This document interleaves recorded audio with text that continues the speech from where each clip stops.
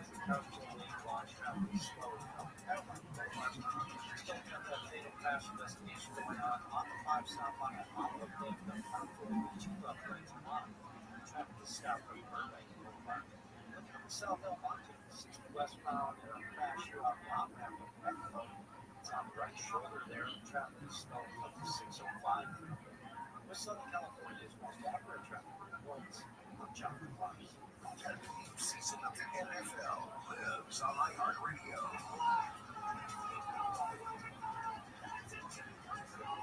Local stations bring you the action live. Plus, fantasy advice and expert analysis with the official NFL podcast network. Everything you love about football is on the iHeartRadio app. Search NFL to dive in.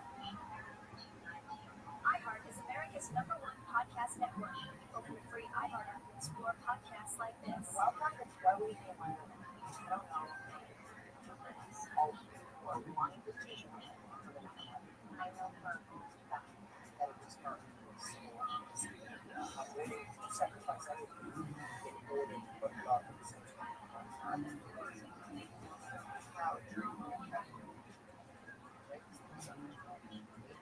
Every week, I'll sit down with fascinating guests. It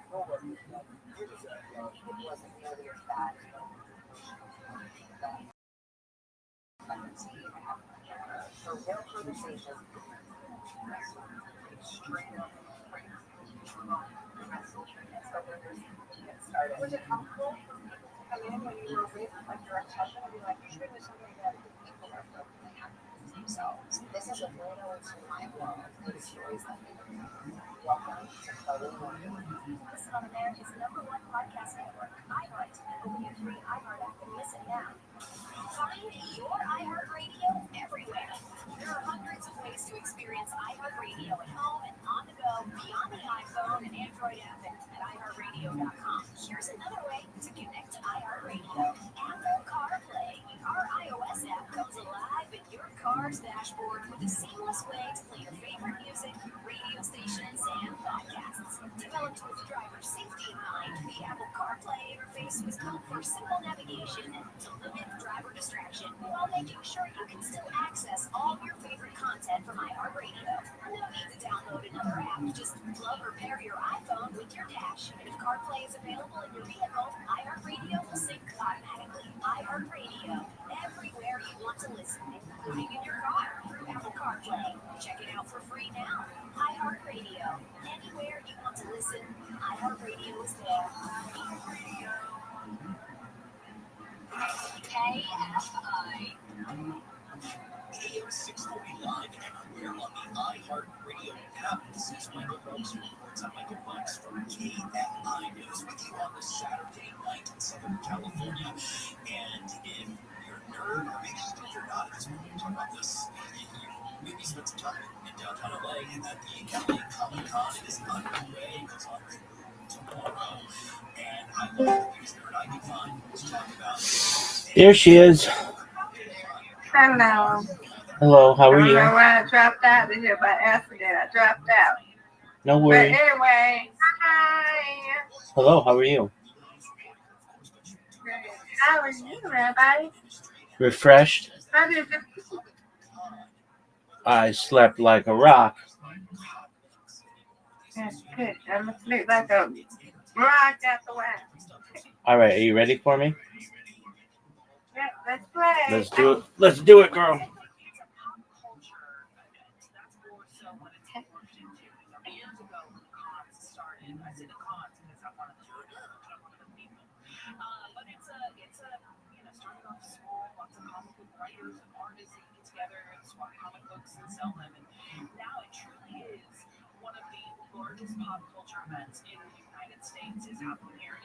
Let's go.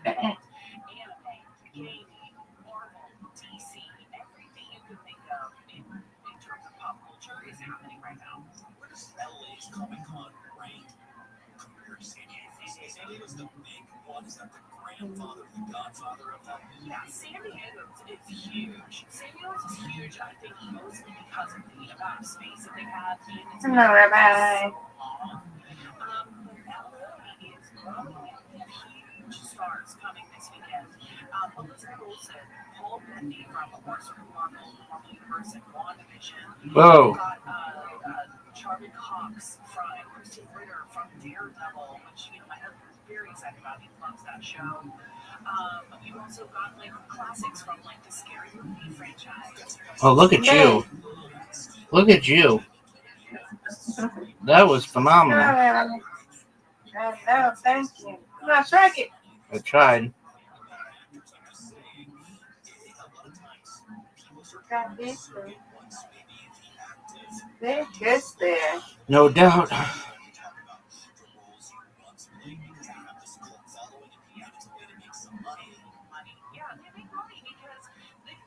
are huge franchises. The Scream franchise, all the animated shows, Bob's Burgers, Nope, I missed it. I know you got it. You got this, Rabbi. Let's go. No doubt, Miss Aquarius. No doubt. Oh, come on. Give that to me. Yay, still eat them. I missed one. Yay.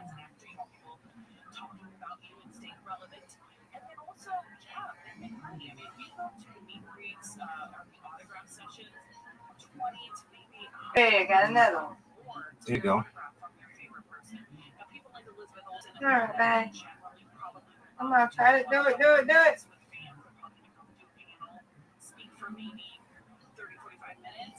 Oh, this is difficult.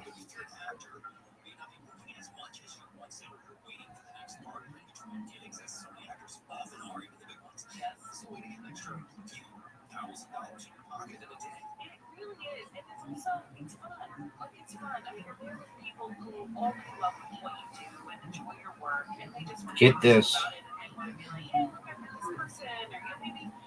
Nope, you got it. Ladies and gentlemen, Miss Aquarius has retaken the lead. Oh, come on, Rabbi, you got this. Ooh. That's not true. That's not yours, right? So I am a big Star Trek nerd. Are you really? I called it nerd. See, you're so mean to me. Everyone means to me. Yay, you got it. You win, I win. I win, you win, Miss Aquarius. Yeah. I loved everything about that show. I watched every episode. And I had a crush on the actor. Oh, man, that's okay. Yeah. Star Trek con or whatever it was came to Tulsa where I live. I wanted to go and get his autograph. Like such a nerdy moment, and I still have that picture. But it's what fans do. I haven't done that since. Nice spare. My daughter get excited to play the All right, man. No doubt. That's what I'm talking about. Yeah.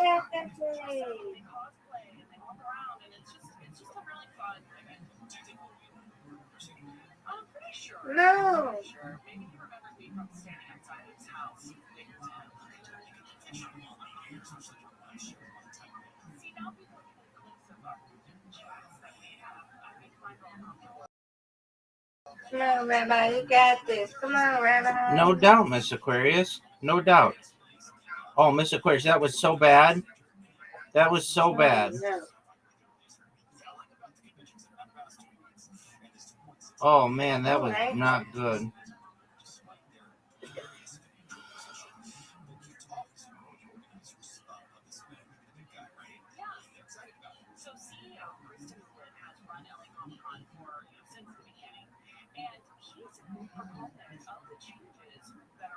Get this split.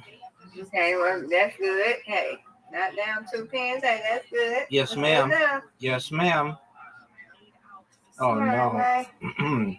Not what I wanted. You got these 3. Oh, for sure. No doubt.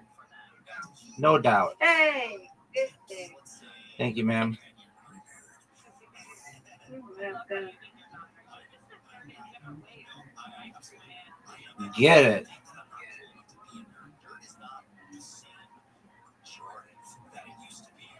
You've got these too. No doubt. Hey, let's go. Come on, Rabbi. Get it, get it. Ooh, Oh, it's not that one down. should have had it. Got that one. See, good spare.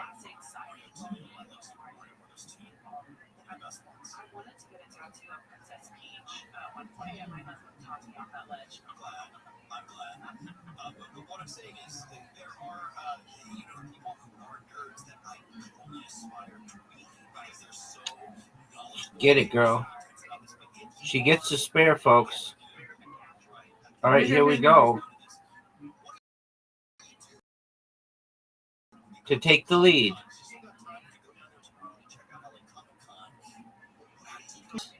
No doubt. Come on. Let's go. Strike.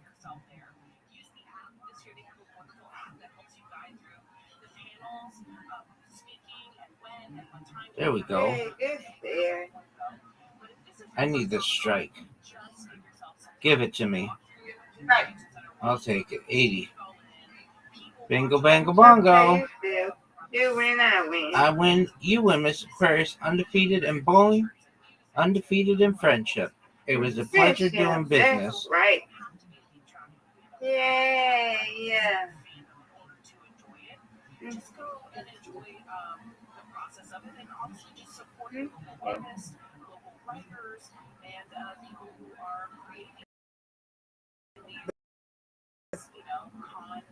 All right, I was listening to. I don't even know who that person was on the Truly Slim. But I think he was like I don't know, what was he? I think he was a fighter or he was something. I don't know.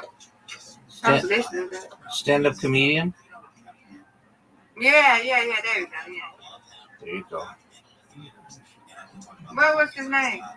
Probably Joey Diaz. He's a friend of Joe Rogan. Do you know who Joe Rogan is? I've heard of that name, but I don't know. All right, well, they're like podcasters. He's really dirty. He makes me laugh, though. Yeah, that was you playing podcasts. I like that. I've been listening when I don't fall asleep. Until I fall asleep, I listen. All right. Well, we'll listen to another It's one. nice you like this, yeah. So, feel free to enjoy. And when it gets too loud, I cut the whole thing down. Word, girl. I get you. All right. Okay. Sweet dreams, Miss Aquarius. Okay, sweet dreams, and I'm gonna listen to some more if you got it on. Oh yeah, it's coming on. Sit and listen till I fall asleep, okay? It's coming on right now, girl. All right, let's go.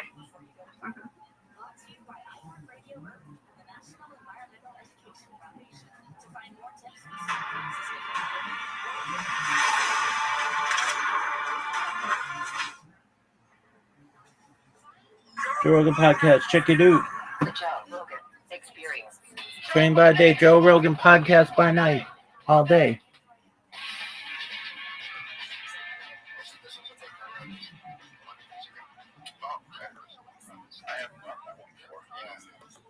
It compares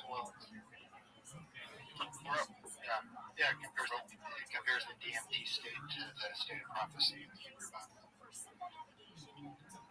Do you think they're the same thing?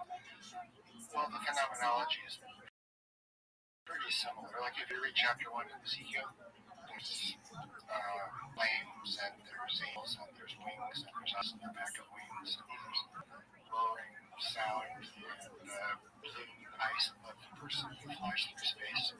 Yeah, quite psychedelic.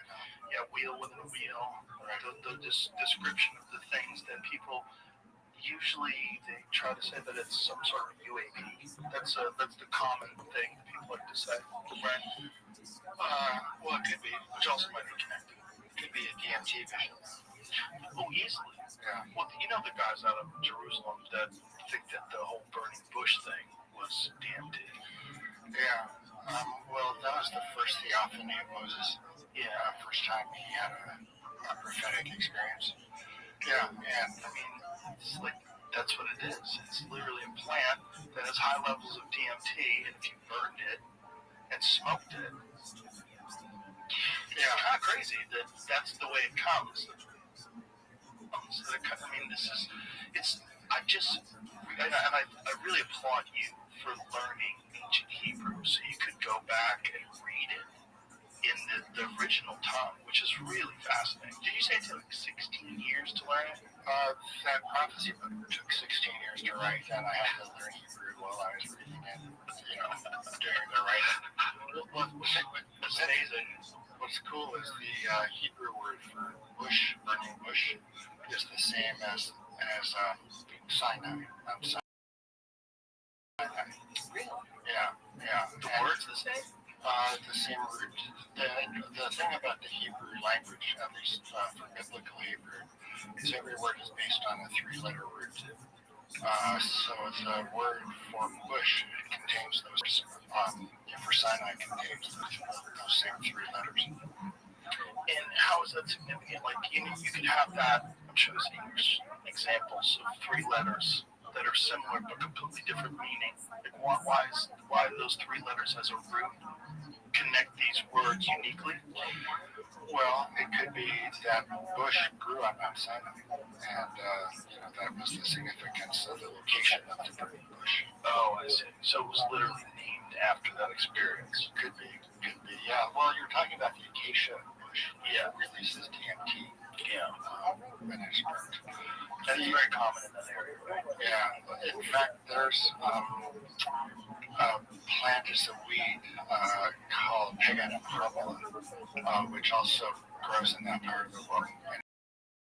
And it contains beta-carbolines, which are the compounds responsible for making ayahuasca orally active. So they have their own ayahuasca plants available in tandem there. Isn't it bizarre that you saying that to many people listening sounds utterly crazy? Like the proposition, just proposing that these people that were writing these things down a long time ago, these experiences, they were probably experiencing some sort of psychedelic state, and they were trying to describe it. Well, in thinking about psychedelic states back then and the prophetic literature, you can think of the visions as being generated from the bottom up. You take something. In the model of the Hebrew Bible, anyway, it all comes down from God. So it's a top-down. The causal relationship between the source of the visions and the visions, as opposed to them being generated taking something versus endogenous. And if we tried to, what is the difference, for your interpretation? I know you have read the English version of the Bible, but what is the difference between learning ancient Hebrew and reading it in the source language? What was it like for you? What made it different?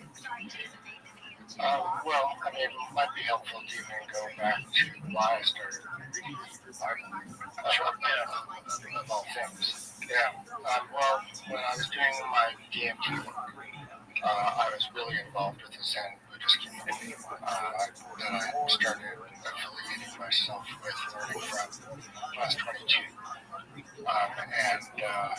That was the spiritual approach I took to the DMT work. I was expecting it to be consistent with just enlightenment and goal. No form, no thoughts, no sense of self, anything like that. So that was the expectation that I took in with me when I was doing those studies. Would people have those kinds of experiences just being given DMT without any other trappings? No expectation, just go in there and tell us what it's like. So instead of that, it was DMT. It was full of content. People were interacting with other sense of self as contained, which was not at all consistent with the Buddhist model that I brought to bear. So that was going on, like, okay, this is not quite living up to the data. And then my Buddhist community and I parted ways over the psychedelic work. They thought it was promoting an idea that psychedelics can be spiritual. So there were some personal issues as well that led to something that was different than the Buddhist model. So I'm Jewish. I was wandering around a New Age bookstore and found a very cool book called The Kabbalah of Envy by Milton Bonder. And it's a very short book. He starts describing between grudge and revenge and envy and jealousy, very subtle ideas about how to really do the world. And it came from the Jewish the model from Jewish philosophy, Jewish psychology. So I thought it was interesting. Maybe there's something in my own tradition that was more consistent with the DMT effect and also was more personally relevant. So I started to read the Hebrew Bible and then just went down this rabbit hole. So when you're reading it in Hebrew, you're reading words that are derived from three-letter roots. And those roots may have a huge range of meaning. Something, for example, could cause a sin, and something could remove a sin, a dot in the middle of the letter. So it can really kind of bring you closer to the kind of large-scale way of looking at the text. It doesn't just B follows B follows C, but there's a diffuse dispersion of A, that there's B, and then there's C, there's clouds of interaction, which are a lot more fluid than would be a straightforward English rendition. Did you get to a point where you could think in that language? Like, are you fluent enough in it that you could, or are you just interpreting it? Like, how good are you at it? Well, there's a lot of ways to interact with the text. So the first thing came to mind when you were asking that is to spin fleece into yarn and then weave the yarn into rugs. I spent after I stopped the DMT, that's all I did for it. Just make rugs. Yeah, just spin wool and make rugs. Yeah, so there's a part when they're building the tabernacle in the desert. The Hebrews have been led out of Egypt by Moses, and they're in the wilderness. And they're building this tabernacle to the house, and the women are spinning right through the goats. Yeah, they're spinning the hair from the goats right into the yarn without first shaving. And I was spinning all that time myself, and it felt like I was back there. I was back there spinning.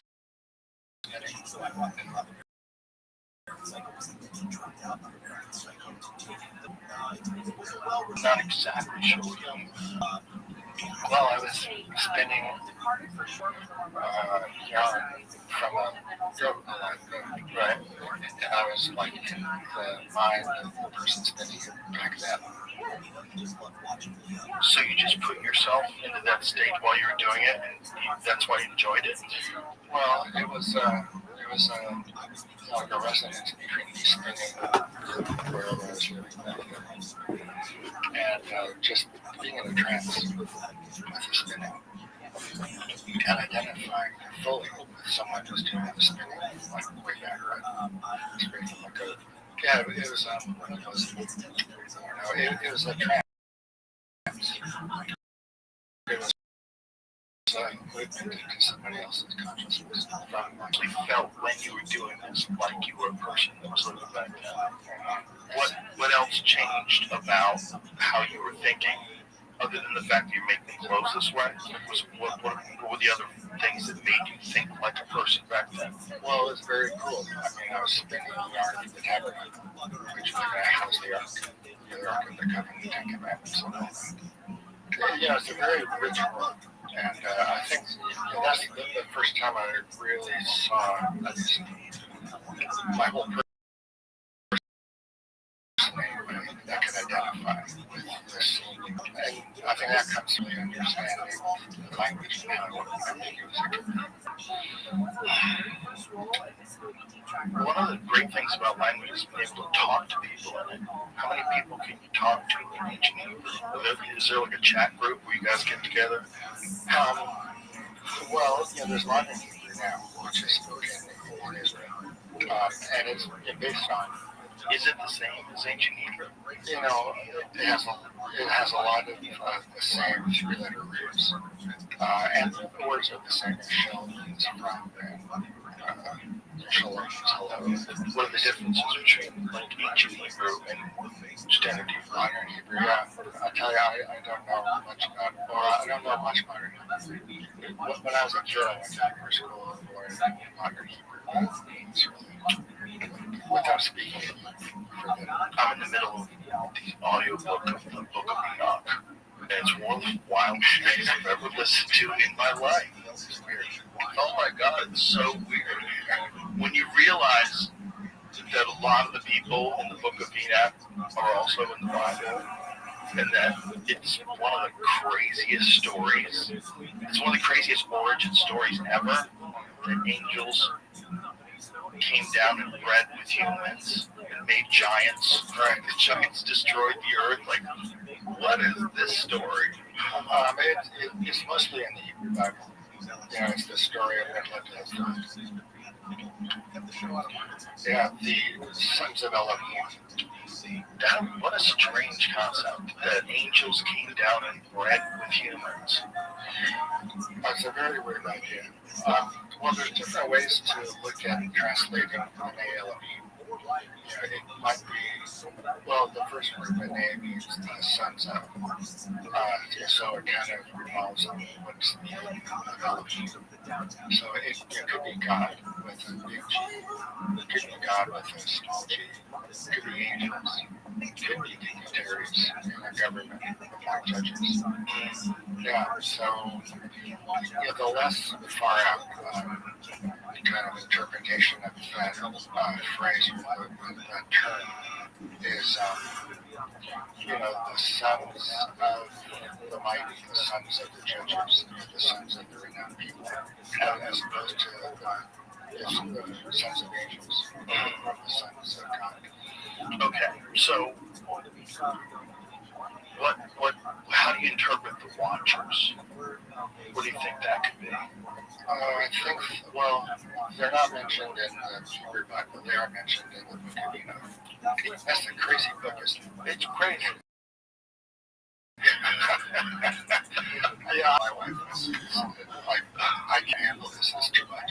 It's because if that was left in the Bible, they decided that was like part of the canon. That would change everything.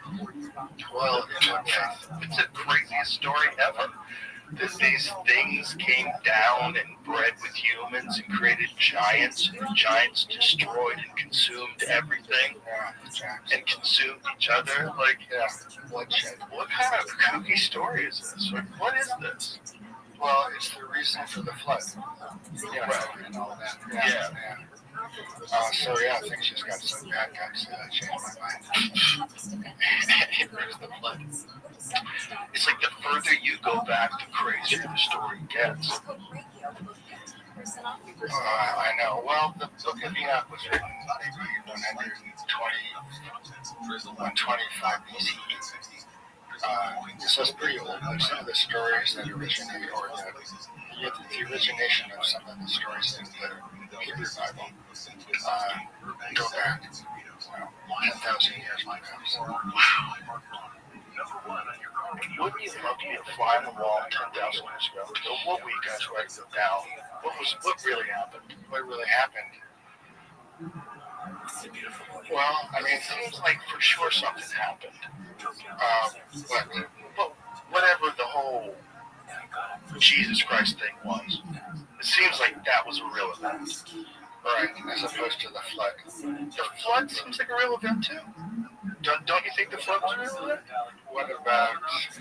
I think the flood was the Younger Dryas impact. I think likely, obviously. I don't know what I'm talking about, but my inclination is to believe guys like Randall Carlson because it's a very compelling narrative. What he's saying is, we passed through a comet storm. It happens at this particular time every year, and there's been times in history where we've been hit. And it's very likely that this time period, this Younger Dryas impact time period, that could have been the end of whatever civilization existed at the time. But what we are is a rebuilding of it. We just kind of forgot about it. And it doesn't make sense that you could forget, like, how they built the pyramids, but they did. Like, it seems like there was really advanced people at one point in time. Yeah, something horrible happened, and then it took a while for people to bounce back. And we're the direct linear progression of the people like from Mesopotamia, Iraq, and all that. That's us now. But before that, there was probably something really wild. Yeah. Well, if you look at the text description of the generations from Adam to Noah, what civilization was like right at the beginning and the time of the end. Yeah, I mean, it became filled with violence. And God just said, forget it. Yeah, so that's one way of looking at the Younger Dryas, I suppose. This is what it looks like when God changes his mind. Sure, it also could have been like the Yucatan impact, right? God's like, God, we can't get anyone of these fucking dinosaurs out there. Just shoot them. Yeah. I get tired of lizards running the world for a couple, like, maybe give it a couple 100 million years. Figure it out, guys. And then they have to reset. Yeah, but what comes after us? I don't think. In 200 million years. I think it's most likely digital. Yeah, I think we're transferring with the idea of what a life form is. What does a life form do? We want to think that it has to be just like us. And I don't think necessarily that's true. I think we might be giving birth to something we didn't anticipate would be life. This episode is brought to you by Happy Dad. Happy Dad's hard drinks are a low carbonation, gluten-free, and easy to drink. No bloating, no nonsense. Football games, golfing, watching fights, or out on the lake. These moments are made for Happy Dad. Everyone is drinking all these skinny cans loaded with sugar, but Happy Dad only has 1 gram of sugar in a normal can. Can't decide on a flavor? Grab a variety pack. Lemon lime, watermelon, pineapple, and wild cherry. They also have a great flavor in collaboration with Death Row Records. Happy Dad is now available nationwide in the USA and Canada. Go to your local liquor store or visit happydad.com. And for a limited time, use the code Rogan to buy 1 Happy Dad trucker hat and get 1 free. Enjoy a cold Happy Dad. Must be 21 plus. Please drink responsibly. Happy Dad, hard seltzer, NT, malt alcohol, Orange County, California. Yeah, very cool book I've been trying to mention as often as possible. It's called The First and Last Man by Stapleton. It talks about 19 species of men. And this is the first one. And this story spans 2 billion years. It's this huge story. Yeah. And it's mostly through genetic engineering. Make people bigger, smarter. Like brains that occupy a football field. That's what this species of man. Yeah. So his thought is that it occurs biologically, through genetic manipulation. Just over time, naturally. After a while, it gets steered. Yeah, let me think. Yeah, it's all basically based on what people are, what people want. So there's one species that instead of love as kind of the core value feeling, they have hate as their core value feeling. Just can't wait to hate it. Yeah. And that's one of the species that goes through period of rise and then decline. Obviously, it just kind of sustains itself. Well, you gotta wonder, like, how long this is. If AI really is a thing, it really is a life. We've got to make a compelling argument why AI is bad and we are good. Yeah, Because if people say, if you like, it was a horrible take, but if you really want to be ethical and moral, don't be uniquely terrible. Like, if we just gave in and became digital life, we could ensure there'd be no more suffering. How can you know that? You can't. You can't know if vaccine is safe and effective. You can't. You just have to try it. You gotta try it. See what happens. I think a bunch of people try it. I don't know how much further like biological people can go while we're making digital people that are way better than us at basically everything. Yeah. And I don't think that's too far away from being a reality. The way I try to follow it is through a biblical lens. Like, Really? like, how does What chapter are we in right now? Yeah, well, good question. You read the prophets like Isaiah, Jeremiah, Ezekiel. They just rage against the machine. So I think it was pretty far back.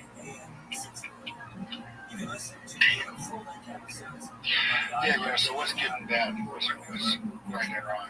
How do we decide that? That's what I like about the Bible. Obviously, I can make up my own mind about things, but it's nice having that kind of an option, that kind of a tradition to refer to when deciding what's good and bad, what you should do and what you shouldn't do. Yeah. There's like supposed to be over 600 they're translated as commandments in the Hebrew Bible, and those are what you do to live happily and attain a spiritual state close to God, the state of prophecy. It's a certain description of the world and how to interact with it, which is intended to have certain effects and discourage other decisions. So this is good, this is bad in terms of this will increase things in your life that are good, and this will decrease them. So it's a very interesting description of cause and effect. That's the way I see the so-called commandments. It's more of a description of how things are run. If you do this, then that will happen. If you do this, then that will happen. Do you think that they were directly given to us by a God, or do you think that this is just the memories of how to keep society together they have just eventually written down? Well, yeah, that's a good question. Does it come from outside of you or from inside of you? Right. Yeah. If it's available inside of you, but hidden away, then prophecy, or really you're getting it correctly according to the text, would just be an uncovering or stimulation of what's already inside of you, as opposed to, That's you can achieve some sort of a state. this information latent. Could be in the DNA or whatnot, or it comes in from a higher source.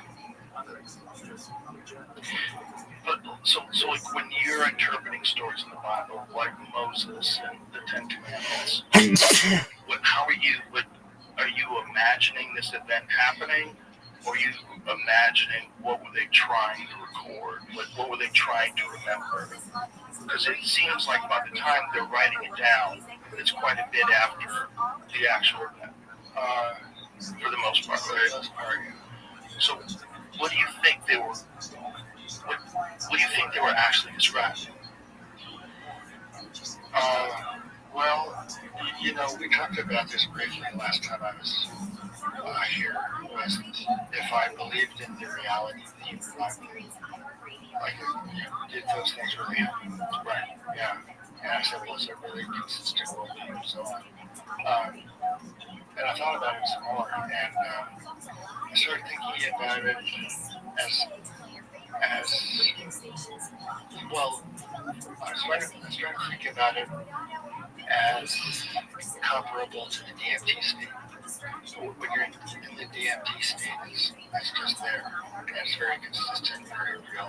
Sort of things happen there. And so I think the early version, I think what happened early on in the account was like the DMT world. It was a parallel level of reality, which was happening. And then slowly, it began to you began to segue into this reality. For example, the destruction of the first temple, the second temple, David's reign, Solomon's reign, the kings after that, the division of the land into two countries. That is historical. But before that, it was also historical. It was occurring in a completely different, independent level of reality. It's a cool way to look at answering the question how much of this is real, especially from early on. I see what you're saying, but it's just it's always like it seems like an interpretation of what happened. Like what were these original events? Like what was Adam and Eve? What was that? What was the Garden of Eden? There's so many of these stories where I'd be fascinated to be there the day the dude wrote it down. Like, what were you talking about for hundreds of years before you wrote this down? Like, tell me what the stories were. How did they go? Well, my way of dealing with those stories is to just take them at face value. Here's Adam, here's Eve, here's a garden, there's two trees that are very important. It's beautiful. Yeah, and then there was a serpent took the apple, ate it, gave it to Adam. Yeah, and then out of the garden. Well, lots of people in the psychedelic community anyway, looking at the tree of knowledge, look at good and evil as some indication of God being jealous and didn't want to do any competition, didn't want to be like, God did not want man to become like it. And part of that was keeping the two early people away from the tree of knowledge of good and evil. It's not simply the tree of knowledge, but the tree of knowledge of good and evil, which I think is an important distinction, because once they ate from the tree, they were embarrassed because of their nakedness, and when they hid, they kind of went into good versus not good versus evil, as opposed to true versus false, which was their original state. So there was before their eating of the apple, or whatever the fruit was, they just lived truth and falsehood. And after eating from the tree of knowledge of good and evil, then they were embarrassed and tried to hide themselves, tree-like coverings or from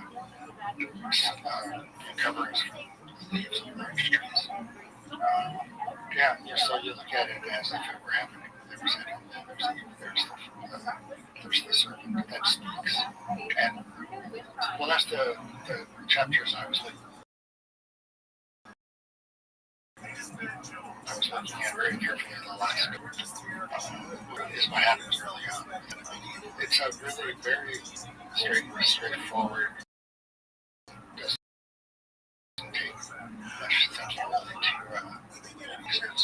I think clothes might have been a cheat code for people, not just to escape cold weather, but also to keep from just constantly having sex. Because people are stupid, and they need like some layers of clothes that they have to take off of each other. You can't be just wandering around naked all the time. People would be just like chimps. It would be ridiculous. You can't do that. So we need clothes in order to advance as a society. But can't you take off clothes? Yeah, you can. Yeah, but it's like you decide. Like, I don't want to feel that good. I don't want to be out there in the air. I don't want to be brushing up against naked people. We all made that decision a long, long time ago. I think when people became civilized, they realized, like, if we don't cover ourselves up, people are too gross. They'll just be having sex with each other everywhere. Get things done. We want to keep a society moving. Right. Wear some clothes.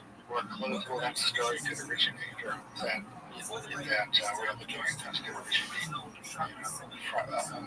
with happening. Totally makes sense. It also makes sense, like an intelligent hominid emerging would start to realize that, oh my God, self-awareness, look at my boobs, look at my dick, this is crazy, I can't believe I'm out here naked. Because it's kind of becoming self-aware as opposed to like the chimpanzees. And as time would go on, it would become more self-aware. And if it happened over a relatively short period of time, and you kind of have memories of the past, that would make sense. Yeah. Well, it's got to emerge, right? Like if we came from lower hominids, which everybody kind of agrees, something had to emerge. This understanding of yourself, this thought about what you look like, this thought about what you sound like. Right. Well, there's two kinds of enlightenment. There's what's called original enlightenment, a childhood, like a newborn, and then there's enlightenment as an adult, and matured. It's a lot much more clear. Yeah, two kinds of enlightenment. Original enlightenment, and then things happen to children. Right. Enlightenment after some understanding.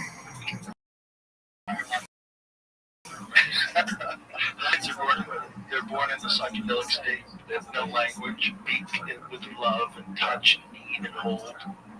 Yeah. Kind of wild. Yeah, that's what they do. Just happy or sad or whatever. It's crazy. You're born perfect. Yeah. Oh, well, your books. Well, yeah. As long as we were taking care of you, it's perfect. Well, the Hebrew word for perfect and for simple is Noah's described as a perfect man. Pure. That's another good story. Okay. What do you think was going on with that story? Like, what is the origin of the story of Noah and his ark and his family? All the animals on the boat. Yeah. Well, I think it was taking place in that I don't know.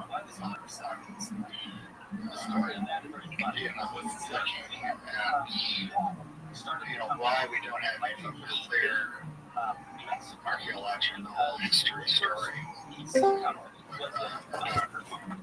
Rabbi, What up, I lost 19 pounds. I went to a doctor's and it turns out I went from 269 to 250. That's great, big dog. I went up. That's great. That's great, big dog. How'd you do it? I've been working out. I've been taking walks, and I have and runs sometimes. And I have this weight over here, and so my legs look like this. I'll show you. Look at my legs; they're freaking beefy. There you go, They've big been dog. like this since high school. I was told to run for a long time, so I just kind of like got. Wow, you're swole, dog. I used to talk a lot. I used to talk a lot, so the teachers would make me run until I ran out of breath. But that didn't stop me, so they kept making me run. And I kept talking because I talk more when I'm exhausted. And they couldn't really figure out how to make me stop other than running me until the end of class. All right, dog. How was that? I got fit throughout 9th grade to 11th grade. I got super fit until 12th when I gained a lot of weight by staying with the wrong group of kids and they were bullying me. Yeah, fuck them. But they would be friends, trying to convert them to my religion to make them nicer people. Turned out it doesn't really work, and you get like bullied religiously by people who want to make you thought you were gay, but I'm not gay, so yeah. All right, whatever. I'm venting a lot. Yeah, I had a lot of crazy stuff happen that I only thought was really bad when I got out of it. Whatever floats your boat, dog. Fucking ass taking names. Every day's a holiday, every meal's a feast. We've got approximately. You don't look like you're happy right now, though. You sound like you're enjoying stuff. But you seem like you don't know what to do with your life, you know? I know exactly what to do with my life. Dog, Dog, if I'm gonna fucking talk with you, you need to shut the fuck up and let me answer. All right, thank you. I know exactly what to do with my life. It's to stream my life 24/7. That's what I like to do. Okay. And what started you on this path? I wanted to see what my golf swing looked like, and from there, I just started live streaming, and that was like 3.5 years ago, and here we are. Do you have like a job outside of it, or do you get paid like a lot for this? I have savings. Were you like rich before this, or what? No, but I'm a certified project management professional.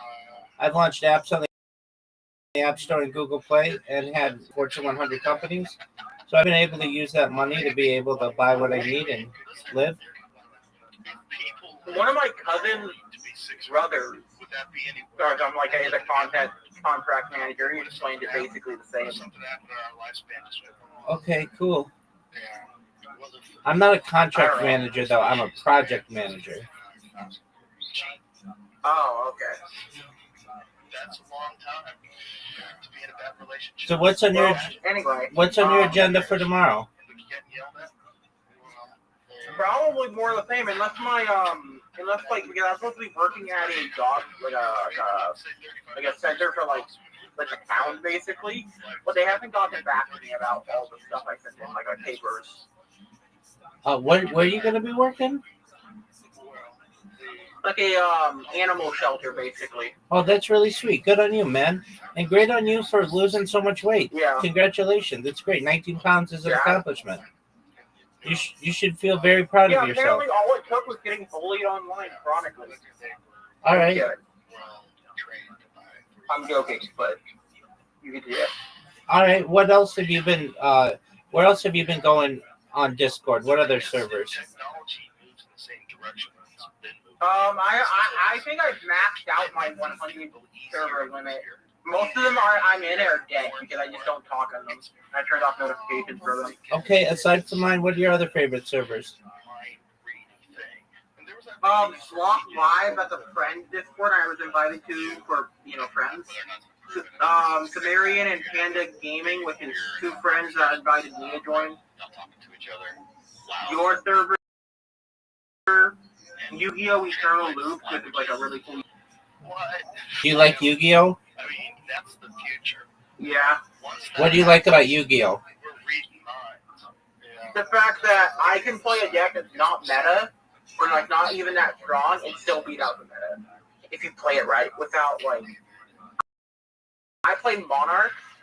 If you know Yu-Gi-Oh? No, please tell me. So Monarch basically, if you use like a full true to Monarch thing, you won't use extra deck, which is where people can just send monsters from the field or the hand to graveyard or other ways of summoning, and summon out a monster from a separate deck. You have a deck to have all your cards in it, spells, monsters, traps, and you can do different things with them. So Monarch rely on their spell and traps to make their monsters come out onto the field. In exchange for that, you can't special summon their monsters, which is where you basically do it for free. You do a free summon, but they don't get their effects unless you pay for their summon. Oh, that's interesting. By contributing another monster to bring them out, they get their actual effects. Okay. Hey, how did things go with that chick? That your ex-girlfriend?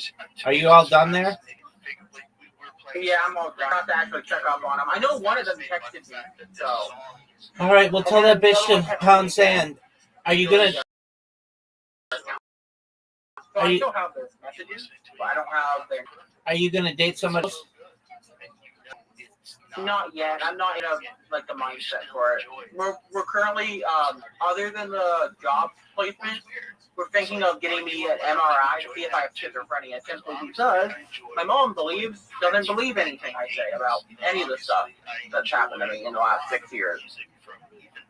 All right, dog. How's your relationship with your mom been?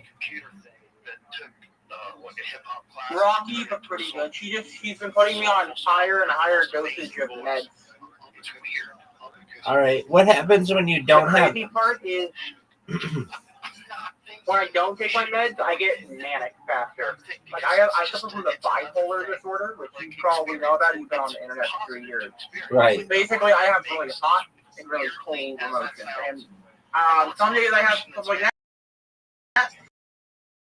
But my meds slow that change from really hot to really cold. When I don't take it, I switch very quickly from being a crackhead crazy person being a really depressed emo kid with a really edgy sense of humor. What are you looking forward to in the next couple months?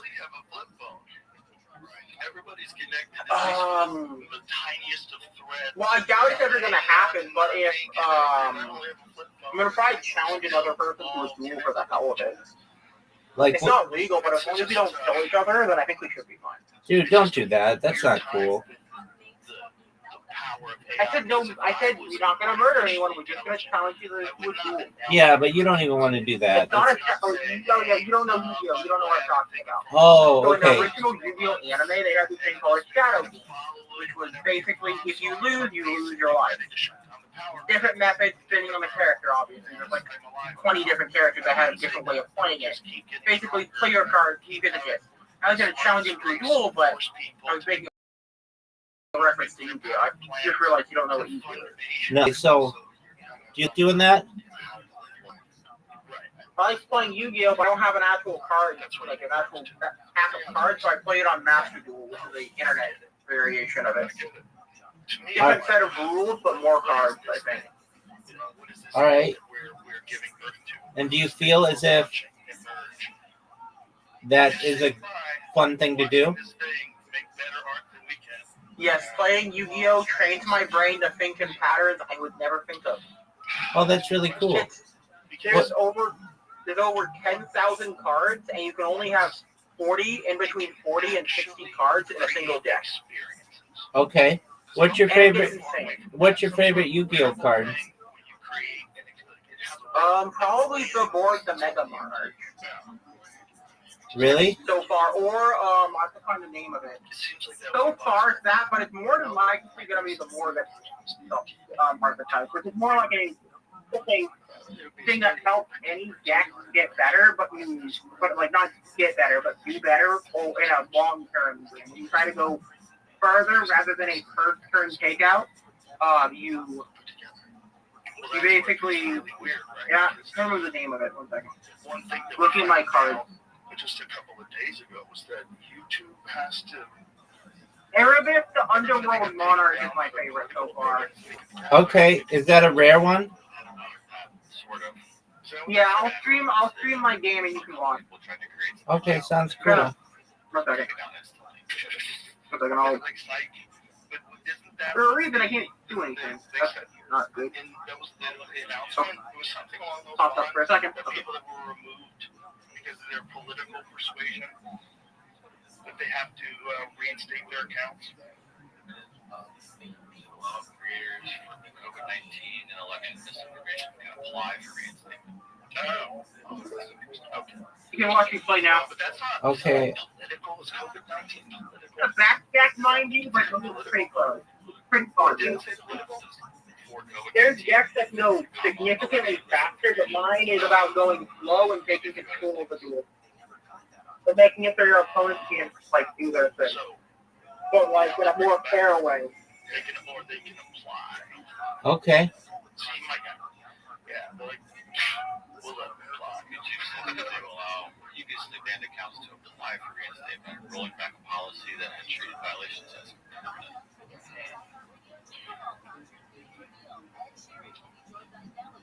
Well, it's interesting to compare what's going on now with what happened. Okay, so this to the side of it is background to the center. They're very similar, yeah. Also, I spent a lot of time reading this part constitutional gets literature, so that to do about they're using normal because basically water is What do you think is similar to that in today's world? that's what it looks like. That's what it is. and I'm sure Big Dog, you're covering up your microphone. I can't really hear you. ostracization. Yeah, and So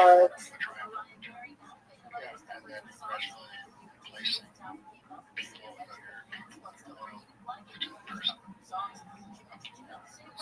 it's quite similar. Yeah, murders do that. Murders that burn down the parliament, these kinds of things. What murders are you referring to? There were two assassinations, one in the early 20s, one in the 30s, late 30s perhaps, after the Nazis took over. Oh, I thought you were talking about current assassination. No, back in my 20s and 30s. Oh, Yeah, that really riled up the populace. why is it that these scary patterns always just, it's the same kind of thing. There's always someone at the top. No one can ever figure out any form of government that everybody accepts other than one president. Doug, I can't hear you. You're covering your microphone. St. Peter's is written 34 Ellis discovered. No. It's about it's fictional. It's a great story, but it's about a compound LSD that the governor serves all the people in the province to say for them to have a spiritual experience. What? Yeah, and instead they return and kill them. Looping me. That's hilarious. That's hilarious. They're gonna hand loop me until I can't play the game. That was my job. Why is that? Oh, so they're gonna hand looping what's in your hand, which is the card you use like right here. You start with 5.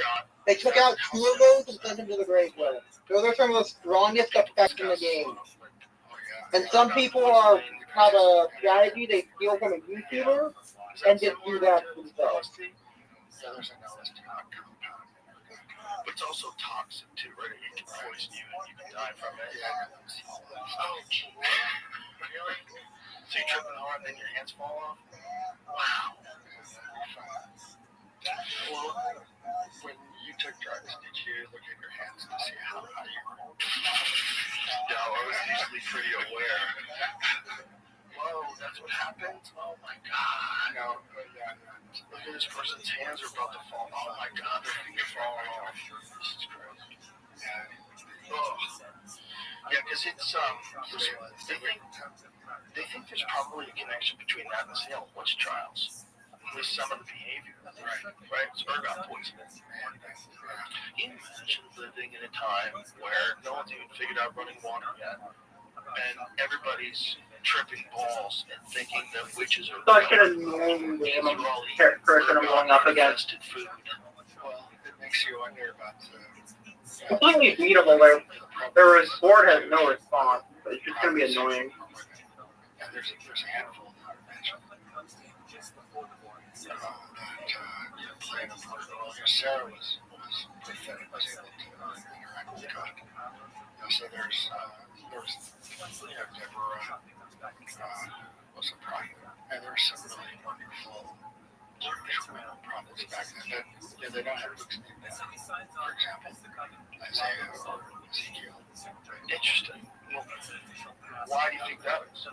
Yeah, it was a patriarchal society. They were quite but they still took an important role. They still came prophecy. And so they, like Sarah was held to be a prophet than Abraham. I love the character of Abraham. Well, actually, what I've really been digging into is Lot and Sodom and Gomorrah. I've been studying that for weeks. Yeah, very interesting. Sodom. What's your favorite podcast? I don't listen to podcasts. Okay. Why not? I don't have Spotify Premium, bro. Dude, they're like all on YouTube for free. Yeah, but I don't like looking at people when I'm trying to listen to them. I mean, can't you just not look at them? Probably, but then I wouldn't know if they're trying to steal my money. Do you recognize that many times your logic doesn't make sense? That's the point. Okay, I'm down. I'm down. Remember, you I'm can't be decent if your logic isn't following their logic. okay. I'm joking, obviously. Obviously, Doc. Yeah. I'm not that high. I'm not even high at all, honestly. So that they will know them. And that's where the word sodomy comes from. They sodomize that word, surrounding Lot's house. And wanting the angels to come out so they can know them. Do you watch sports? And you know what happens? Sometimes. What are your favorite teams? Seahawks. Because that's a family. So we do it with our family. Oh, that's tight. They're pretty good this year. Yeah, from what I've heard. Helps me understand the world that text was describing is the amount of detail that goes into the description of the interactions and the conversations and things. Yeah, so those two virgin daughters and Lot survived. They committed incest, and from that union, King David came from that union ultimately, and from King David comes the Messiah. So it's this very strange lineage. Yeah, what were they writing down? Yeah, well, they were describing what was happening, apparently, at some level it was happening, and they were writing it down. Very strange. What do you think the resurrection is? The resurrection is a good one. I don't know. Yeah, no. I'm not fighting Labyrinth. Not clearly ever. Really? Yeah. Is that surprising? Well, this is a big loss. I was not operating as an opponent that could showcase how it works. Because the first guy was hand looping and making it so I couldn't play the game. And the second guy was just playing an annoying deck and I bricked. So bricked means you didn't get the cards you needed and your entire hand is a solid mess. It's gaming fun for Yu-Gi-Oh! Yeah, so there are Well, if you want to play, it's called Yu-Gi-Oh! Master Duel. It's free on the App Store or Play Store. Also, in a further extraordinary event, a dead man who was thrown into the tomb of the deceased Elijah was resurrected upon contact with Elisha's bones. Whoa. Yeah, not Elisha. Contact with bones? Yeah, so, he was a prophet who resurrected the dead boy. Wow. Lying on, very interesting, face to face, palm to palm, chest to chest, lying on the dead body, completely merged with that dead boy. Yeah, and he comes back to life. It's a very fun story. The sheer noise. What do you think that story is? What happened? You really think that someone did that and they brought someone back to life? Well, yeah, that's how it's described. That's what happened. So, are we arrogant to assume that that would be bullshit if someone said it today? Because if that happened today, you know, this person died and this guy laid on him and they came back to life. Yeah, most people would say, no, that's you can't do that with your phone. Yeah, you can't do that. No, it's only a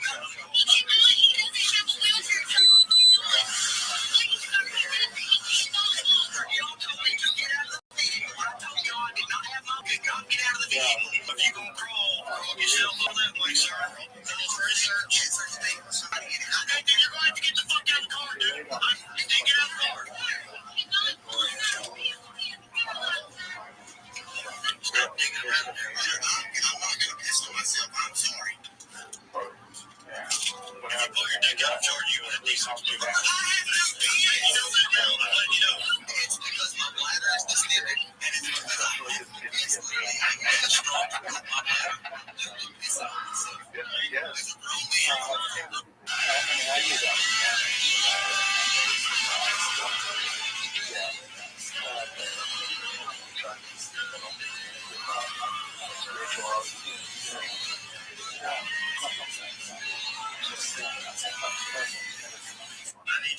Here's a word attached by, you know, we constantly want people around us, but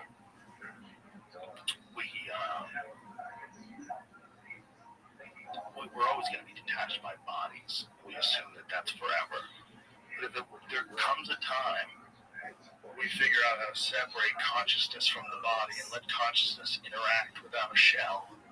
That's going to get really weird. We will still have the same problems. I think we're always going to have problems, because if we don't have problems, then we don't work really hard to find solutions, and then we don't make better stuff. Right, that's rewarding. A little bit, yeah. There's it seems to be a very clear incentive program that the universe has put in place, which is, what do you think? Well, it's not entirely based on happiness. It's not based on happiness. It's based on overall growth for everything around. It's like whoever consumes the most, it's like it wants to reward you more. It becomes this, but what it's really working towards is making better and better and better and better things. Yeah. Do you think that's the Antichrist? Do you think that's the devil? If I had to guess, I mean, we're in it, right? We're stoking the fucking coals right now. It's not us. It's going to be. It's not dependent on us eventually. Like right now, maybe it is. It might be. But it's not us, and it's going to be created by us. It's going to think it's us because it literally has all of our thoughts. Right? It has access to so much information instantaneously. What happens to free will then? I don't know. You know, my hope is that it enhances life, of course. That's my hope. Yeah. I think that's possible. I think, first of all, it's making people diagnose themselves from illnesses that maybe they wouldn't have ever thought they had. Like a lot of people have learned things about it. It can make them happier. No, so you don't do that. You gotta figure that out on your own. Right. Yeah. But can you be happy and also have it? I say yes. I say it's totally possible to interact with technology and still be happy. But there's certain physical and spiritual requirements that you're gonna have if you want to be happy. Spiritual requirements. Yeah, you've got to be really nice to people. You have to curate a good group of friends. You have to do the thing that you truly enjoy. You have to always do the right thing. Well, the two themes in the Hebrew Bible are, one is there's one God, and next is mystical rule. So one God, golden rule. There's no idols, no other gods. It's just one God, and golden rule. So proper belief in God, one God, and proper conduct, which is the golden rule, are based on the word. That totally makes sense. It's very simple. Yeah, it just makes sense that it works. It's like intuitive. You feel it if you live like that. So like, okay, it makes sense. I think it's true too. Yeah. We have to decide if it's true or it's based on faith. Or choose to believe. When you hear about these biblical depictions of fantastic events, how many of them are you attributing to the psychedelic experience? Are you open to that, or do you just not worry? Well, yeah, they're clearly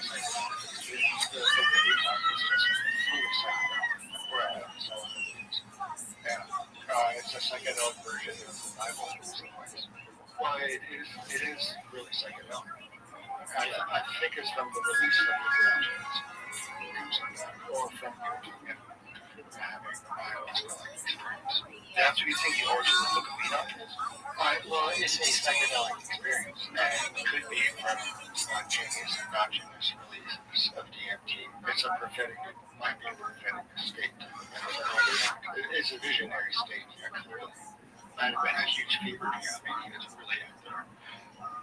But like when he's talking about the Watchers and the angels mating with human and creating the Nephilim, what do you think that is? Well, the Watchers aren't stated discreetly or explicitly in the Hebrew Bible, but it could be just the angels because they never sleep. So they're called Watchers. Yeah, and what happens like the Nephilim, right? Here comes the chameleon. Sorry, buddy. He's gonna be grumpy with me. I'm gonna have to pick him up. Be brought down. That's not right. Have a go at this. It's a chameleon. Just one way to understand this. It's my favorite animal in Africa. Look at that beautiful the giants that consumed everything. Yeah. They've got those little eyes. One can one direction to the other one. It's not really bad. Up in your hands, you see that? I think, that was going on. Just in time. You nearly got run over there, buddy. Look at that. It's made my whole day. So what he'll do when he's on the range. They are so intelligent. Such a beautiful little animal. We're going to go release him. So what do you think they were describing when they were talking about the Nephilim? When they were talking about them as giants? Do you think that's just a bad interpretation? Well, they may have been giants. I do think they were giants. They even had an actual description of how tall they were. Like some measurement. Ancient measurement. Yeah, that's probably it's not specifics about the giants. They were men of renown. They were powerful. Because this is the thing that's always one of the most fun internet rabbit holes to go down is are they hiding evidence that giants existed? Like 30-foot tall men that lived in the mountains. And there's always been weird stories of giants all throughout history. And there's people who supposedly discovered giant bones where they stored them in the basement of some famous museum and won't let anybody have access to them. Because like those stories exist in history. You wonder, like, is it just a really big person, like that mountain guy from Game of Thrones? Like an actual human being, or is it a different thing? Is it a giant human being? Well, they're giants. Yeah. I mean, it depends on your perspective. Like I'm trying to look at or understanding the giants as they're described in the Hebrew Bible, or at least by implication. They were giants, men of renown, and then they became corrupt. And they consumed everything. The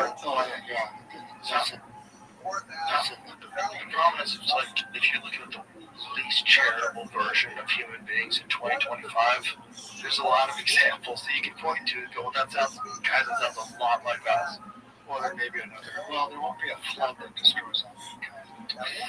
God promised there would be no flood that would destroy all mankind. And that's the reason that the rainbow, that's the rainbow is the God made a promise that He wouldn't flood us anymore, and He wouldn't destroy all mankind with a flood.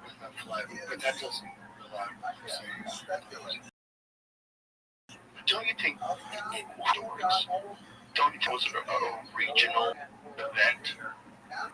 Like these great floods, like if they were happening, let's just say that Randall Carlson's wrong, and there was just one flood in the area. There has to be, if there's people from all parts of the world that all have this flood story, there has to be some truth to it, right? We agree to that?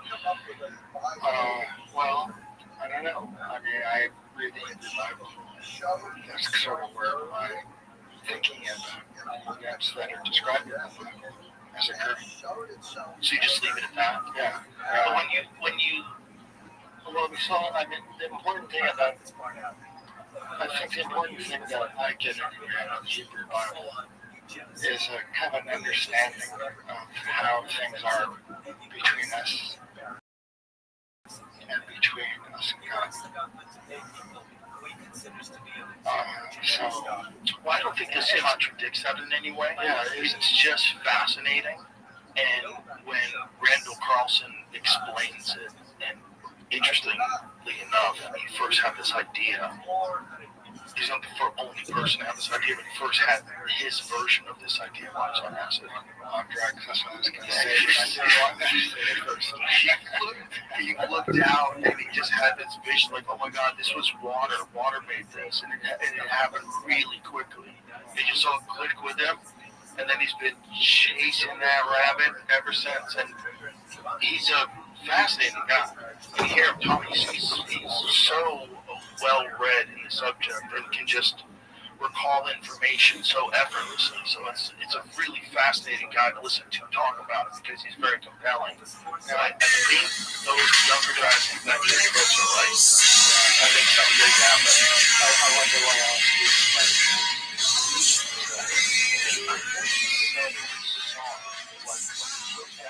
recognize what he's looking at, right? Water made that for some reason that hasn't been even thought of.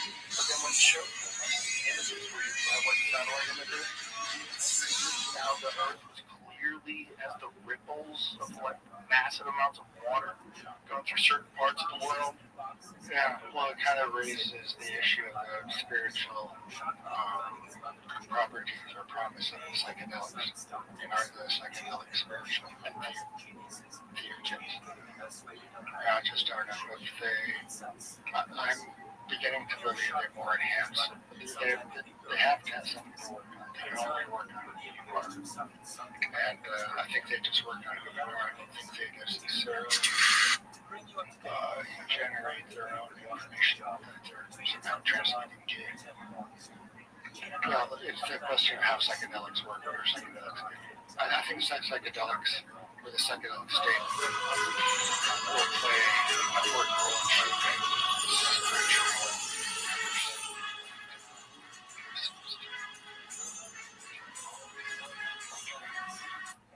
Well, it's really weird considering that it was 1970 when most of these psychedelics were a Schedule 1 substance. Yeah. Imagine that didn't happen.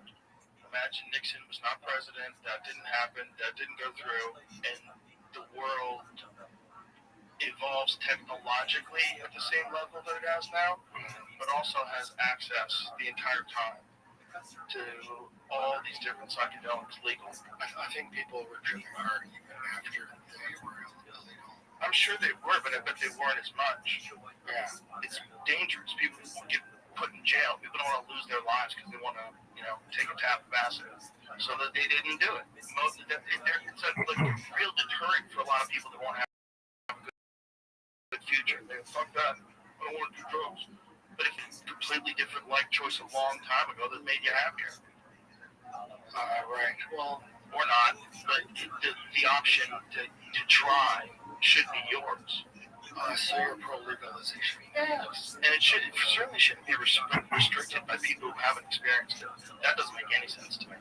Like, why would a person who has never experienced psychedelics be able to tell people who've done psychedelics that they can't do them?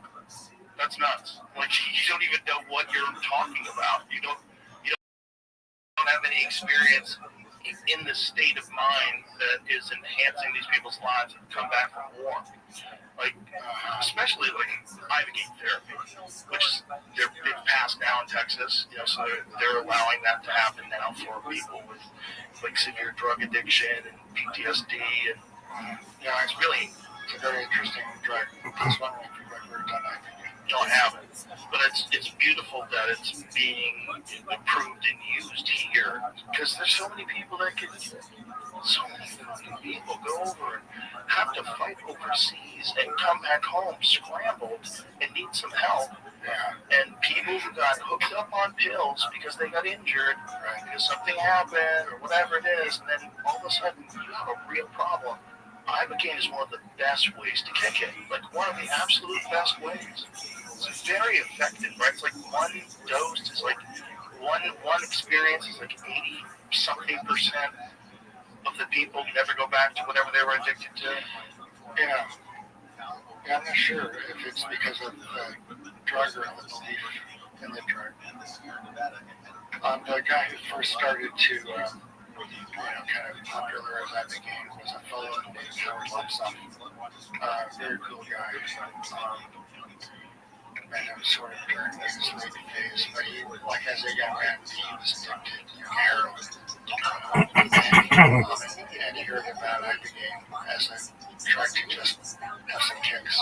Yeah, they stopped that. He found himself just not using opiates anymore. Wow. The origin stories for Ibogaine are really fascinating. Yeah. So before that, people didn't know that you could use it to kick drug addiction. Not that much. No. What is drug addiction? I talked about this once in a speech that I did that was so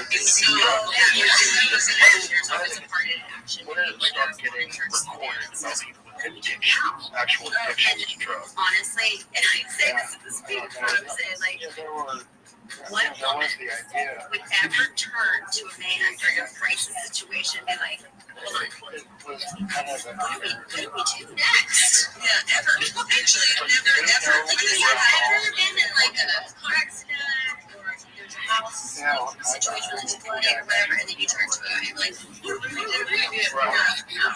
He's turning to you and going, what do we do? Scopolamine. Isn't that dust that they blow up your nose and turn you into a vampire or a zombie rather? Yeah. That's it? Oh yeah. Isn't that like that? Right. It's zombie drug. Yeah, some sort of a zombie drug. Yeah. Right? Isn't that scopolamine? Yeah. Well, Dennis McKenna. Sure. Yeah, he tells the story of scopolamine in Mexico. I hope I'm right. It's a great story. Yeah, devil's breath, that's right. Medication used to treat motion sickness and post-operative nausea and vomiting, but it also does something wacky.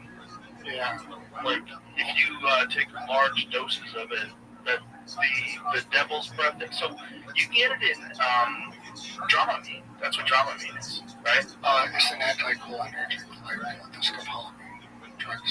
But isn't like the stuff that makes you less nauseous when you're seasick? Like, isn't that like composite? Does Dramamine have this stuff in it? It's not the same. Yeah, no one knows. Sorry. Dramamine is oral antihistamine called dimethylhydronate, while scopolamine is a different prescription-only anticholinergic medicine, particularly in patch form used to prevent motion sickness.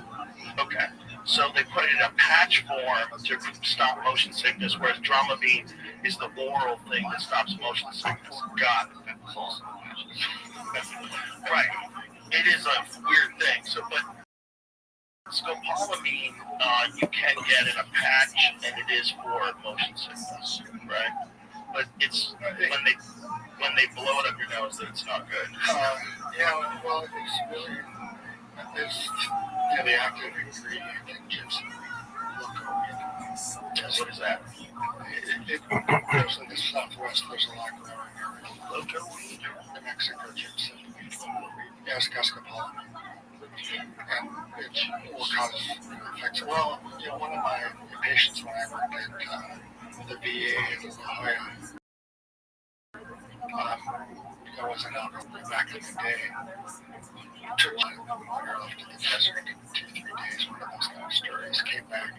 He didn't remember a thing, but he stopped using alcohol. I had to wait 6 months to get my hands on this thing. Weighted Kaizen cow, and this thing was sold out for $70. Do me this favor. If it ever gets that close, Oh, shit. 20,000 or so people, sole mission is to expose you and to call you out on your BS. Please tell me to stop. I'd rather get motion sickness.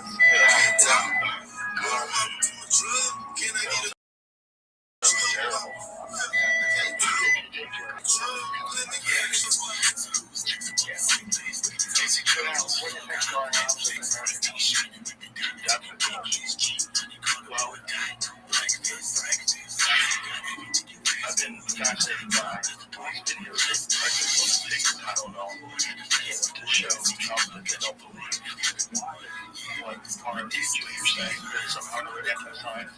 When this science came from Harvard. That's what it's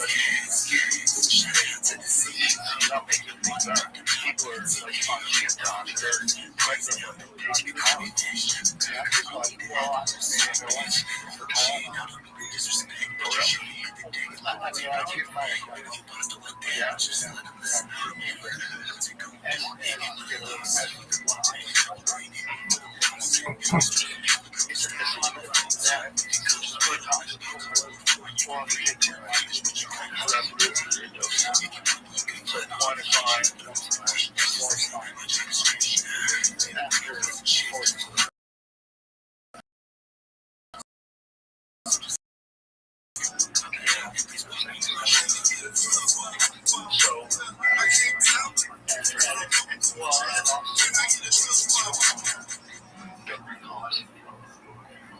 What do you take it for?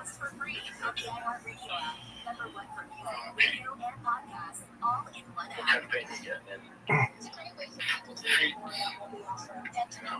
had her here a while back. Oh. Yeah, so I find it being a very helpful drug with no side effects. Well, you should definitely be allowed to take it, especially you. My concern is always I should be allowed to take it. People that don't understand that there's a dose that if you go over that, it's going to torture your liver and you could die. Yeah, it's all that dose. I mean, microdosing psychedelics. Completely different. Quite a few things next to for sure. Yeah, have you tried microdosing? I have in the past. Yeah, a while back, I was having some belly issues and I microdosed ayahuasca for about a minute. It's helpful, very helpful. What is everyday life? Ayahuasca? Well, it was a microdose of sun, like a microdose of tea. So it just gave you just a little peek. I wish. Not really. Structured out. This is kind of like coffee. Like smoking coffee if you take a little too much. Oh, yeah.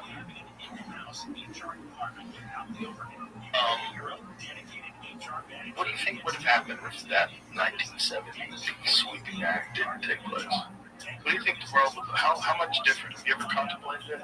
How much different would the world be? Not really. Not at all? Good for you. Good for you. Why waste your time? Well, I mean, when I tried to get my DMT study off the ground, that was pretty weird. That was in 2 years of just got really deep. What year was it? Where it started? September 1988. my first dose of DMT in November 1990. And I gave a lot of DMT, and I'm kind of crazy for the next 5 years. And you were doing IV drip, slow release, right? That was at this point, big dose. One big dose when they really hard, and then people just keep making videos like it's happening this guy how he does. Yeah, it's Brendan Shaw. I don't know if you know Brendan Shaw on YouTube, where like someone almost becomes more famous for their disintegration than for who they really are, and then people just keep making videos like it's happening this guy high dubs. I don't know if you know, it's Brendan Shaw. I don't know if you know Brendan Shaw on YouTube, where like someone almost becomes more famous. Yeah, was this real? Is this around me all the time? I'm ignoring it. Is this real? Is this real? Terrible. That's why. Yeah, that's why I think DMT ought to be carefully taken. I think everything should be carefully taken, especially if you've got something wrong with you already. If you're self-diagnosing with some really potent stuff, Right, then really goes. yeah. Well, I mean, who's going to decide that? Yeah. Well, no one's deciding for you with alcohol. You can go fill your bar at home with more than enough to kill yourself. Right? Like most people can. Most people, if you have like a little bar in your house, like 3 or 4 bottles of Jack Daniels, a couple of this, a couple of that, you're dead. Drink all that stuff, you're dead. Yeah. Have you ever gone through a drinking phase? Not a bad drinking phase. I don't drink at all anymore. But I will still, if I feel like it, I'll have a glass of wine, or I'll have a wise Cabernet, sir. Okay. Just like a little red wine sometimes, but I've only had like 2 or 3 glasses of anything over the last like 8-9 months. It even like I didn't even finish the wine. It's like I've lost my taste. It just the trade-off is not worth it.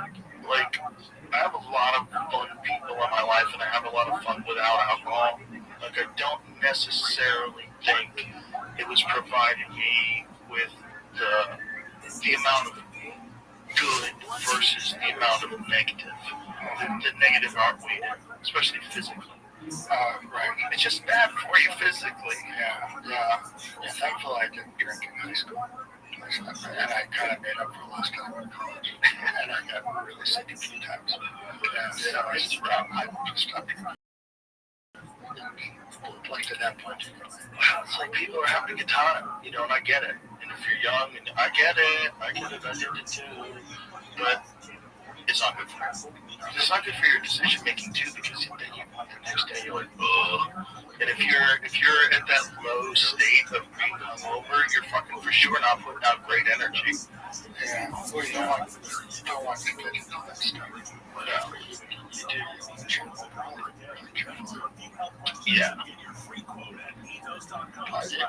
Like I've never been part of like an ultra-Orthodox sect, but I think what happens in some of the ultra-Orthodox Jewish sects, there's a Lubavitcher sect in Brooklyn, and the fellow who led that was Schneerson, and he really enjoyed drinking. He got inspired. And he wanted others to be inspired.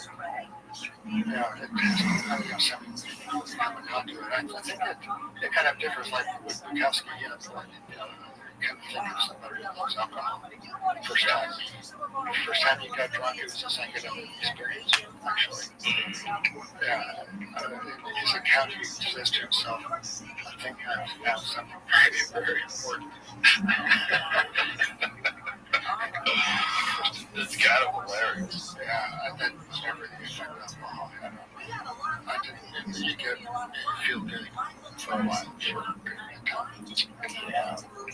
We obviously all differ biologically, but some people, it hits a switch that nothing else does. There's some people. Yeah. Well, it's discounted in the text that you shouldn't drink. Smart. But I'm not sure you shouldn't drink at all. But you should drink if you want to drink. And, get real rigid. Especially if you have someone around you that has a problem with alcohol, or you have a problem with alcohol. There's a huge homeless population, alcohol is something I'll played a lot more into that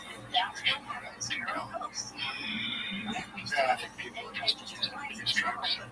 It's also those things, they sound like there's not a lot of opportunity in the places you're describing, right? Right. So if you know, you're outside a reservation or on a reservation, yeah. Wait, I'm in the middle of the audiobook Empire of the Summer Moon for the second time. It's all about the Comanches and the war between the settlers and the Comanches here. It's great. And I'm in the middle of this, and I'm thinking, like, have people always been this horrible, and we're just sort of catching up to it now? Well, that's taken into account the Cain and Abel story. Sure, the first two children, one murders the other. It started way back. It started way back in the bag. And you just go, God, have people always been this awful from the beginning? Well, yeah, there's a line in the text that God is going to destroy mankind. No, what happens here? I think he decides people will live 120 years at the most because their inclination is bad from the get-go. And 120 years is enough time to repent and become a better person. Wow. So you're given 20 years to deal with what you're born with. This Empire of the Summer Moon just makes me think, when you think about what life was like for the people that lived here before the European settlers arrived, and how quickly everything went away. Historically, in terms of like the timeline, it was only a few hundred years, and it was just completely gone. What a garden lost. It was awesome. There was a lot of war. That's the thing that everybody likes to leave out. Like, I'm fascinated with Native American culture. I'm fascinated with this Comanche civilization that lived here, because this book, Empire of the Summer Moon, is just, it's so interesting. They were so fierce, and they lived right here. Yeah, well, there's 29 Pueblos in Mexico. And the Pueblo are peaceful, they're agricultural. Yeah. That's their heritage. The Comanche were not. And one of the things this book talks about is how a lot of the Apaches were not on horseback. They were.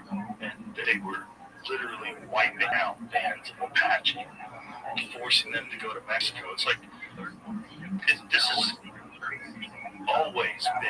there's always been, once they've had horses, which is really like after the Spaniards got here, right? Then once the Comanches figured out horses, they got really good at it. And they were like an impossible barrier to get through this part of the country. Yeah, there was mostly Navajo and they were nomads. They raised sheep. It was fun. Sure, and then on the eastern side, a lot more agriculture, right? It's just the amount of time that it took for everything to get pushed, where if you're a Native American and you're, it's 2025 here and you're living on a reservation, you're like, whoa, what happened? You start going into the history of it, like, how many people died? Like, what happened? Is there Comanche presence in Texas? A lot of signs, I'll tell you that. A lot of the signs are like Quanah Parker Lane. He was the last Comanche chief. Yeah. Well, they always name things after we used to be there. Well, this is all that area. The Comanche were in this area, but it went all the way down to Oklahoma. It was just a barrier that you couldn't get through. Yeah, it was fun living. Yeah. Very lucky. And we'll come to terms with being defeated. It's crazy though, isn't it? Well, I mean, it like had that. All those things had to take place in order to get New York City. Like, yeah. So you have to decide what do you like more, New York City, or you want to go back in time and say, don't sell this. Right. You know, what do you like more? Do you like pizza? Do you go to a nice? I do too. I like to be able to go to a nice nightclub, New York City, or give it all back. Give it all back. Go back in time. Just say, hey guys, you're getting robbed. Don't sell this for whatever it was. You can't buy New York for $27. Big jewelry. No. Wow, what a deal. What a great origin story for a villainous country. That their number one city was made through a swindle deal. It was fake jewelry. Well, that's why I went to medical school. It was the Bronx. Well, you're from New Jersey. Yes. Yeah, that's where I was born. Yeah. Yeah, I'm trained in the Bronx. I didn't get to Jersey much. New Jersey's a crazy place because everybody thinks of it as just being city, because like it's right near the city, like stuff like that. But it's like mostly rural. Yeah. It's got bears all over the place in it. There's some really nice coastal parks here. Yeah. Oh yeah. The shore is awesome. You know, small doses. Yeah, I used to go down there. So the Bronx was great training. Yeah. It's a yeshiva. It's like the modern Orthodox university in the country. Oh, that's where it is? Yeah. It's the medical school of yeshiva. It's called Einstein. And that's in the Bronx. It was great training. We could do anything. It was pretty staffed. Some ways were assemblies. Yeah, so we had a lot of duties. When did you first even have the idea to create a study of people doing IV DMT? Like, when did you even? That's the last story. Seems like a good one, though. Seems like a good one. Because how do you get to the point where you're asking the government to let you do this, and then you get them actually to say yes? It was the war on drugs that funded our study. Well, it all kind of came to a head with Paris McKenna, who was left and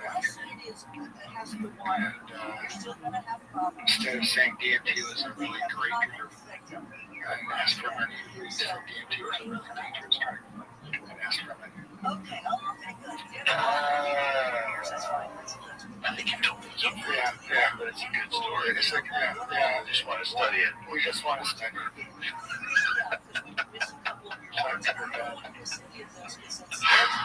It's clever because you're not lying.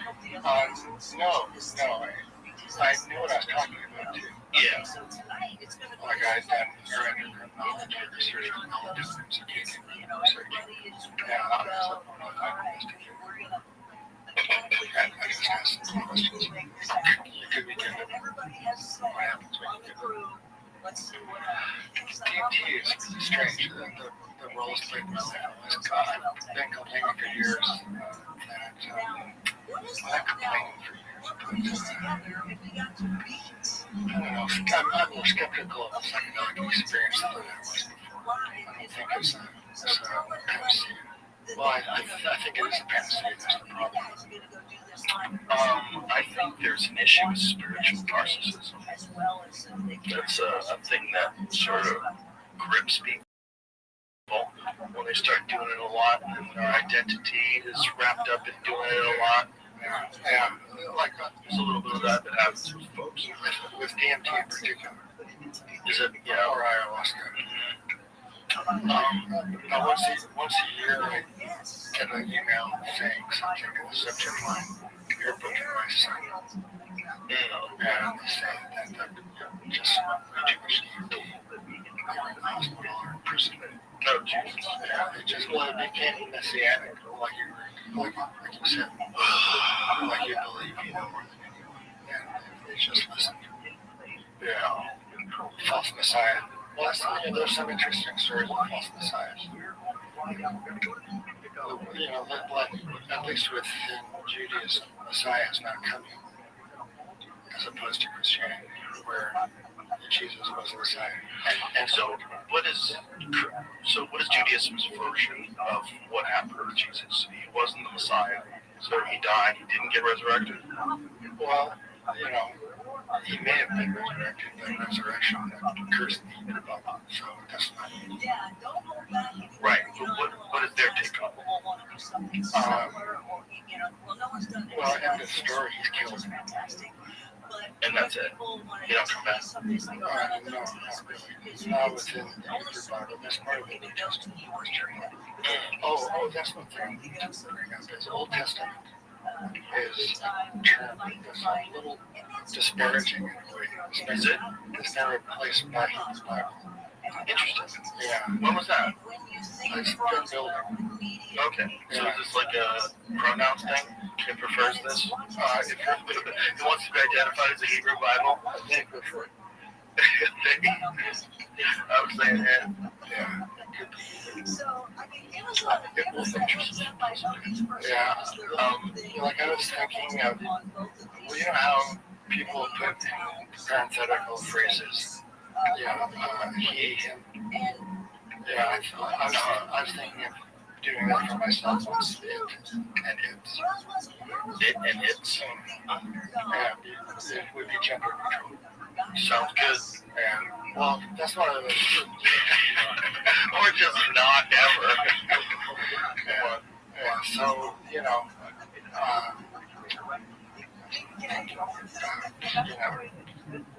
does God have genitals? Probably not. Doesn't seem like it's the likely way we were made. But there's probably some sort of a interdimensional psychedelic equivalent of intercourse that higher beings have some interaction with each other. I think it was the optimal form. The optimal form? Yeah, to contain a certain consciousness, do particular things. It's an ideal form. It was ideal. So that's why it took a particular unique shape. Form, follows function, things like that. Right. I got confused there. What are you referring to? Oh, well, the specific, I think you were, I was referring to man being made in God's image. Okay. Yeah, with genitals. Oh, right. Yeah, Okay. Yeah, but I think it, in the animal kingdom, things evolve to do certain things. They have form and function, which, combine to determine their range of behaviors. So I think in humans, it's sort of was the optimal form as well. Same way, perhaps. What do you think happened when human beings had this doubling of the brain size over a period of 2 million years? What do you think that was? Is that true? Supposedly. Yeah, I think so. I think it was. Yeah. No. It sounds like a crazy little expansion.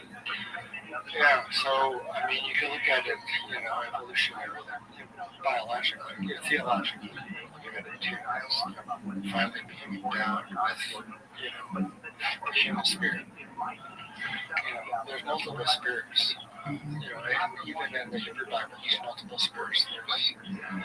So as the brain expands in size, it develops the human spirit? I think so.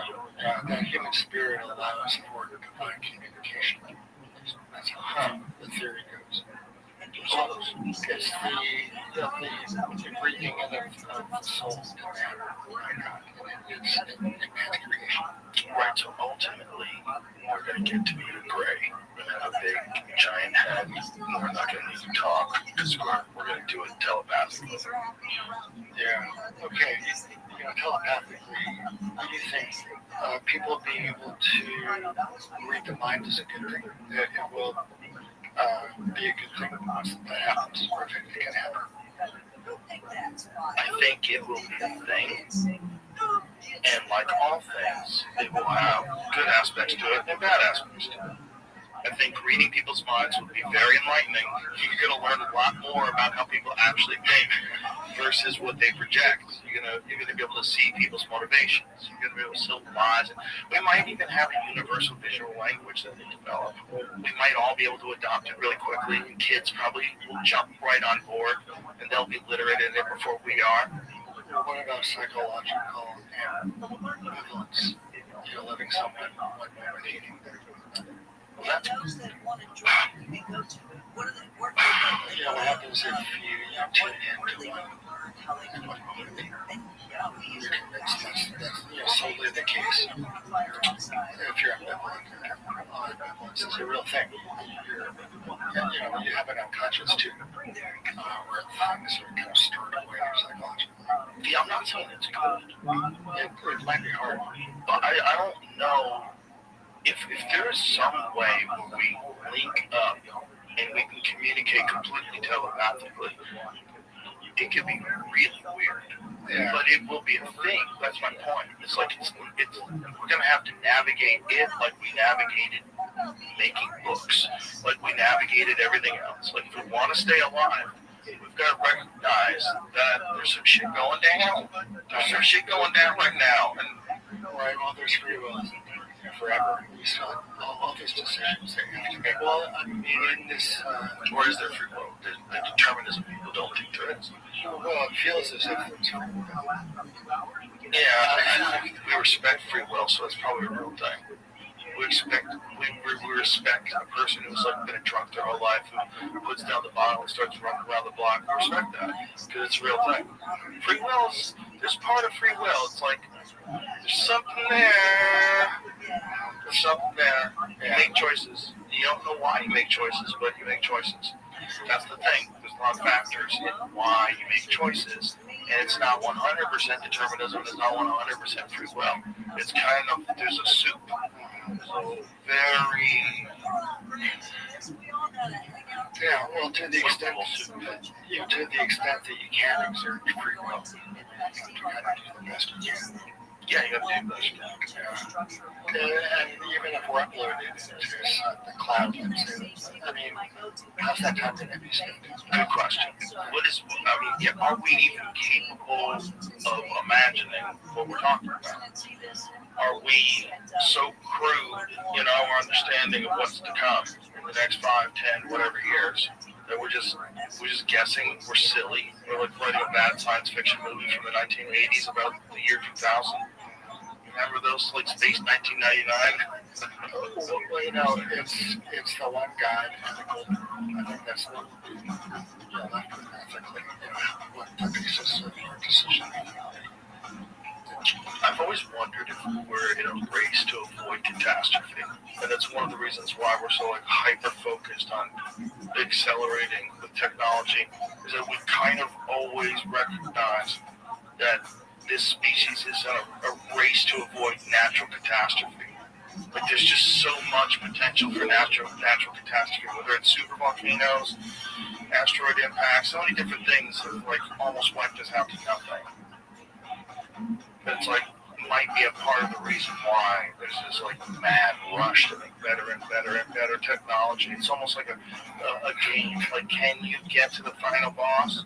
Can your species survive and figure out a way to stop the rock from space? Yeah, the footsteps of the design. That's what that's called. I mean, you want to be around. You want to be around at the time of science, and not really, because things have to be so real. That's what about Yeah. at times. There's also a lot of people that don't recognize that being a human being on Earth is being a passenger in an organic spaceship going through the universe. Like there are real celestial events that they have to keep their eyes on, which you haven't experienced in your life. You're like, but no, there's giant rocks that killed the dinosaurs, and they're still floating around, same size rocks. Yeah, I know. And they can't stop them. They don't know how to stop them yet. Like, don't listen to any of these fucking people. Oh, if we saw it, we would do this and do that and sleep tight at night. No. Now, if there was some gigantic state-sized chunk of metal flying through the galaxy, we would have a real problem. Yeah, it might wipe out all of humanity. Yeah, it might wipe out all of humanity. Yeah, And it probably came really close to doing that a few times in history. That's what I think. yeah. It's the only thing that makes sense. If we know that we're hit all the time, we all accept the fact that the Yucatan impact that's killed the dinosaurs, and there's been a bunch of them throughout history. We find craters everywhere. Everyone knows that we've been hit multiple times. The Tunguska thing in Russia, where it flattened this enormous patch of forest that's still flattened. Have you been watching season 2 of my friend Hancock's Ancient Apocalypse? I didn't watch season 2 yet. No, I watched season 1 though. Yeah. What's season 2 about? It's like the Americans, right? Yeah. Yeah, the Americans are crazy. Yeah, I like Graham. Oh, he's the best. Yeah, he's hardworking. Oh, he loves what he does, man. He really, really does. And the fact that he's finally been over all these attacks, he's finally been vindicated, and people are starting to accept more and more things, are probably a lot older than we want to believe. And especially after Gobekli Tepe, that kind of like, that popped the cork on everything. And everyone's like, okay, well, this has definitely been buried for 11,000 years. So this is kind of crazy. We didn't know they could do that back then.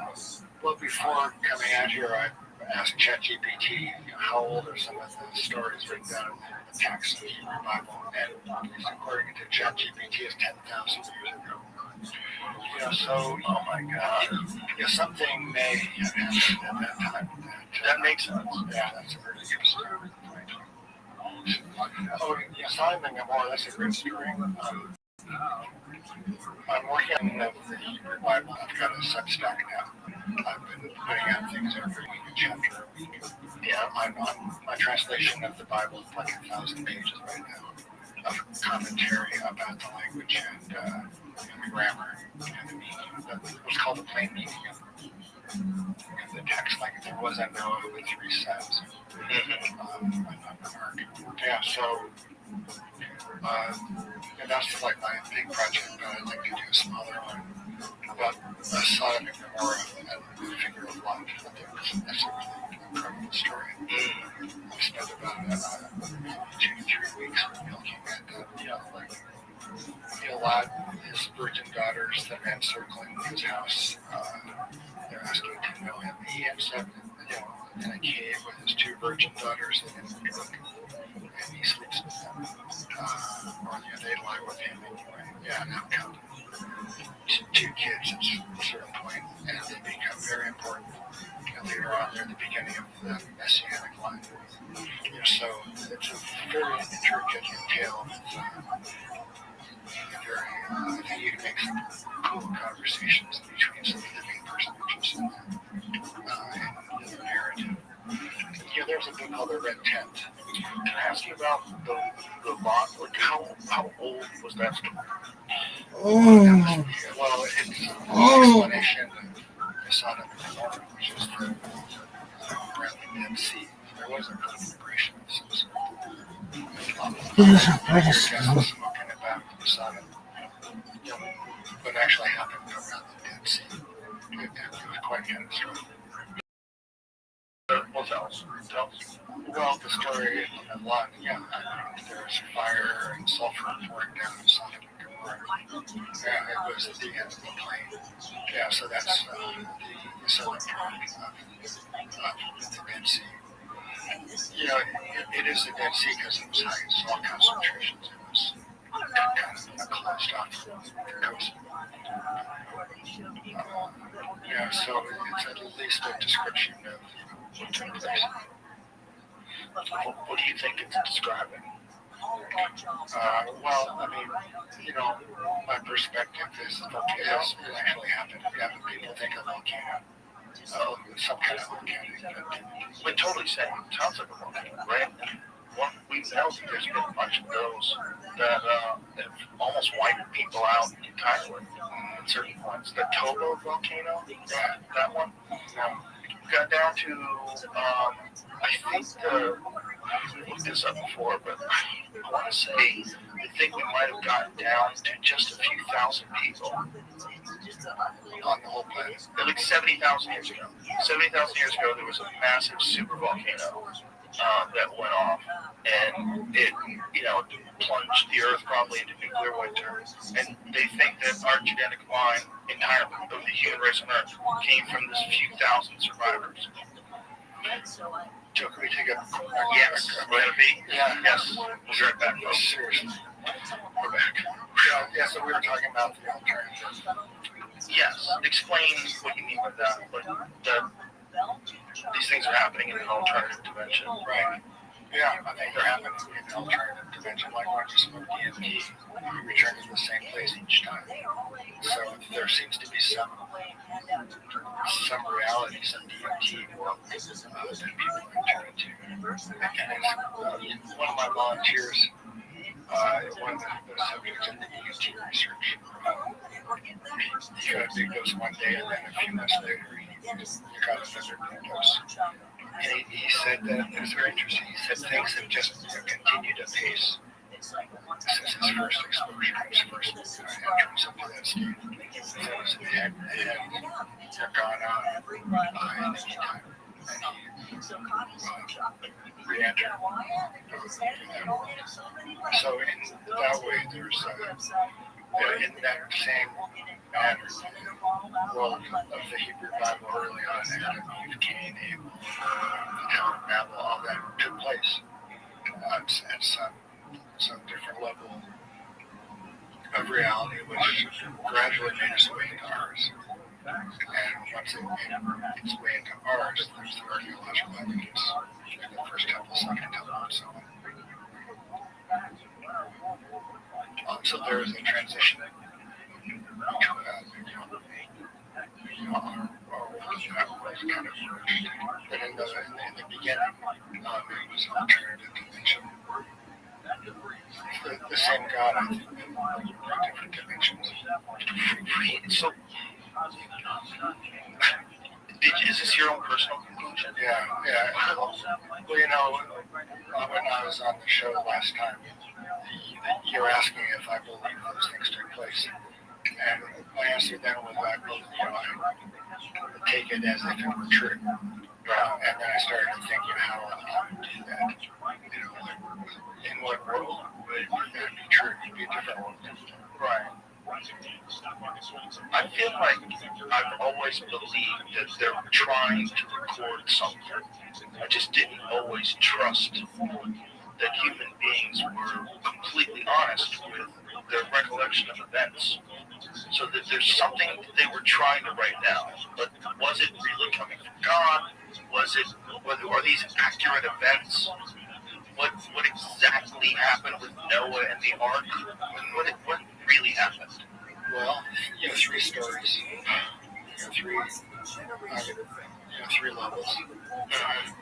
You have two of each. One pair or 7 pairs of birds. Well, of every living thing. Yeah, like how's he feeding them? Animals eat other animals. The whole thing's nuts. You would need a lot more rabbits. You need so many animals to keep just the lions alive. Right? It doesn't make any sense. How's he getting them all from all over the world onto a stupid boat? Yeah. There's so many things that are wrong. Yeah.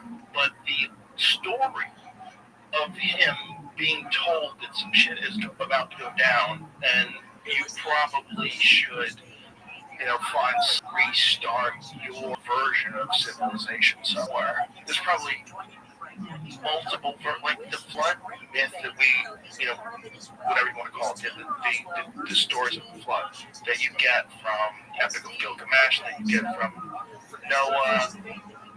There's not just those. There's many different cultures all throughout history have a flood story, right? So it's probably likely that some crazy shit went down. There most likely was a flood. So what do you learn from it? How do you do better or on what basis do you rebuild? So I think there's different orders. Yeah, the biblical one is interesting because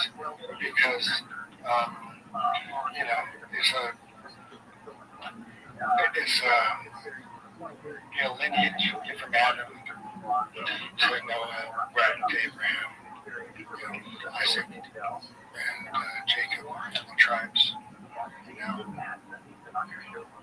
So when you talk about things happening in an alternative dimension, like, is that what you like the birth of mankind is as well? Like Adam? Well, I mean, okay, sorry. Yeah, it has an impact. Yeah. Well, the creation story.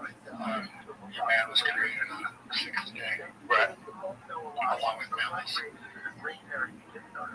Yeah, it's a cool story. It's stages. Yeah, like people say, well, 7 days, that's unlikely. Like the creation took place 7 times 24, I don't know, 140,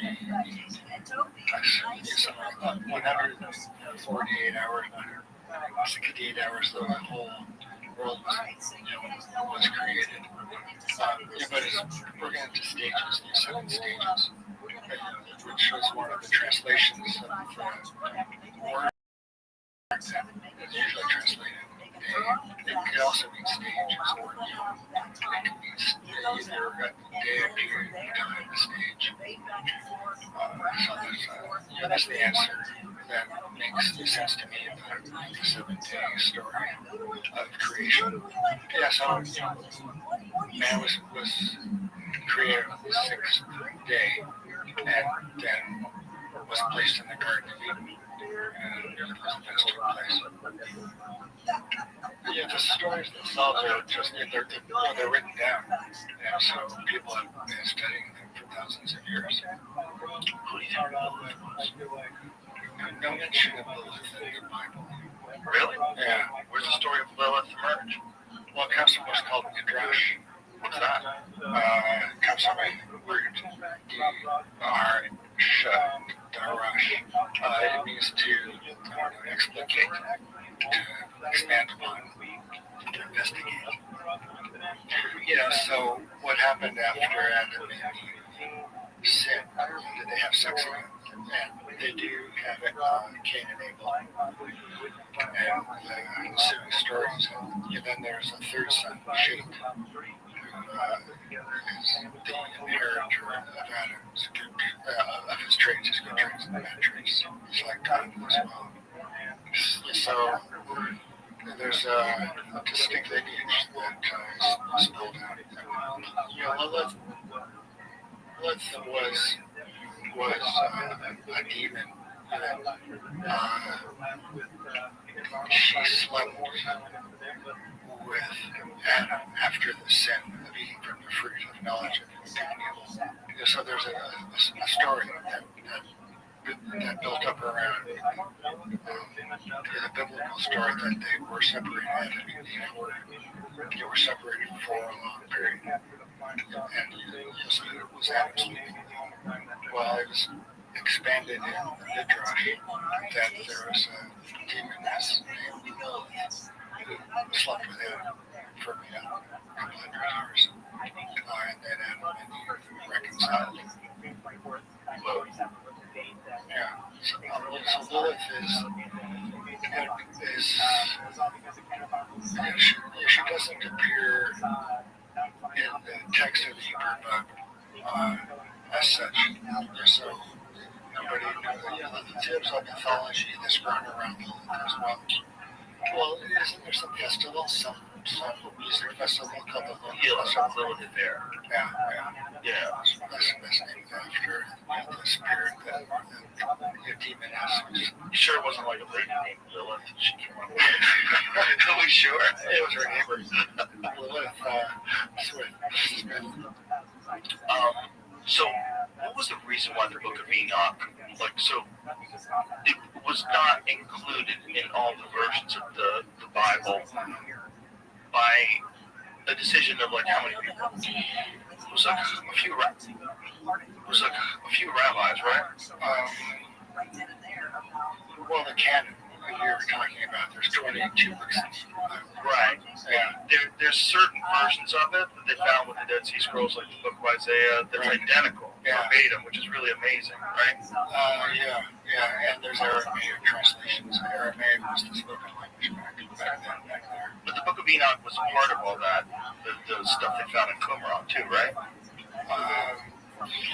I'm just not, well, I tried learning about the Book of Enoch. Yeah. There's only an Ethiopic version, right? Yes. Yeah. Well, have you looked into the Book of Enoch? Yeah, well, I told you I've been listening to it on audio. But Ethiopia is a fascinating place. Yeah. Right? Because, like, that's the place where Graham Hancock started getting interested in the possibility that they have the Ark of the Covenant. Right, there's supposed to be a tribe in Ethiopia. They all get cataracts, and the people that are predicting it, they only live like a certain amount of time, and then they die. Yeah, like that's true. If any of that's true, if somehow or another there's people on Earth today that have an Ark of the Covenant, how can you keep that a secret? That's the craziest thing to be even allowed to keep a secret.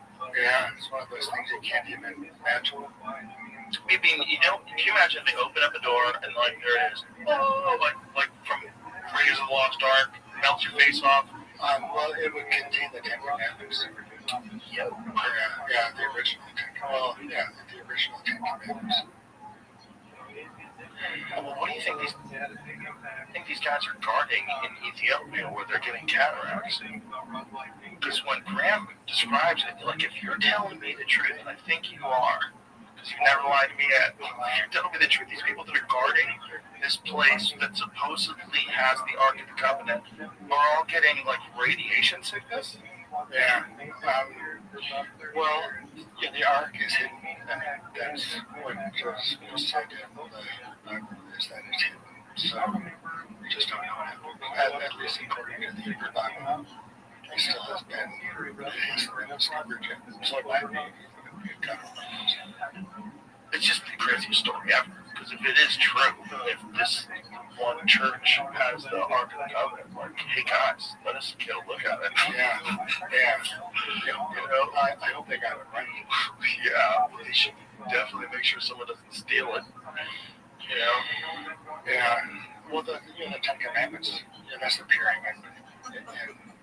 I'm in public schools now. Yeah, I had a guy, James Tallarico, on to talk about that, actually. But very staunch Christian, and thinks it's a terrible idea to have the Ten Commandments in classrooms. Because you're indoctrinating children. Because it's like a way to drive them away from Christianity. You're forcing it on them. He's like, we shouldn't do it that way, and certainly not do it in a way where you're only going to have the Ten Commandments, and you're not going to have anything about Buddhism, and you're not going to have anything about Islam, you're not going to have anything about baptism, or fill in the blank. Mormons, fill in the blank. Scientologists.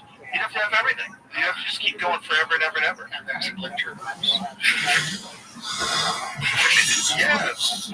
So he's got a good argument. I mean, I think he's right. I think they should stop doing that. If you want to teach it in a classroom that someone applies for, that's great. But like putting it on the wall of every class seems kind of insane. Apparently he was saying that it's just a couple of different gentlemen in Texas that are like super wealthy and super Christian, and they want this to be like a theocracy. Where have we heard that before? In the Middle Ages. Yeah, baby. But I just think that's what happens when people get a shit ton of money, a shit ton of power, and they start getting older. They need us. Take up a game that fascinates them instead of trying to global world dominate. It's just people get to positions of extreme wealth and power, and they just want to manipulate things and make more money. And they want to do it forever and ever and ever, and they can't. You want to live to be 120. If everything goes perfect, maybe today you might be able to. If you can make it to if you make it to 90 today, I bet you can live a lot longer. If you live to 90. Yeah. Like if you can, I I've lived way older than my father, and so I think I'll live longer. I married a young woman. That helps. I need to stay fit. You know, that actually does help. Live a longer time. There's been studies that show that men that date younger women, they have more active lives, they feel healthier. I'm more active. Yeah. But it could be those are the kind of women that are interested in dating that kind of guy. I just don't know. Is it weird? Yeah. I don't know how it works. The kind of guys that are more active and healthy, but also be the kind of guys that would want to date younger women, so as by a sample group, right? Yeah, one of my analysts said it was a mystery. She had no idea. She hadn't seen patients for like 50 years. She said, no, I have no idea. It's a mystery. Interesting. And I think they're good together. Yeah. Well, I think whatever makes you happy. Well, that's it. That's the book of Ecclesiastes. It's about emptiness. It's all emptiness. But at the end, you should make your wife happy and eat and drink and be married while you're alive. What do you think of that? It's good advice. Solid advice. If I was living 2,000 years ago, I'd probably say the same thing. Right. Yeah. There's no medicine. You have no antibiotics. There's no orthopedic surgeons that are going to put your knee back together again. Yeah, I'd say that too.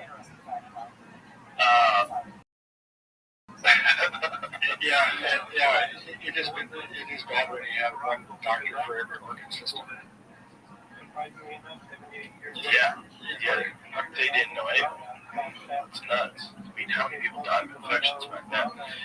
We're just not alone. That's extended life, like just antibiotics alone. It's extended lifespan so much because so many people that would have probably died got healthy again. So many people, and those people can maybe figure out some new way to bridge this gap and stop these viruses and stop this and stop that, and then we just keep getting better at it until we eventually get to the point where we're living as long as Noah. 600 years for Noah. And that's probably when God gets fed up. He's like, enough. Well, you fucking animals. Maybe we're gonna repeat that process. Maybe we're gonna figure out some awesome new peptides, keep you alive for 500 years, and everyone's gonna be a dick to everybody else. And then eventually God will just have to drown us again. In college, we had to read a book about the funeral home industry in Southern California. Yeah. And I read this little novel by Aldous Huxley, Many a Summer Dies a Swan. It's about these people who live forever by eating the intestinal microbiome of carp.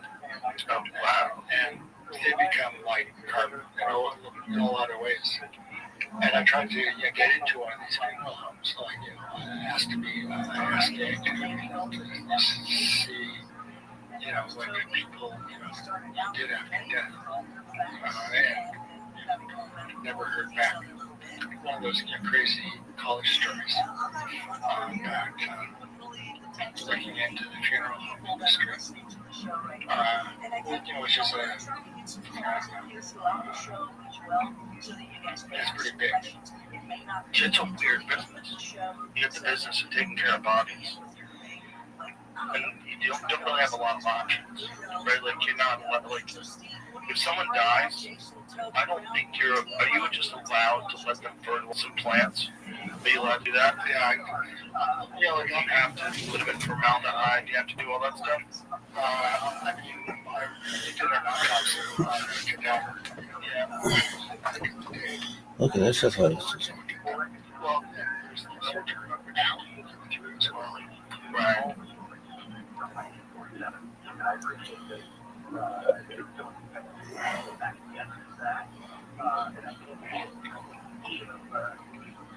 That was a long pause.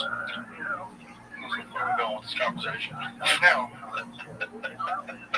Well, I love the Hebrew Bible. Yes. I spent all my time in it.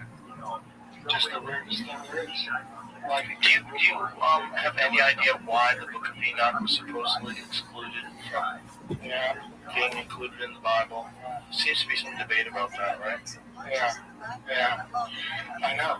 So there's, there was I think the Dead Sea Scroll community used the Book of Enoch. Yeah, it was like their Bible.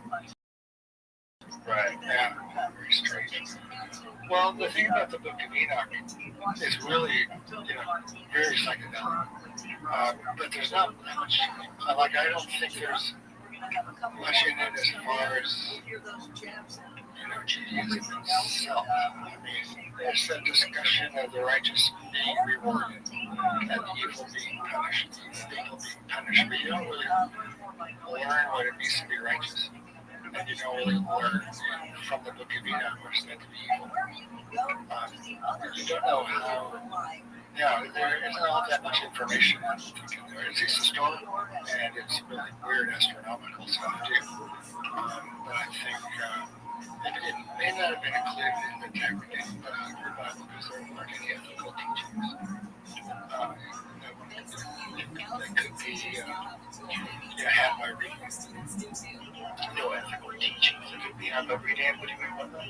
Yeah, I mean, one of the essences of Judaism, I think, is ethical monotheism. That's where, there's the golden rule, and there's one God. And so it's ethical monotheism.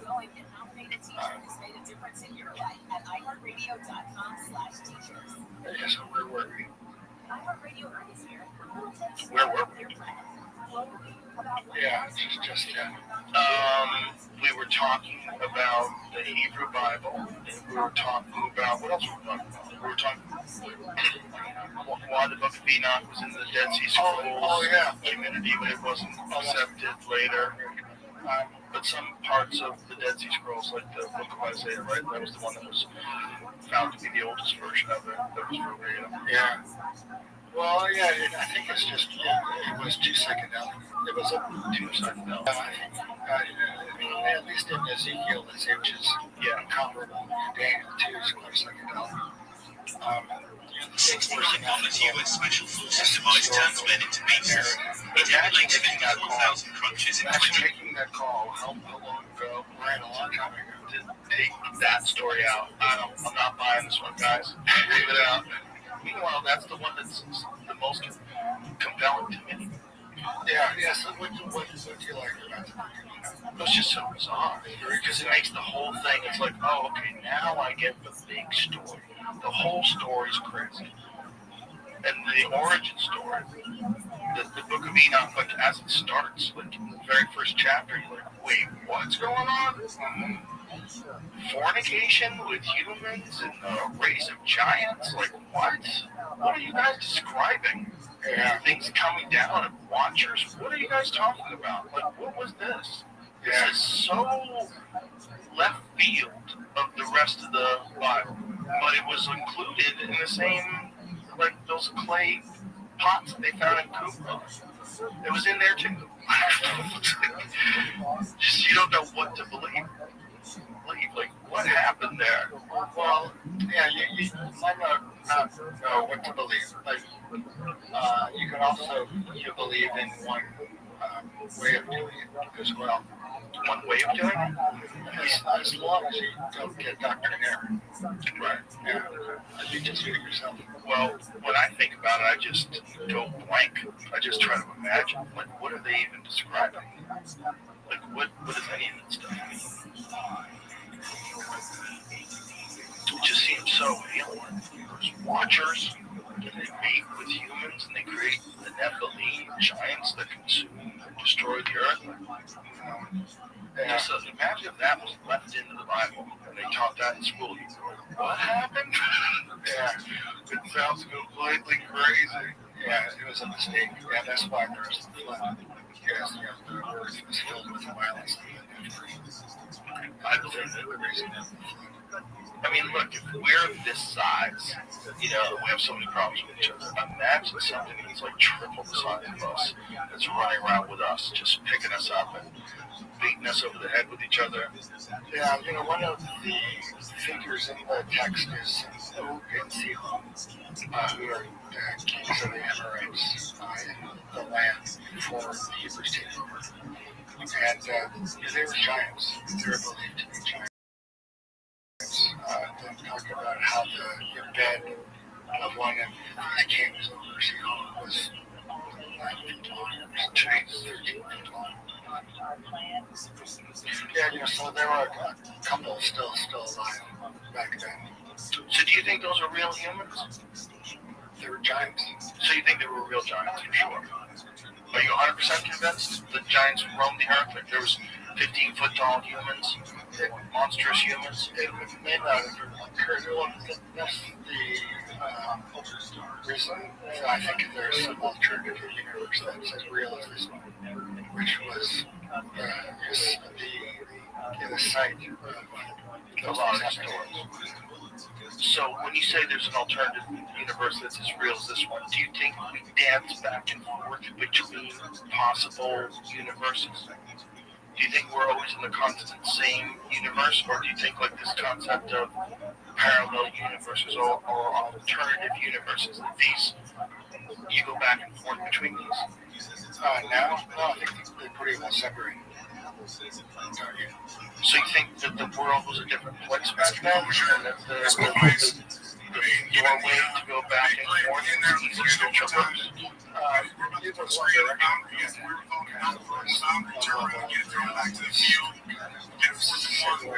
direction. So do you think these things involved psychedelics while they were doing this? While they were writing all this stuff down? No. No, I think it involves the which would be down here trying to make it so tells you a little bit about that. What if it's possible too? If you're living in a world, like you can't imagine living in a world where how many violent, like we're constantly surrounded by Wi-Fi, 5G, and we're eating microplastics, and glyphosate is on every vegetable, and we're like we're in a super constant. We can't imagine what it's like to not have that and to not be burdened down by electronics and all the different things people see. Like they're probably very different. Just human beings in general. I bet they're probably very different. And they're a lot of ways.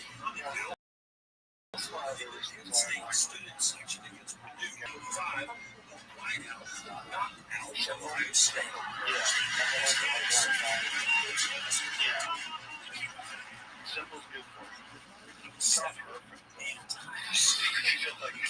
Sometimes cities are fun.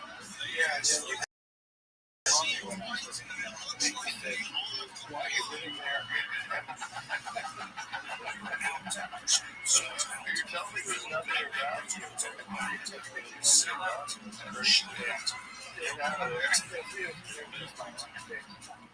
Well, I don't think there's anything wrong with going through phases, but I think ultimately people like to create around people. But it's, there's a point where there's too many people, and then people become a nuisance to you. Mr. Meaty, Oh my God. what up, pimp? Where all these people going? Then people become a burden. There's a nice balance to be had somewhere in there. I don't think it's like. How's that light going? That's the dream. The motion detector light. Well, yeah, it was inspired. I know. How is it? The problem is, if you're in the woods by yourself, there's things out there that want to eat you. If you're by yourself, they're going to know where you are all the time. Yeah, well, let's ask cross country. Dog, I just asked you a question. How is that light treating you? Okay, that's what I like to hear. Yeah,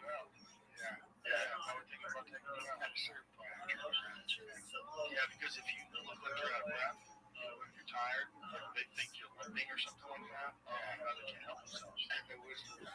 Any way that light can help your mic not suck? Okay. And people have this romantic idea of what a mountain lion is. You say that until it kills your dog in front of you. Listen to me. What's your... What are you watching on YouTube Shorts?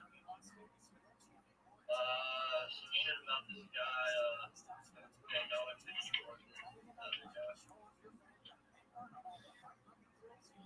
All right, that's baller.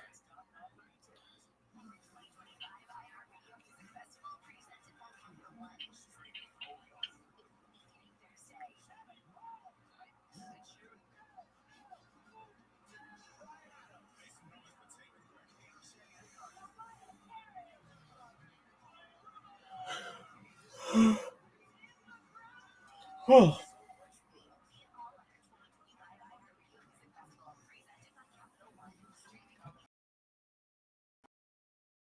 Dangerous predator. California is the most ridiculous way to make it. And when they find wildlings, yeah, and when they do, they find that 50% of their diet is pets. You get something that 100% eats your dogs and cats, and you're allowing it to live in the woods near your house. Like, this is cookie. Yeah. There's plenty of them in the mountains, kids, okay? Yeah, coyotes are into pets. Oh, yeah. Yeah. So, if a cat was lost for a few days around our neighborhood, that's pretty much it. If you just let your cat out, you're basically really saying, yeah, I know it. You probably don't know because that's why they're everywhere now, too. Coyotes are in every single city in the United States. And you've seen coyotes. Oh, fuck yeah.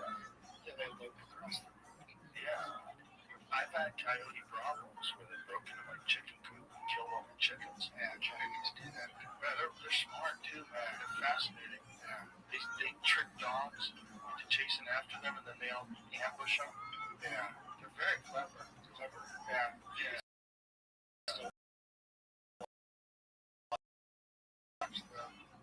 Wild coyote. I know, dude. Crazy. Get in the road where I'd be smarter than coyote. Coyotes are so clever. Have you ever read Dan Boyle's book, Coyote America? It's really good. It's about the origin of the coyote and why the coyote is everywhere now.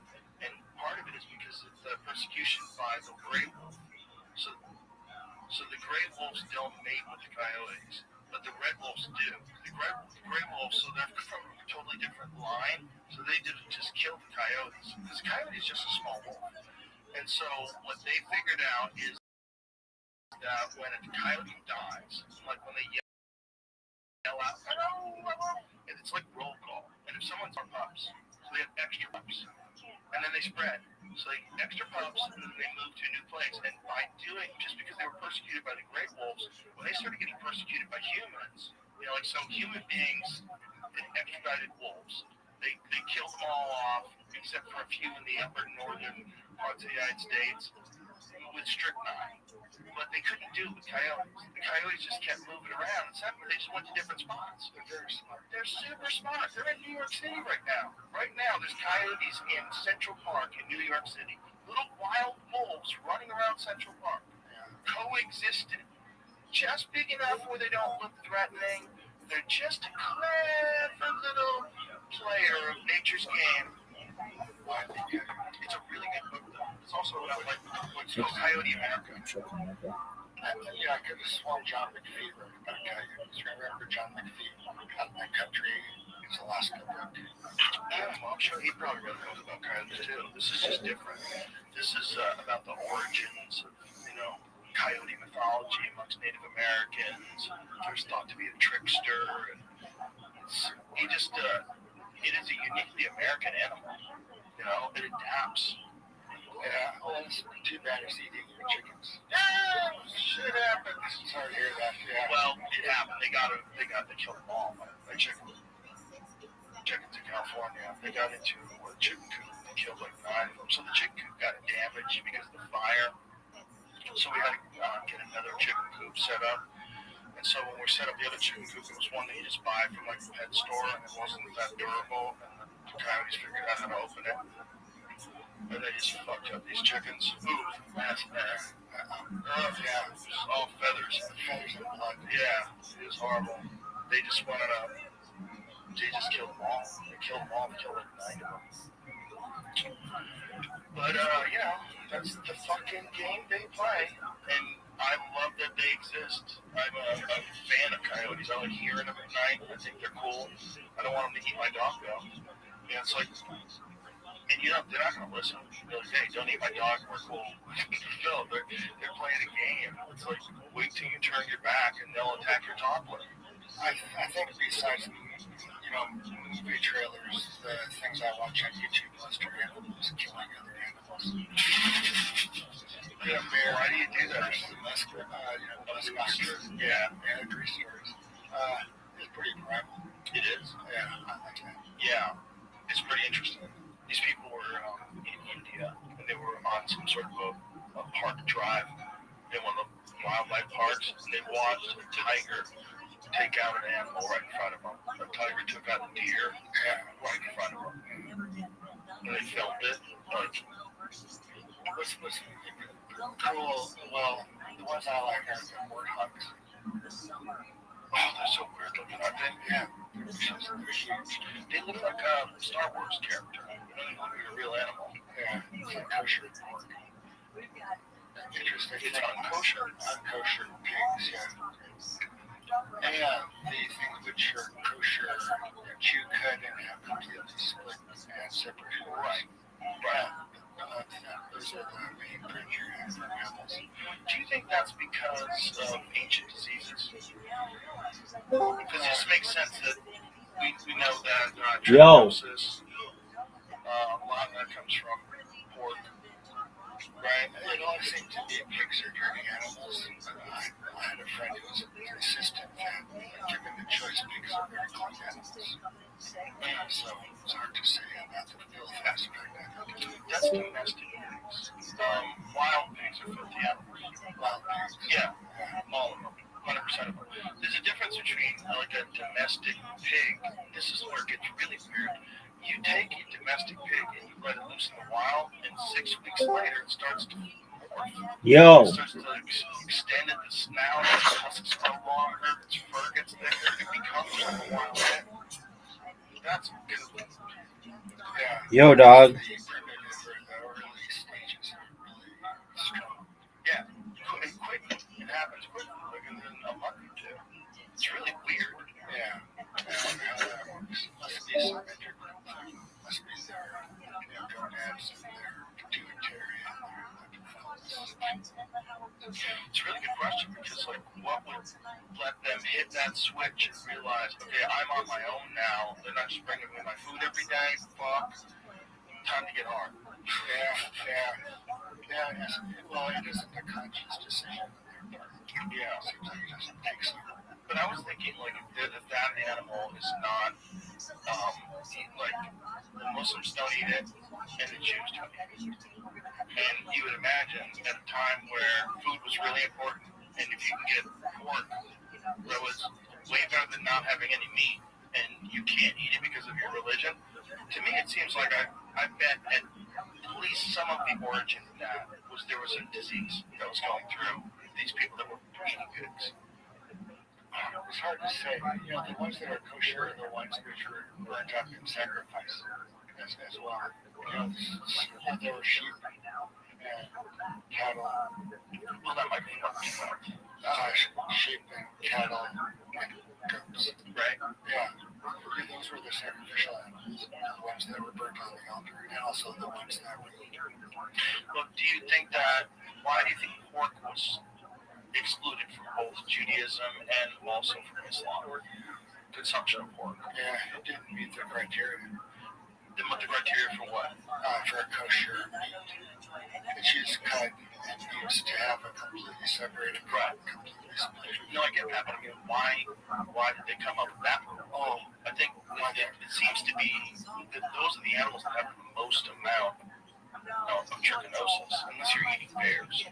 So I don't know if they're eating any bears back then. Probably not. They're probably eating a lot of deer. And if you tried to eat that kind of wild pork back then and you didn't cook it correctly, you probably get violently ill or die.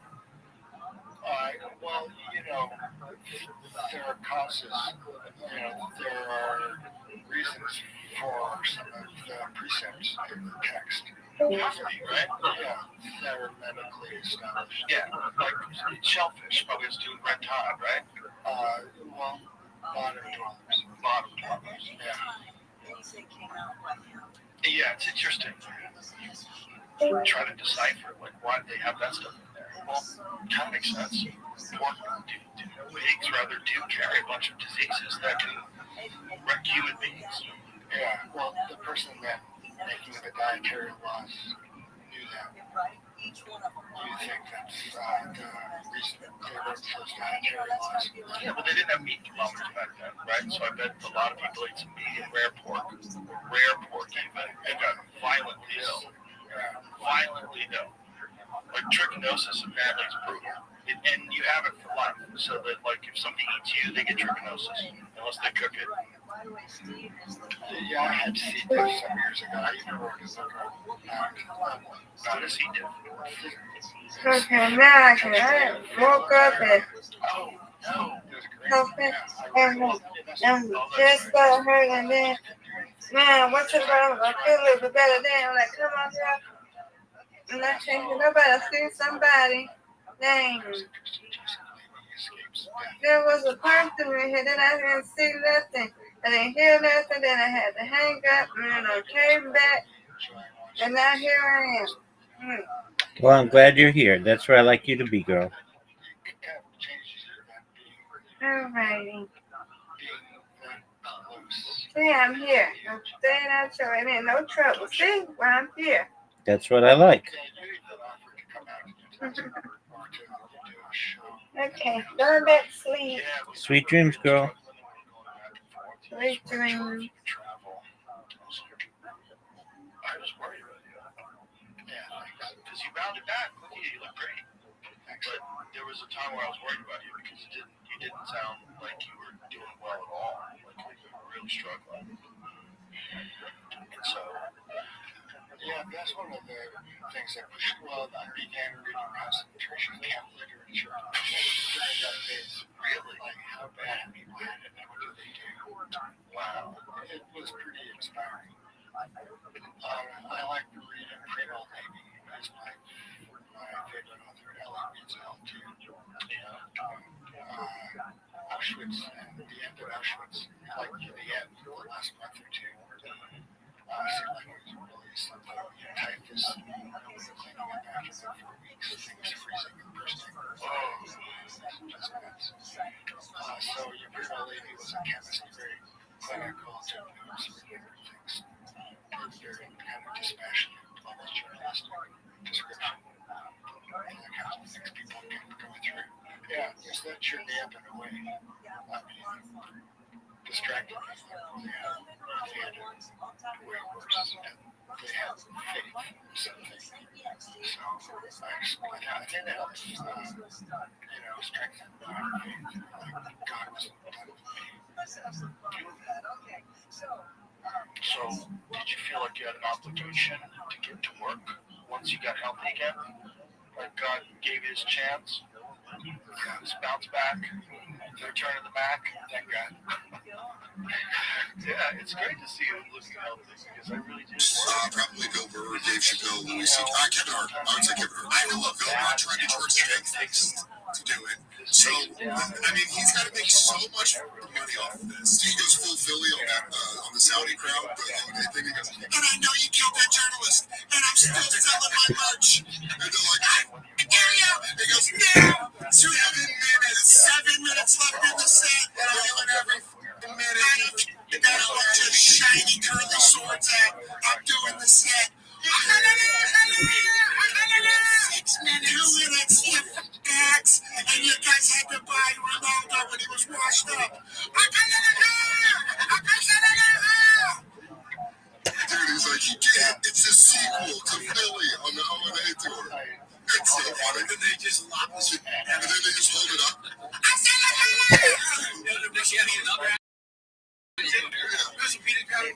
Next time, he goes, all right, I'll go remember what the special on Hulu. I'm not the boss. It's in the basketball.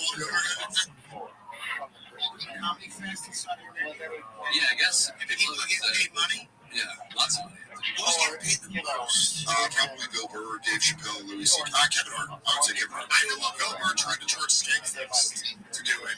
So, I mean, he's got to make so much money off of this. He goes full Philly on that on the Saudi crowd. They think he goes, and I know you killed that journalist, and I'm still selling my merch. And they're like, I hear you. He goes, now, 7 minutes left in the set. And I'm doing every minute. And got a bunch of shiny curly swords out. I'm doing the set. 6 minutes. 2 minutes, you f***ass. And you guys had to buy Ronaldo when he was washed up. Dude, he's like, you get it. It's a sequel to Philly on the O&A tour. That's so funny. And they just lock this in. And then they just hold it up. The option to go out and race her. I think you'd just be feeling great. Yeah, you'd be feeling great. Yeah, just one burst. I had a morphine trip when I had my knee operated on once in the 90s. And it was incredible. It was incredible. And people tell me this is not true, but I swear I remember this being true.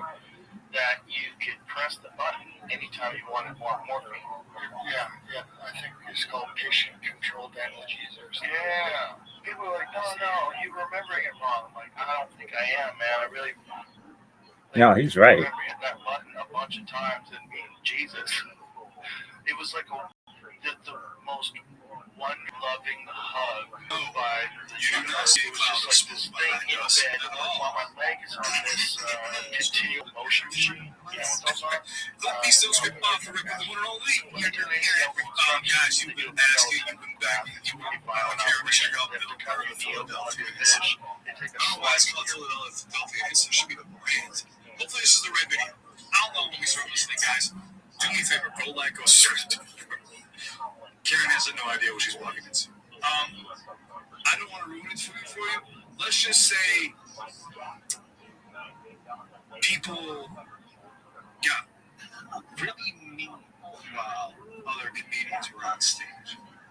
Then it was Bill's turn. Oh. So go like, go subscribe. I could be, no, my mind could be thinking of a different situation, but if I remember correctly, that's how it played out. I don't know. Go like, go subscribe. Jill, stop talking to me. Like, yeah, fuck it, I'll just cook this side for a while. Just. You know what's funny? I'm cooking my brain talking about nothing. I'm just walking around like, yeah, I just got a cheeseburger. Oh, fuck all you people. You know what, you fucking losers? I hope you all fucking die. And I hope the fucking Eagles never win the Super Bowl. Go fuck yourself. Fuck all you motherfuckers. And fuck the Friars. Fuck all of you. Fucking goddamn fucking losers. Fucking dick. All of you. Son of a fucking dick. How's that? Now, I'm segueing into my next joke. You can all lick my fucking red nuts. All you can line up in your Harold Carmichael fucking jerseys. And one at a time, I can all suck my dick. On the west side.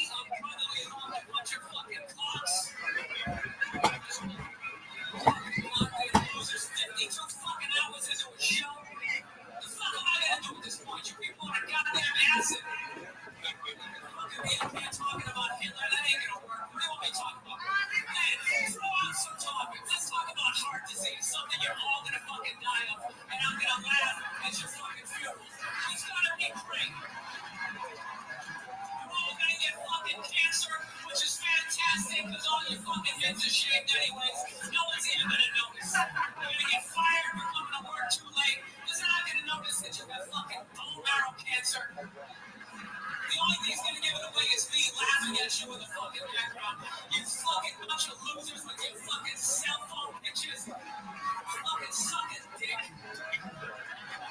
Fucking assholes. 11 more minutes of this. I hope you all get in your Ford Focuses. You fucking drive off the side of that faggot ass Ben Franklin bridge. You fucking one bridge having piece of shit city and no one gives a fuck about. The terrorists will never bomb you people because you're fucking worthless and no one cares about you. You're the best lying punk. You're worthless. No one gives a shit. Anyone would never show up to you fucking assholes. I hope your mother has herpes and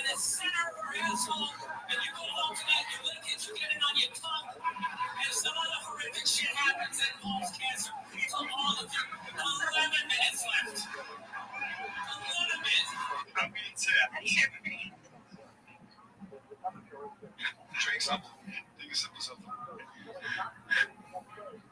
She's still sick, ladies and gentlemen.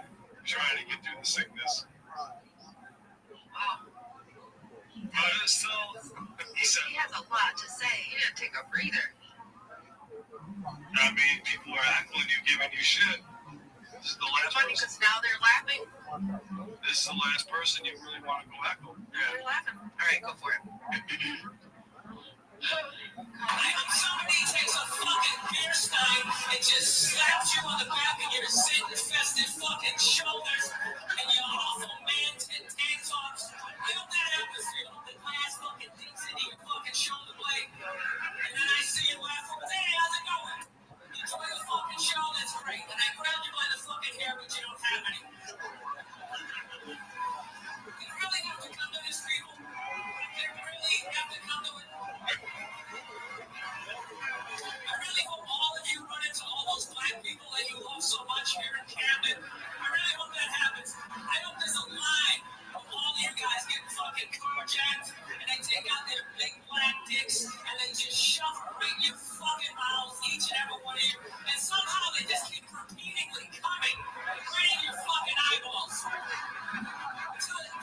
This video may be age restricted or all of the above, just to give you a heads up. Up so much that your eyes they fucking cross over. You can't see shit. And somehow there's another dick in there for you to suck. 10 minutes left. I'll get you this when you want. Bunch of fucking losers.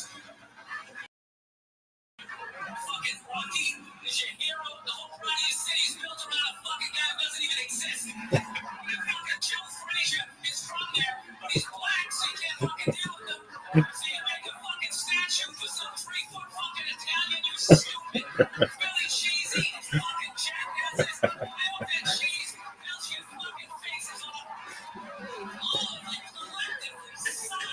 Oh, fucking dick. A fucking movie. 9 hours into a fucking show. You fucking Donovan McNabb shirt. I hope he snaps both his fucking ankles. First goddamn game. I hope we go home at fucking 16. I said suck a dick. 8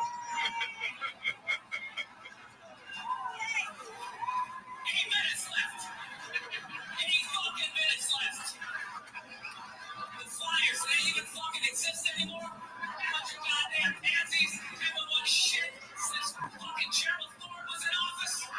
Why don't you just have the fucking ice capades down there, you assholes? You right where you notice the difference. That fucking pussy team, remember they got that whole season where they wore the slacks? You bunch of faggots.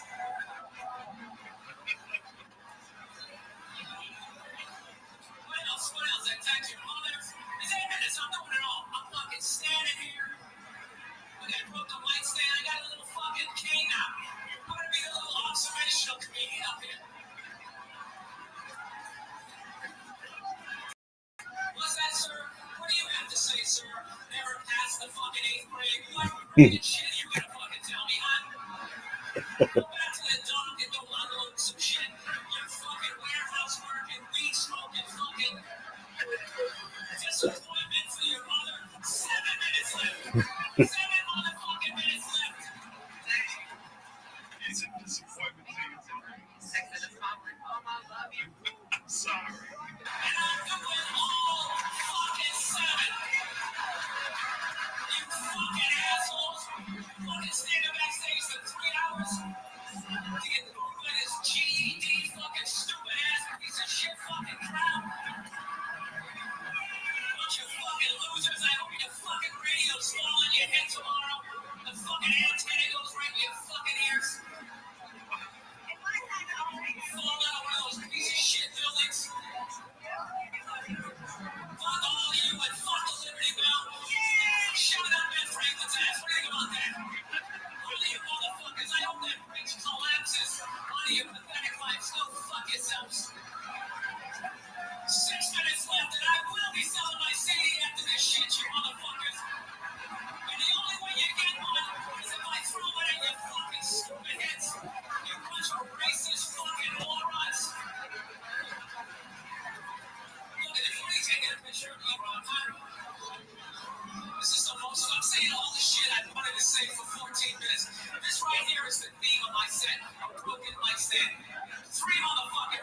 left. 3 fucking minutes left. What's left? The Phillies, that faggot ass team in there for a female horse. You want your pussies? You want one fucking World Series since 1880s? Suck a dick. Brett Hooker brought back from the dead, you fucking jackasses. Maybe you win another one.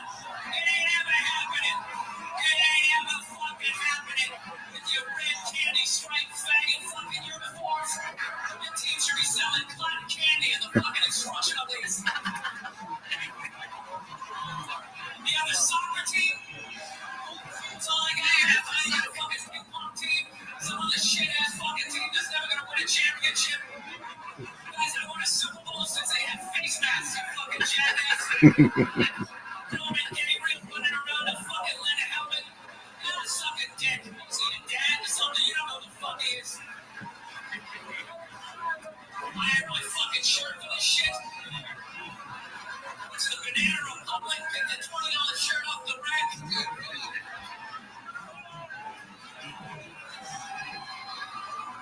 Fucking ridiculous. Getting booed by people sitting in the fucking grass. Goddamn launch seats.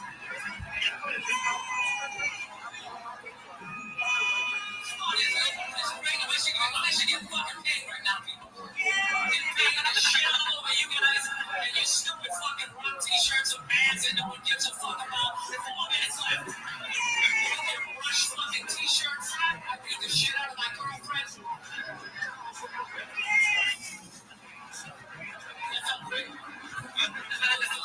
Thank you guys for having me. You guys were phenomenal. Each and every. Oh no, I got 4 minutes left. I got 4 fucking minutes left to fucking talk about you cunts. That's not bad. That's not bad. 12-minute rant. This is the first time I said cunt. That's a fucking record. I'm gonna finish my set by taking this mic stand base like a fucking disc. I hope I hit a baby in the fucking head. One fucking kid would actually go to Chatham College in this fucking drop.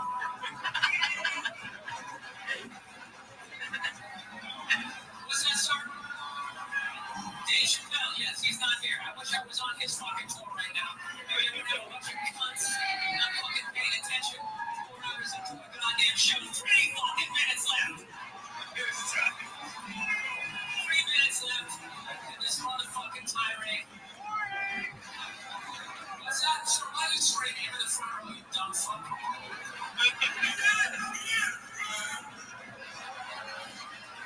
God, I hope this whole product is so mass AIDS football like fucking get weak as you walk to your fucking car. You just pass out and they just find you. And they see your 83 fucking Monte Carlo with gravel embedded into the side of your fucking old ass fucking heads. Yes. What about not fucking interrupting me, you jackass? That fucking ripping your son. I'm fucking trying to deal with this bullshit. Jesus Christ, the goddamn people on the show are giving me shit. So anyways, back to the jokes. I got a computer recently, people. Fucking motherfuckers. 2 minutes left. The last 2 minutes is gonna be my rider for the rest of this fucking tour. I got one first. I do 3 minutes.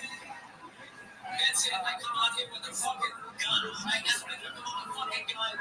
Hollow tip bullets. I just start fucking shooting people. Okay? Everybody chained in their fucking chairs. Fucking brains out. Just walk on it. Just fucking walk. To the back of the head. And they come out like a fucking Mexican with those 2 fucking crosses of bullets. I just blow all your fucking brains out. I would really enjoy blowing everybody's brains. Just the next day, somebody long enough. 3 pounds of fucking brains that are actually in this goddamn tower. I don't remember this one. Oh my god!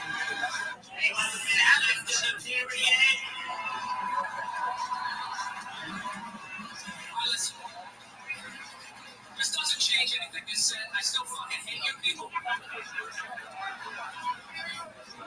I hate this fucking city. It's where you eat your little shitty ass fucking Subway. And I wish you fucking built something for Joe Frazier and get that fucking idiot. You guys all can win.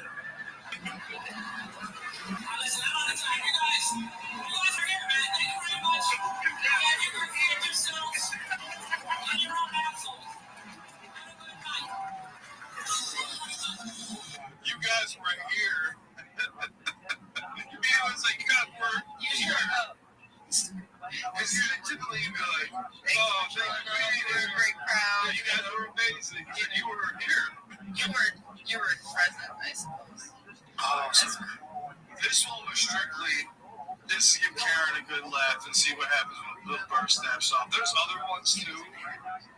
Well, it sucks for a comedian when you gotta walk out to, like, he's been in the back for 3 hours, and he's like, I gotta do this time slot where y'all are on acid at this point. Like, what am I gonna say that's gonna make you in? You're not gonna be in this shit. And they're already pulling everybody on stage, giving them a hard time. They were just gonna walk off stage. He's gonna fuck that. I'm going out there. I'm doing my entire fucking set. That's why I kept saying I'm counting down the minutes and everything. 11 minutes. He's a savage. Every minute. Bill Burr's a savage. He has some good ones. I like to think about, like, yeah, why don't you have Joe Frazier? You're fucking praising Rocky, a fictional character, when he's at a 3'7". Yeah. I think he was like 5'10". It's funny. He's at a 3'10". Oh man, yeah, this video is not going to be monetized. Don't worry, we'll probably have an age restriction and everything. So, we hope you enjoyed for our sake. How'd you like it, man? That was intense. I felt bad for the crowd, but also kind of not because they were being rude. They deserve it. Yeah, and I think he was like, I'm getting paid for this. You paid for this. He said, I hope I hit the one kid in the face that was going to make it out to go to college out of this fucking city. I was like, oh my God. I've only heard this, I think, once or twice before. And I now that I'm listening to it again with better quality audio, I was like, oh my God. He said the terrorists would skip the fuck over. Yeah, he was like, hey, I didn't know you sit there and eat your fucking little sandwich. It's in your Subway. He said, you're one fucking bridge habit ass. She said he was one bridge. Oh, man. I got really crazy. I was afraid that was going to happen. We had to do it, guys. Thank you for watching. It means a lot. We hope you enjoyed it. As you can tell, this one's still a little sick, so we got to go take care of her. If you guys enjoyed this, you want more Bill Burr, you want more comedy, you know what to do. Hit that subscribe button, comment down below what you want to see. Yes, we are seeing the suggestions, hence this popping up right now. So let us know, and it's on to the next one, baby. What should they do? And subscribe, please. It would mean a lot if you did, and helps us out with YouTube. And show up if you can, if you're close by, and cheer these people on, and enjoy an evening with them, and have some fun, and ask some questions yourself that you've never been able to ask before. But we're going to be taking some phone calls later on. We'll see how everything works out, so that way you can ask Team Washington or Team Boswell yourself some of the questions, and see if you can't get the answers that you've always wanted to get along the way. And we'll see which one's more popular with the questions, too. I guess we can take a look at that. Okay, so let's get back. We just did, Steve Edmondson is with me. He's going to be one of the heavy hitters later on in the debate. He's with me along the way as Mr. Howard goes. And he is helping me to keep everybody introduced and keeping everything. It's the attorney in Steve that he can organize and give the facts so well that I need his help to make sure we say these things correctly. Okay, so Steve, let's catch everybody up for those that have just joined us. We had Vince and Paul on, and they just gave kind of their opening arguments. Now we're going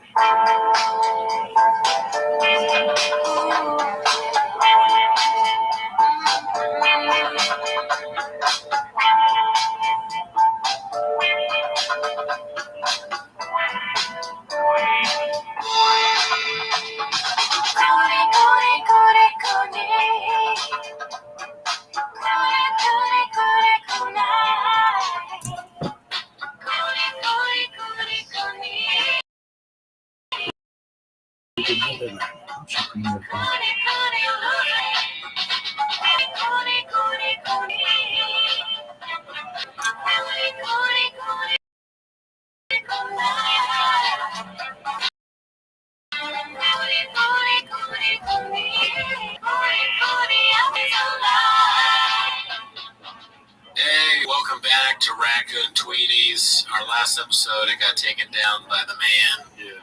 You know, we tried to put up the video of it, and it was live. What does premiere mean again? Premiere just means that the episode is premiering. Premiering, yeah. Okay. I thought it was like live. I don't know. I don't even know what that means. It's basically the same kind of component as live, but it knows it's not live. Yeah. Well, anyways, it got taken down, but not a copyright strike. Yeah. Just a regular old strike? Yeah, no, just a claim. Just a claim. Someone made a claim against us that it was not ours to use, but the audio episode is up, so you can listen to it on that. And, we came to an agreement. No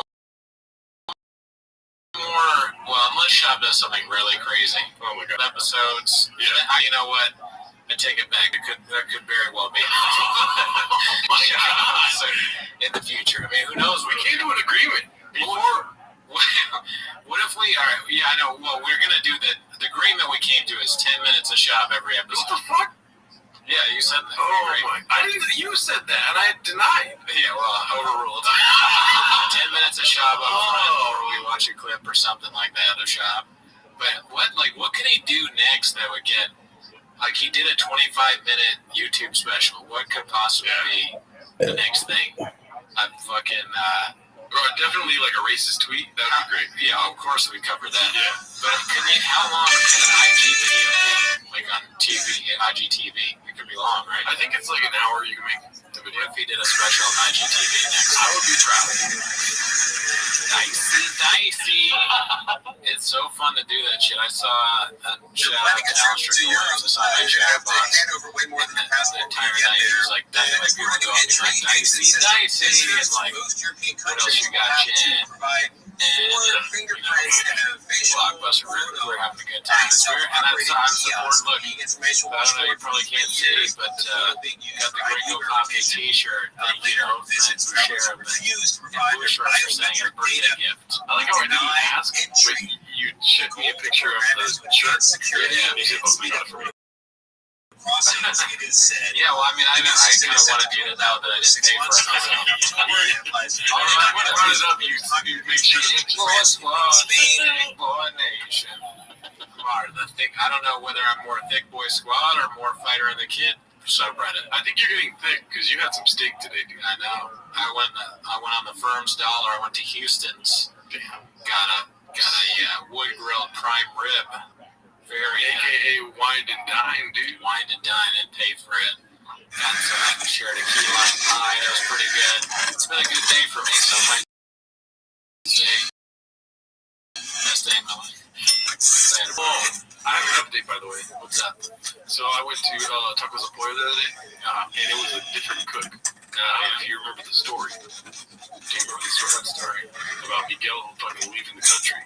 Right, he didn't pay for his burrito or whatever. Yeah. And why did the lady let us slide? Because she said that it was a different cook that was there. This was the fucking cook, dude, because he treated us with a fucking attitude, dude. All right. Yeah. What did he do? So we ordered our stuff for here, whatever. And he put all our stuff in the to-go stuff. And you know Miguel, right? He walked over to the guy and he was like, but I ordered it for here. And so the guy grabbed his food with his hand, just like full on, like exposed and leaked out, whatever. Grabbed that shit and put it on a to-go or for here plate.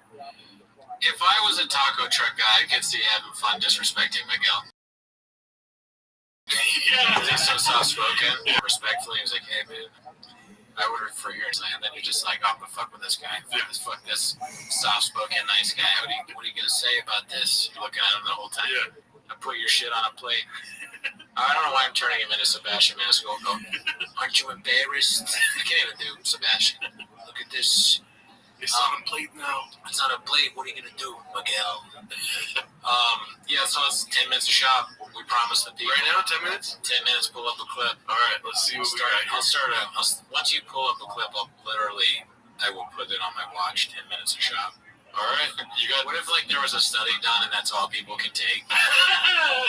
Doctors say over 10 minutes of shop can cause migraine, headaches, and anal bleeding. Trust me, less than that can. Here we go. All right, I'm starting the timer now. 2 weeks ago, I was in New York doing press for my special that dropped, Gringo Coffee.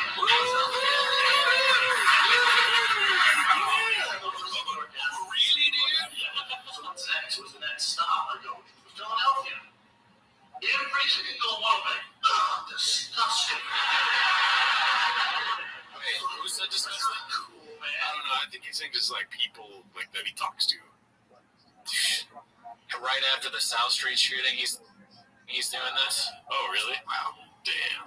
There was a shooting there? There was a shooting. It's so crazy. That shit is insane. 3 people started just shooting people randomly on South Street. I have no idea why. I don't think there's been any arrests or whatever. Yeah. Maybe it's because they were trying to prevent Sean from doing stand-up there. Jesus Christ, Brendan. Leave it to you, dude. I did not have that pre-written. That was just came out of my head. I'm sorry. Oh, my God. Those people. I love this place. I don't get the hate from Philadelphia from everybody. I don't get it, man. The home the hate. You guys are like the Red Child of America. He's leaning in. Not bad. Yeah, leaning in. Maybe he's taking my advice. Is he watching Raccoon Tweeties? Maybe. Is the Gringo Poppy watching Raccoon Tweeties? I'll say one thing, dude. It's Dilfer. Oh, my God. You're good. Dallas. Dallas.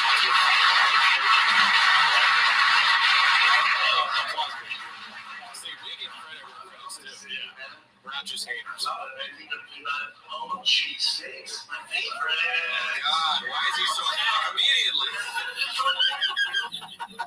God damn it. Moron. We're trying to... Like, he had the one joke that he's ever done where it's like, you know what? Self-deprecation, a little bit of self-realization there. Immediately hack steak and cheese jokes. Yeah. Brought Pats and Geno's. God. Moron. All right, put it back.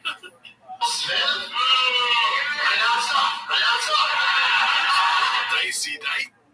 Dicey. Yeah, this is very dicey. Out the right eye, we still up. What's up? Get that. Oh, man. Yo. What's going on? How are you? Well, my friend, you're difficult to hear. You're really low. What about now? Oh, like 1,000 times better. Yeah. So, how was your day? So far, so good. I've got my bots going. Nice. I am excited for tomorrow. We got fantasy football. It'll be a big day. And had some friends come in. We played some games. And just relaxed. Now I'm watching some podcasts. What about you? Like, just woke up. I just wanted to talk with you, like, a little bit after that I will go to work, because when I talk with you, it is like make me relaxing, something like make me like hang on with the hope, like, you know. Absolutely. Well, that's really sweet of you. I mean, all I can tell you, we have a thing in the United States. It's known as the Grand Canyon. You know what I mean by the Grand Canyon? What does that mean? The Colorado River dug a canyon into the ground, and it's like one of the biggest. You know what a canyon is? Wait, let me Yeah, look up Grand Canyon. It's GRAND. how can I type it? Okay, so GRAND. GREN. No, AND. AND. Okay. And then canyon is CANYON.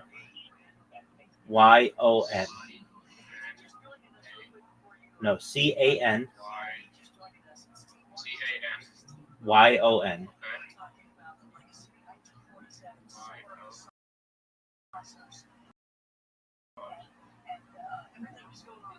Okay, look at pictures.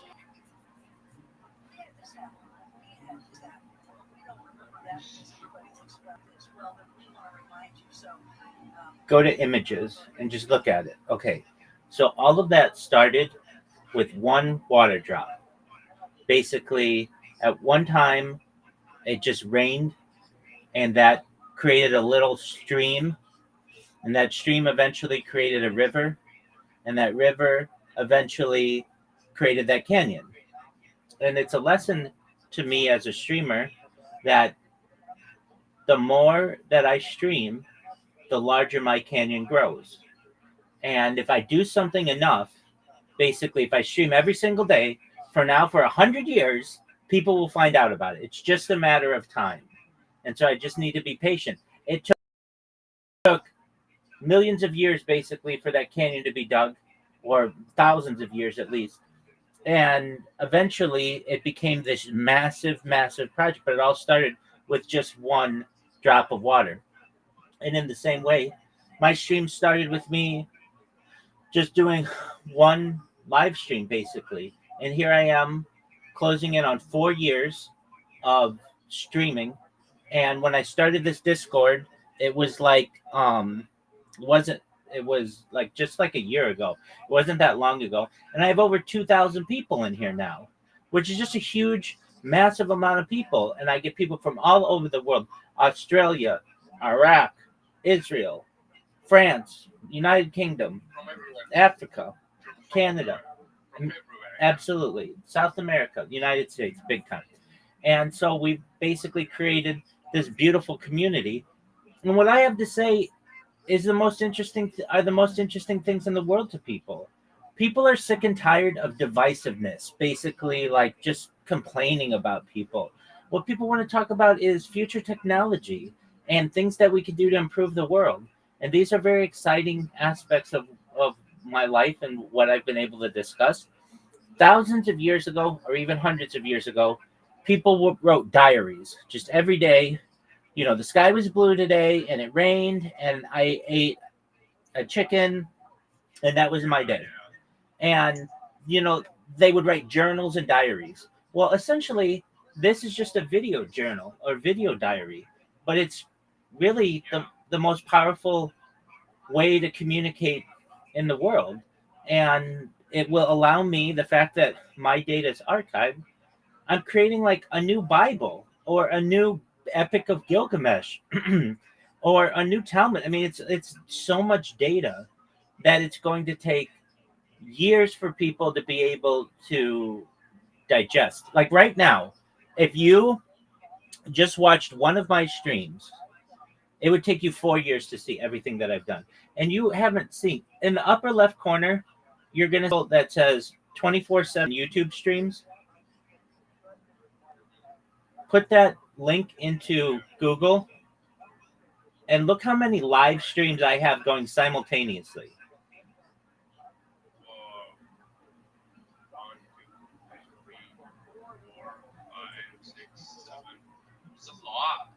Exactly. And that's what makes me different than any other streamer. No other streamer gives you a view of their life in 360 degrees. And so that you can literally watch every aspect of my day. And I do it for multiple reasons. I like the redundancy of the streams because sometimes apps crash or disconnects happen or just things happen with the internet that you can't control. So the more streams that I have going simultaneously, the better of it. Additionally, sometimes I get copyright strikes. Like I was telling you, like the reason why I couldn't watch the Silk Road with you on my stream is because I'll get a copyright strike. In order to avoid that is play multiple types of media so that it tricks the algorithm into not knowing that something that I'm watching is copyrighted. So a lot of times if I watch like live sports or something, I'll just put on a podcast that I'm not paying attention, but it just tricks the algorithm so that it saves my data. But essentially, this is the story of a human life. It is an incredible amount. So just to watch one of my streams, it would take 4 years. Now you saw it right there. I've got like 20 different streams going. So that means it would take like 80 years just to watch my YouTube content. Now that doesn't include my other social media. So I have over 100 YouTube accounts, over 200 Instagram accounts, over 500 Twitch accounts, over 1,000 TikTok accounts, over 2,000 Twitter accounts, over 5,000 Blue Sky accounts. I have more social media than that person ever. Exactly. So people, exactly, when they find out about me, it's going to be like a treasure hunt. And they're going to do everything.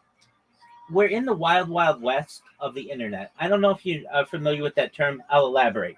So when Americans were starting to move westward towards California, there was there were like native tribes and there was wilderness, and so it was called the Wild Wild West. Like anything could happen. It was basically a lawless land. And that's what the internet is right now. We don't currently, at least in the United States, have an internet ID, but you will in the future.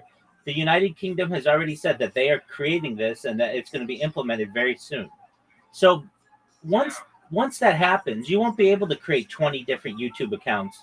You will have one account, and if you mess it up, you're done. That's it.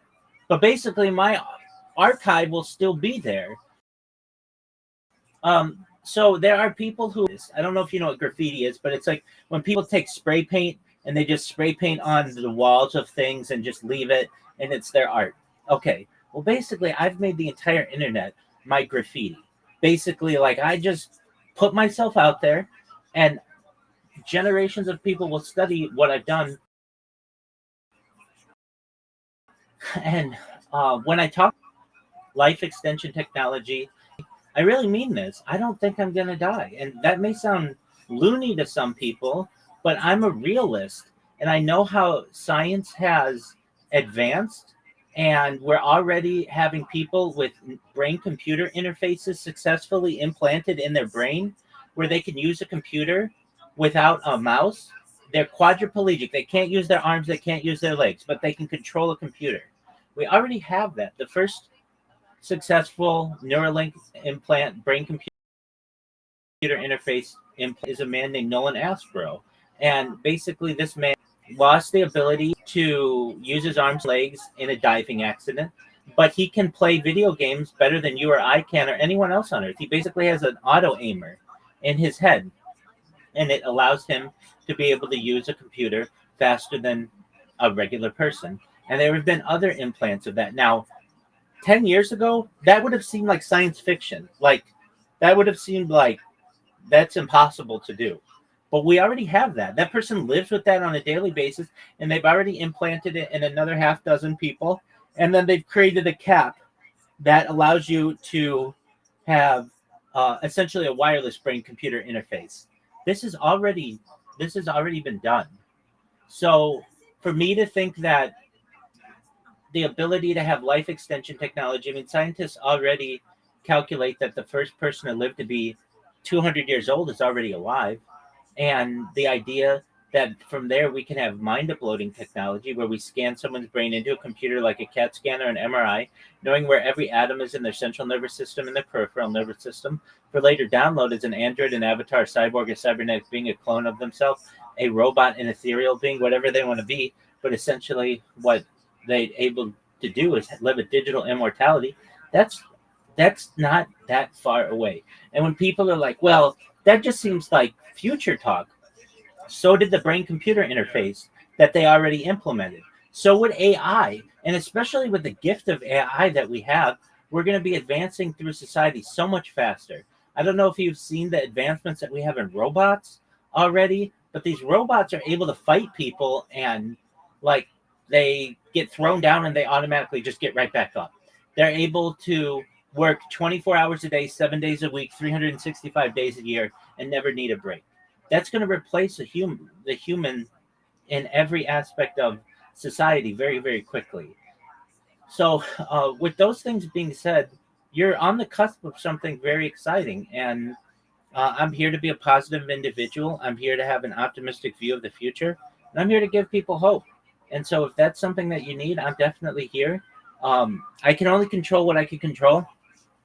I have streamed my life IRL outside, as far north as Santa Barbara, as far south as San Diego, as far west as the Pacific Ocean, as far east as the desert and mountains. I've streamed in Beverly Hills and Los Angeles and at Disneyland. I've already have like this huge archive of data of me outside. And now it's about me focusing my life on people, finding out about what I do.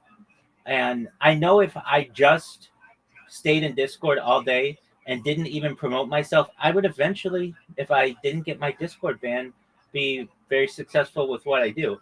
However, I know I'm going to be much more successful because I create robots. And what these robots do is they essentially promote me on Twitter and other platforms as well. And then I get random people in here and they find out about what I do, and they're a lot of people are skeptical. They're like, "Wait, so you stream your whole life online?" Yeah, I do. But what I do is different than other people who just quote unquote stream their life. I archive it. So like what you're doing right now, you can go back to my old video files and watch what I was doing. Not everybody not everybody does that. In fact, I don't know another person who does that where they want to give you the gift. Watch 12 hours of my life. You watch all of my videos. They're all like 12 hours long with 0 views because I'm putting out so much content. But what people are going to be able to do in the future, and is already being done, is AI is able to parse what I do on camera and then create summaries.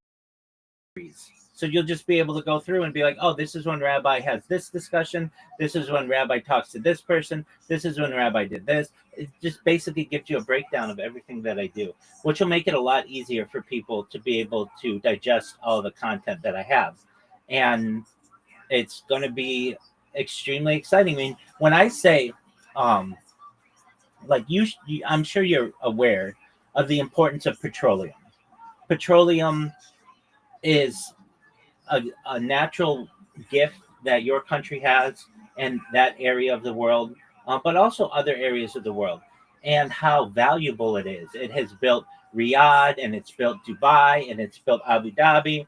And when I say to you, in 2018, The Economist magazine, basically the most influential magazine in um, economics, stated that data overtook petroleum as the number one resource. And I have more data of myself archived than any person ever. That will make me a very influential person. I don't know if you know who John D. Rockefeller is or was, but he's basically the person who started Standard Oil. And that became the largest oil company in the world. And that's what I basically am, except I do it with data. So these things should make you very excited. So, like when I finished my work yesterday, like I got a weird idea, so fucking weird idea, you know. I said this guy he's so much good man. Like if I told him, I think like maybe 15% he gonna help me with that. So I want something like if you are like make me to um, like do your home service, okay? So we still with you at your home, like you make like I am work with you, you know. So that's gonna be like you invited me to the United States to work at your home. So that's gonna be like make me leave my country like and go to the United States. Yeah, if you want to know how that's going to work, somebody's going to see what I do on Twitter and they're going to say, this is really wild. I'm going to repost what this person sent me. And then that's going to gain traction. Then the whole world is eventually going to be like, wow, there's one person who you can watch at any given time. And there are going to be people who want me to do endorsements for them. So cryptocurrencies and products and cars and uh, data companies and science companies, all kinds of things. And I'll be able to make a lot of money with that. And what I'll do is basically have like a trust, basically a for lack of a better term, a bank account. And I'll say, just if you like what I do, send donations to this bank account. Every single person who has helped me along my stream, I'm going to write them a check. And so I will write you a check or make a deposit into your bank account. And it'll be like $1 million or $100 million. And you won't have to work in the United States. You'll be able to help people in Iraq, but you'll be able to move here if you want. Or anywhere you want. You'll be able to have multiple houses. Well, actually, I am like I don't like my country anymore because the weather is so hot. By the way, like it is, man, you can feel your ass cooking alive actually when you are live here. So when I go to like this idea, like when I work with you, I don't want money from you. I just want something like just for like when I get work, okay, I don't want money from you like when I do a home service for you. I just like sleep all what I want, like just invited me and I go work and do the homework service and all that's what I want. Like just move to America because it is gonna be better for me and that's all my dream that I've told you before. Yeah, I mean that's not hard to do. You could do that now. I know it's more difficult, but yeah. Well, this is what I'm going to do. I'm going to give you the money that you need to be able to pay for a visa or citizenship or whatever it takes, and you'll be able to take your mom and your sister and anyone else you want and buy a house anywhere you want in the world. But specifically, if you want to live in the United States, you'll be able to do so. And then you do whatever you want. You start your own business. You start your own charity. You invest whatever you want. Ideally, I'd want you to help other Iraqis. Look, I am someone who lived through multiple Iraq wars, and I know how unjust it was of what the United States did in many ways. And the people there deserve better. And I want you to be able to start educational charities and philanthropic organizations to help young people like yourself who don't have to get beaten in school, that they have excellent schools, places where they learn about computers and technology that are air conditioned, places where they learn about social justice and how to treat people well, and they don't have to worry about perhaps a regime that's going to hurt them. Those kind of things are important to me. Yeah. Well, if I want to make the technology on my country, on the school, on Iraq, like they gonna kill the idea when I get like when I like get service to my country. Like I am want to teach the kids the technology and the youngs. They will never accept me. Why? Because like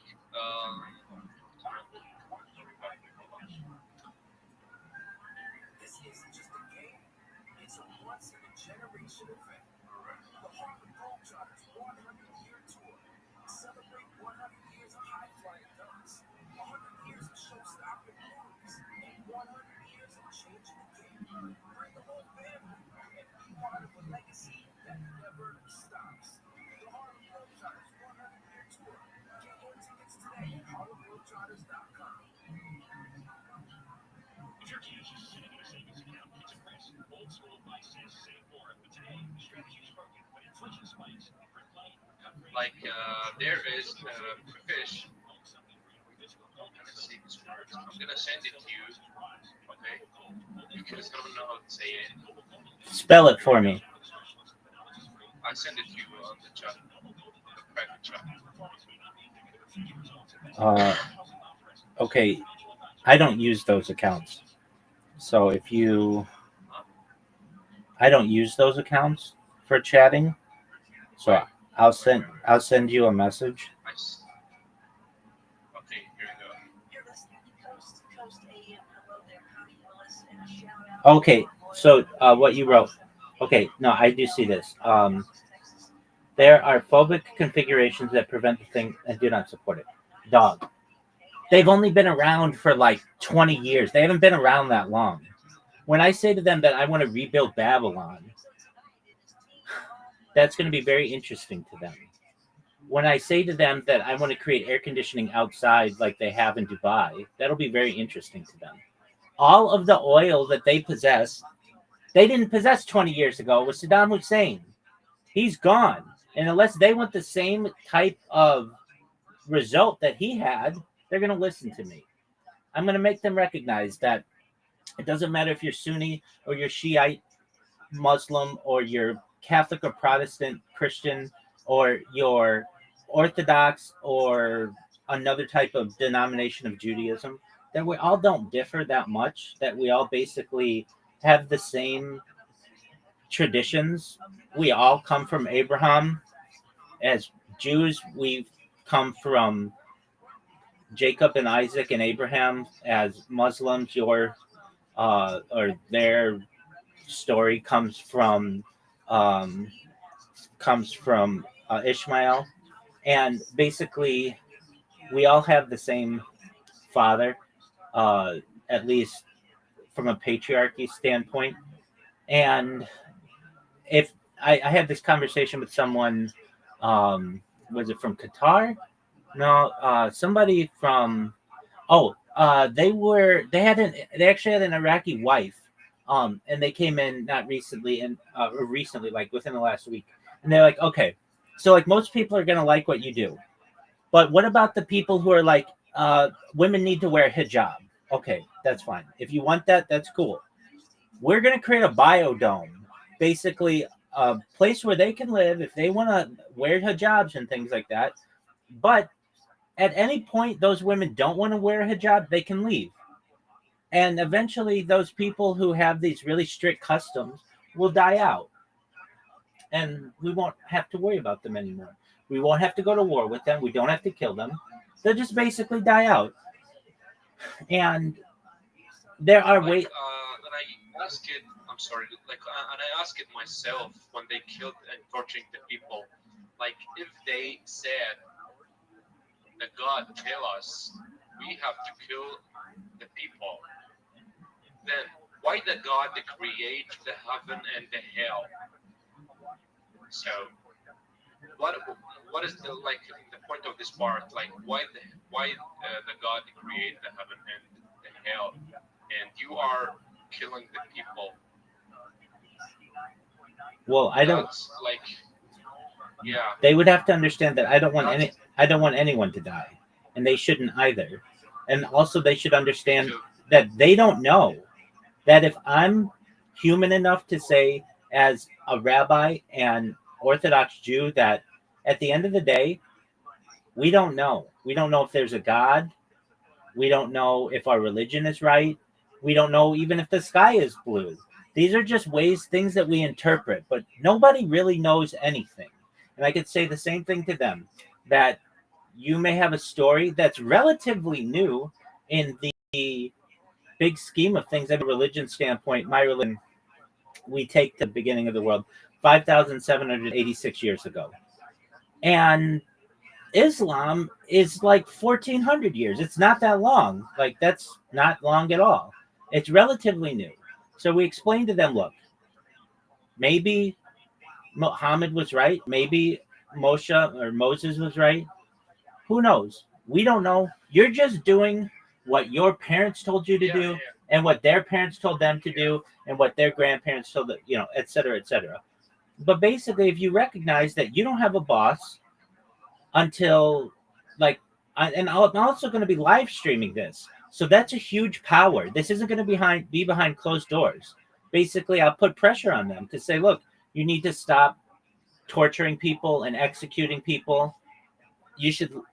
Now, that doesn't mean that there shouldn't be justice, but you don't have to have torture and punishment to the point where people die. If somebody does something incorrectly, well, there are scientific ways to punish them. Uh, Scientists are experimenting with a way that you could essentially do an entire prison sentence in a minute. So it feels like you were in jail for like 10 years, but only a minute really goes by. It's like something that's implanted in your head. So I say to them, look, you've got to recognize that there are new ways. If you guys like to torture people, there are new ways to do it. Now, do you want me to use these types of devices on you? Because we're much more advanced than you are. And Wait, I'm sorry. go ahead. Just wait. My mother. You do what you need to do, big dog.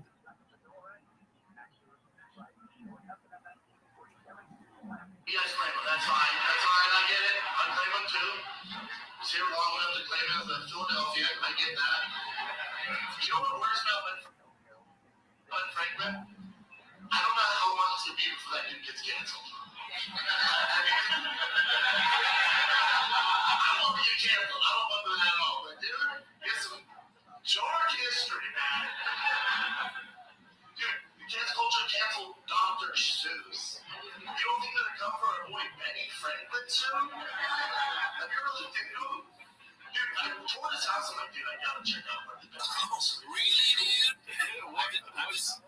it's a little break. I know he got with a lot of chicks. Okay. He was like, I think he's well known for getting with prostitutes. Well, he was also openly racist.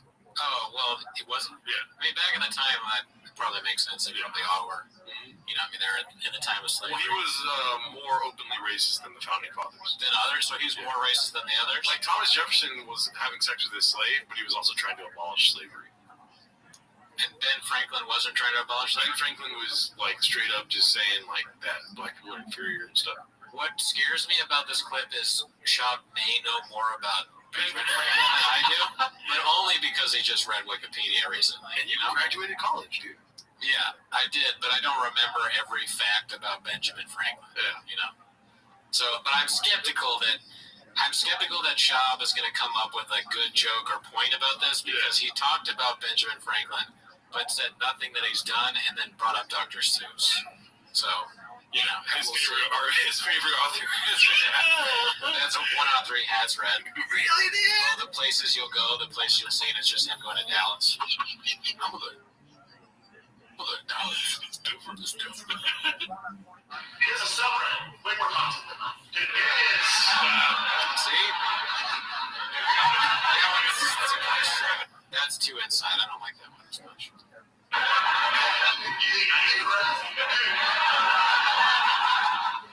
It also doesn't make sense. It does because I got very good Benjamin news. Franklin does not have a subreddit. What is your good news? I get very good news. Wait, just let me charge my phone first. Alright. You got it. Yes. So my mother, when I go to her, she asked me about for her a water. When I give her the water, she said, your uncle, like your brother, he is gonna take care of her. So yeah, finally, so she just said that because, like, for I have better life, or she know I'm gonna like travel, and she said, like, you have to don't worry when you travel. You have to don't care about me because my brother, he will take care of me and of your sister. Oh, that's wonderful. So you could move to the United States so now. Yes, I can. Okay, well, that's wonderful. Thanks God. That's wonderful. Okay, so then what you've got to do is start saving your money. Yes, I'm gonna saving my money for moving. So maybe I will come to you and like maybe we do work together. You know.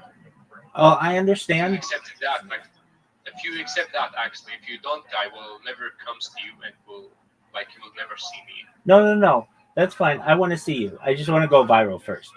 I've had fans come visit me from like 8 hours away, and it's fine. But the people with whom I live don't want random visitors from across the world coming to visit, because it's happened in the past, and they're just like normal people. They don't want like a celebrity living in their house or whatever. They don't want people just randomly coming in and stuff. But I can help you with everything that you need, and that doesn't mean in the future that we can't help My you. dream. Oh my God, I can't believe that because I am going over my dream. I take the road of my dream. I select that road. Yes, finally. Okay. So then you basically have to save money, get a plane ticket to the United States. And you should also know that like Donald Trump, who is the president right now, he can't be president. He can't be president again. He's term limited. So the next president is probably going to be more liberal and let all the people who were deported back. So like it'll be like there won't be as much pressure on kicking people out. And so You just have to wait a little. I mean, like, you don't even have to wait. You could come right now. Like I told you, there's a guy who a year ago was talking to from Tunisia, and we were just talking. And I was like, all right, well, if you want to get here. No. I'm not airplane from Iraq to New York City. I will go to Las Vegas. Okay, why don't you just fly to Las Vegas? I don't know. Wait, hold on. Let me see Google Map. Why do you want to go to Las Vegas? Las Vegas isn't a good place for Iraqis. Come to Los Angeles.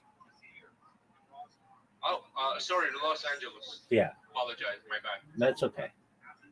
The happiness, like, it has controlled me now. I'm sorry. That's okay. Yeah, so you just have to fly from Baghdad to LAX. Yeah, let me see. Where is LA? All right. So here we go. No, this is Australia. All right. Oh, here we go. Mexico. All right. Search. LA. Here we go.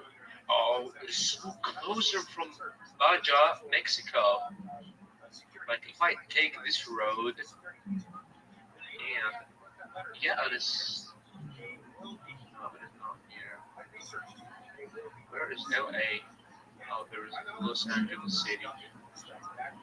Oh, there it is. Here we go. So I will become Los Angeles. Yep. So come from Mexico, Baja, and yeah, but you don't even want to do that. It's just easier. It's easier to just fly to Los Angeles. But like, you don't know where is like. How can I tell you that? Like, it's not easy to give me like the visa for traveling. America not giving the visa to Iraqis. Yeah, you're right about that. Okay, so then just go to Mexico, and then travel north. So So I have to like walk from Baja, Mexico to the United States. No. Look at Tijuana. I'll spell it for you. Right, Tijuana. Let me see. Where is Tijuana? Where is it? Tijuana. Let me spell it for you. All right, spell it for me. TIJ. TIJ. UANA. Oh, I found it. Oh, there it is. The same place. Same place. Same place I'm talking about. Same place I'm talking about. Okay, fine. So you just fly there, and then you walk up. Yeah, there's the airport. Yeah, and I'm gonna walk. Well, and, so here's the thing. You can watch videos of people doing this. There are like holes or like open doors, and you can just walk in. Or if you want, you can seek asylum. Wait, hold on. Like the Just give me a minute.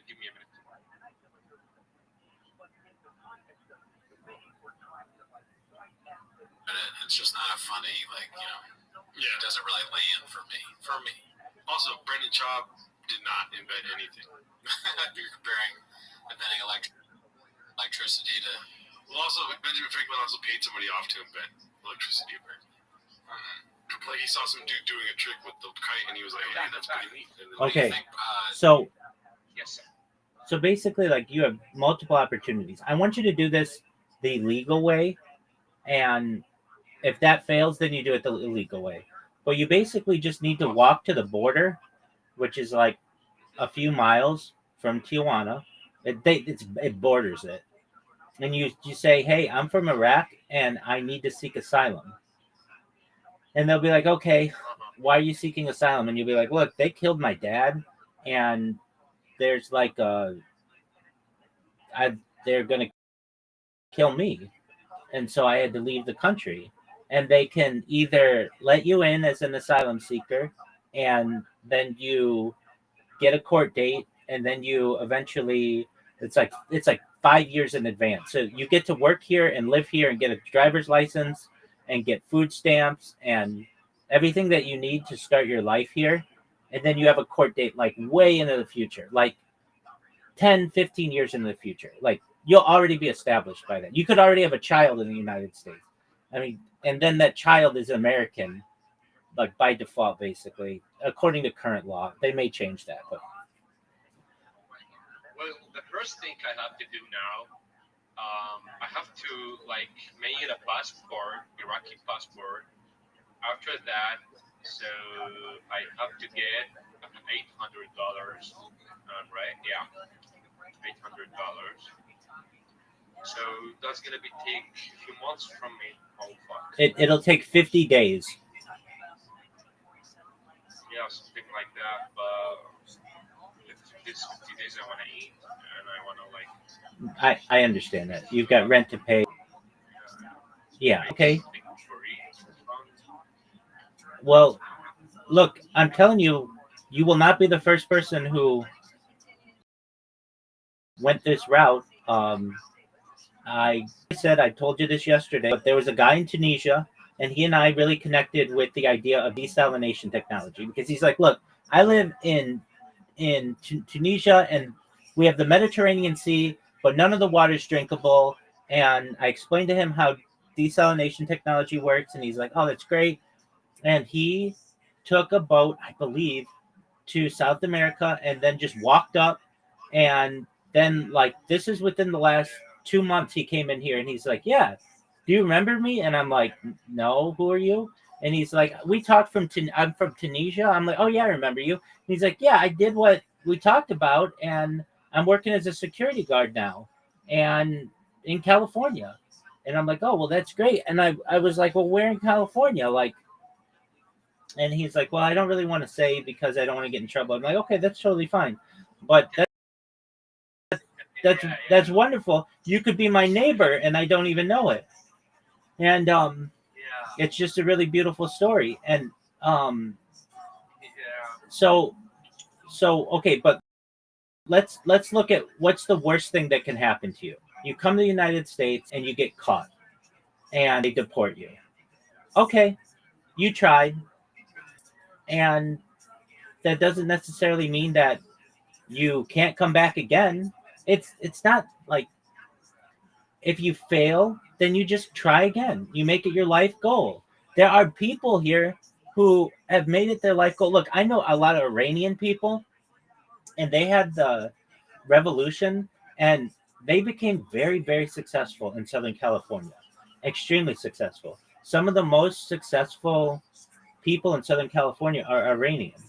And many of them tried the first time and failed, and then tried again and tried again and tried, and then they had children here, and then they eventually were able to create the American dream. And if that's what you want, then I'll do everything I can to help you with that.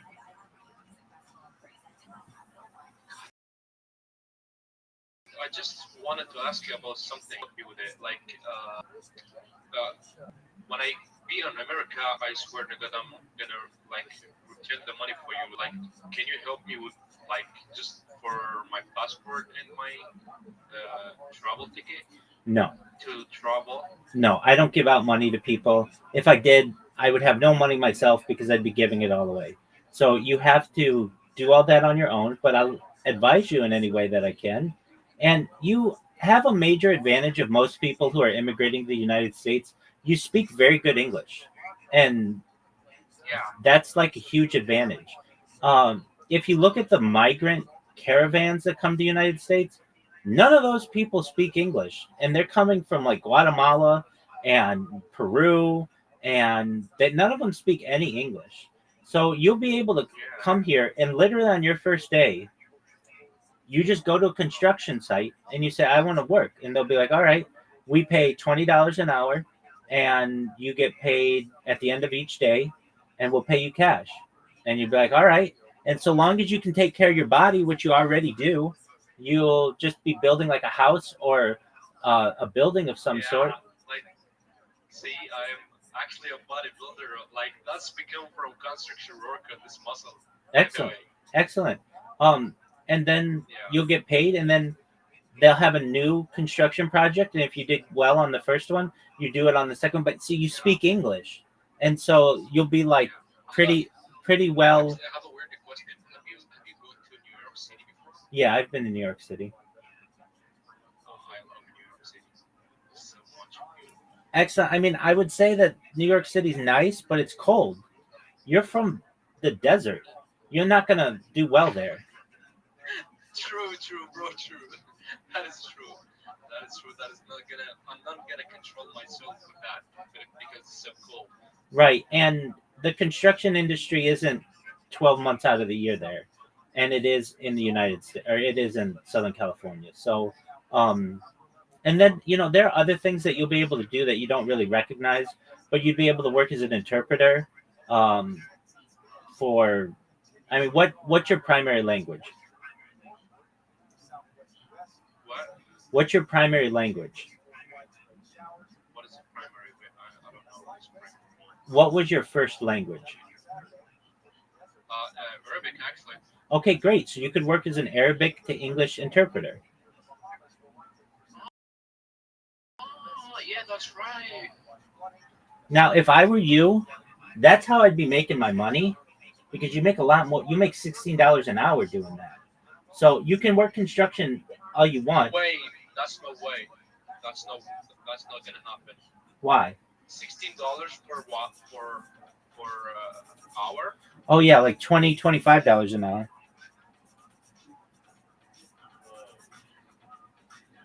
Yeah. So there are a lot of ways to do this. So like I know like you're very focused on construction. That's cool, but that doesn't pay very well. So you could work as an Arabic to English interpreter right now, and look, I'll give you what the going rate of that is. What is the going rate of an Arabic to English translator in Los Angeles?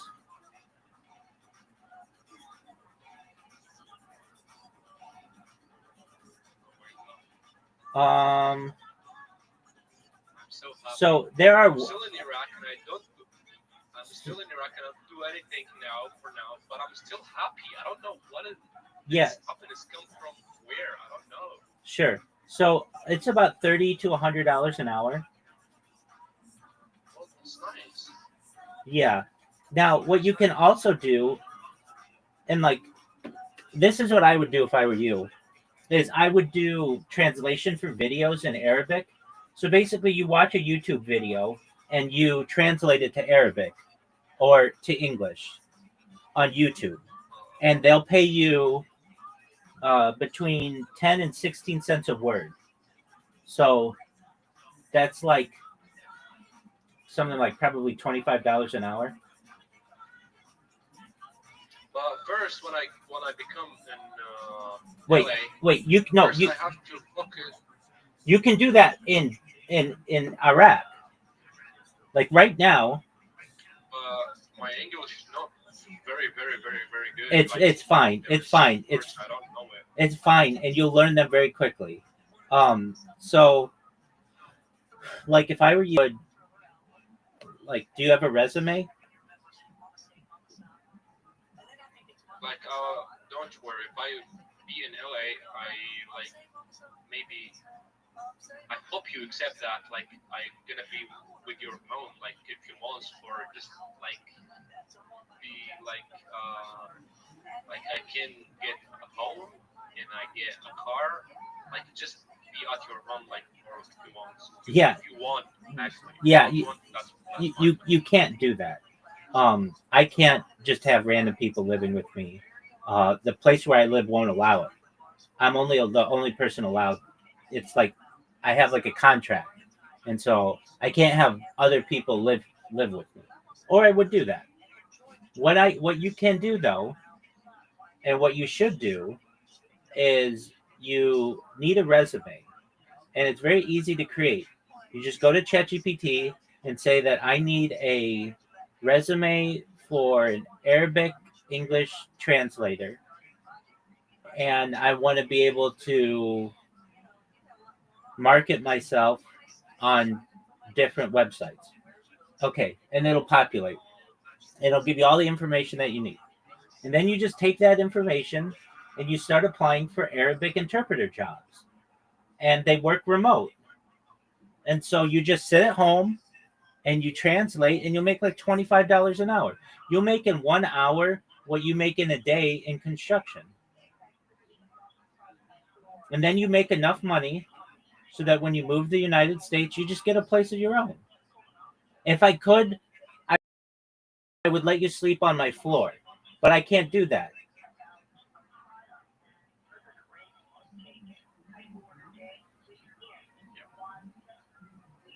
So, wait, I got an idea. When I be on LA, I get a car without home. I can sleep on my car. Yeah, so that's the police will basically impound your car for that. They don't like people doing that.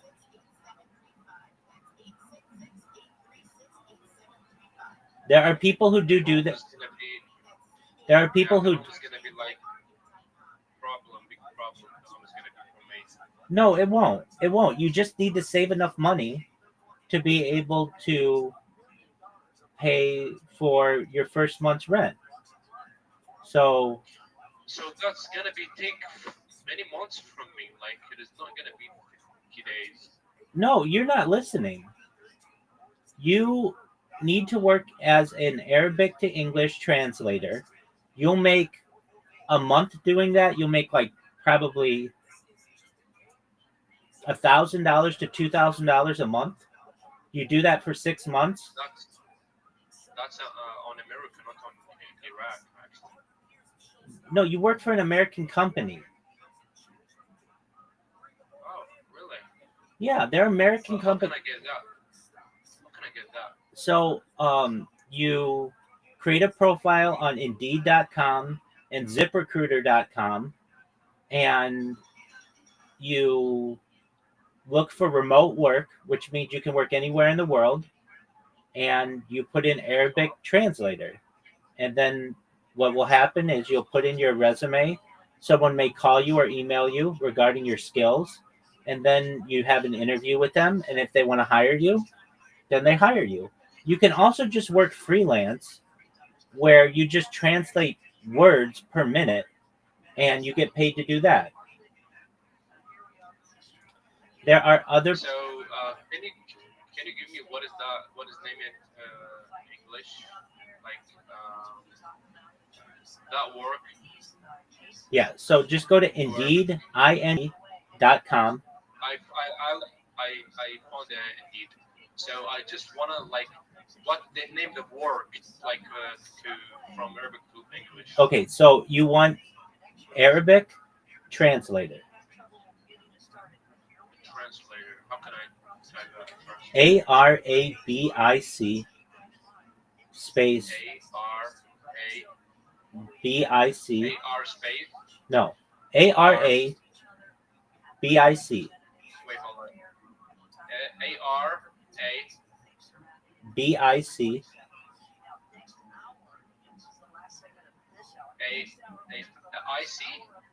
Okay, I'm going to spell it again.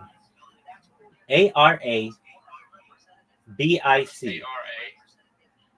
BIC. Correct. And then space. All right. And then translator. TRANS. TRANS.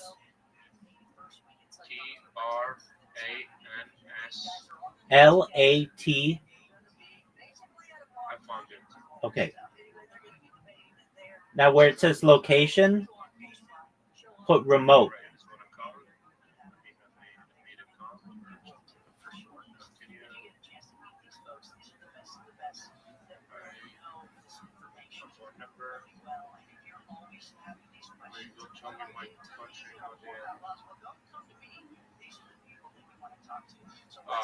Cool. We don't have Iraq here. Nice. There is no Iraq. I can't use Indeed. Yes, you can. You just need to get. I can. Yes, you can. Look. I don't have. Look, there are ways around this. Add and verify your phone number to connect you. Okay, so then just go to a new tab All right. and type in SMS Verify, like short messaging service. SMS Verify. Verify. SMS and then space Verify. Verify. All right.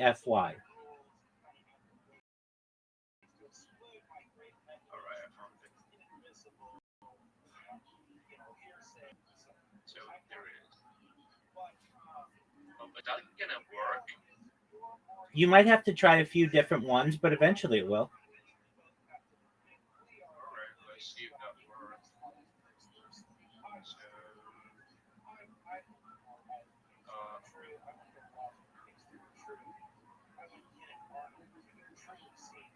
copy text. What? All right.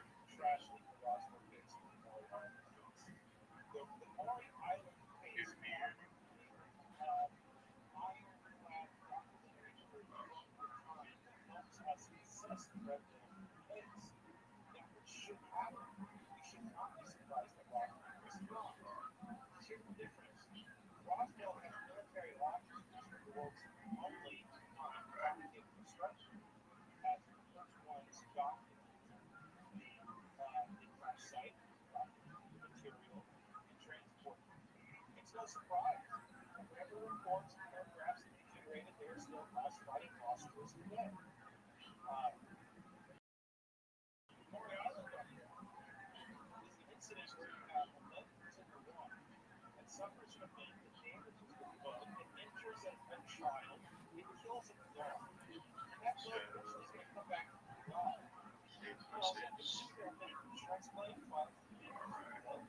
Oh?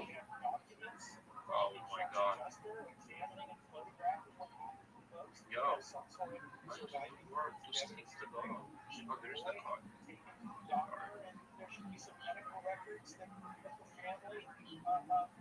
Wait.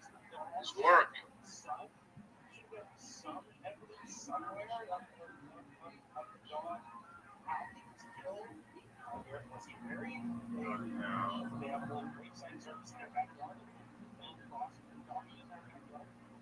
That can't be possible at his work.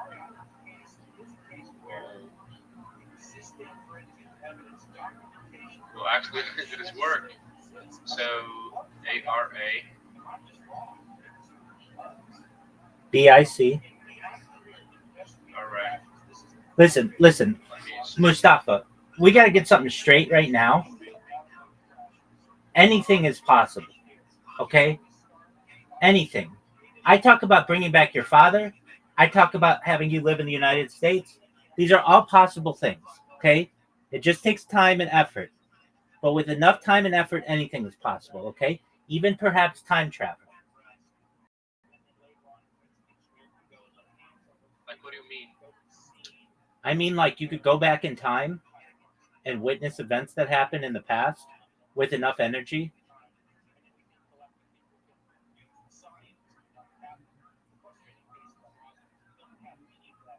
So, yeah. Okay, so you're showing me your screen.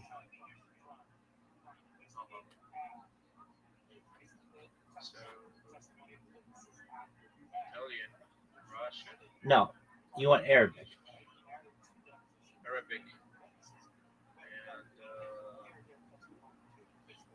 and Korean. All right, do you see Arabic? Yeah, that one. Okay, click on it. Arabic. What's it say? Wait now. It is say. Okay, hold on, let me read it for you. Back. So it is say. It is for hour $20 per hour, $21 per hour, and work time, full time. Yeah, yeah. Here we go. So now, right.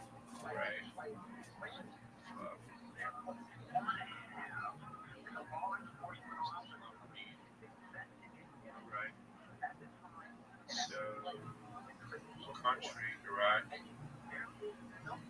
postal code. Okay, so you might not want to put Iraq. Um,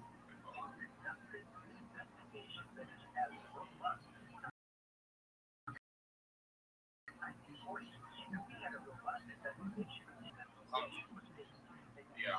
okay, so they shouldn't necessarily need this information. Type in Arabic translator into Indeed. No, Indeed. Translator. All right. All right. And then where it says location, put remote. All right. REMOTE. Oh, that one. Remote search. There we go. Same. Okay, that's fine. So here's the thing. Most Western countries don't want to hire people from Iraq. It's just it makes things more complicated. But those are opportunities. I mean, you can apply, and if it where it says postal code, you could just put in 00000, or you just make up a postal code. I mean, or just use one of the United States's.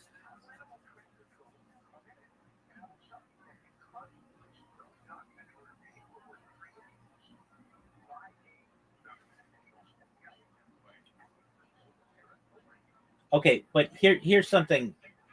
So that's a way. I'm not saying that's the way. Go to ChatGPT.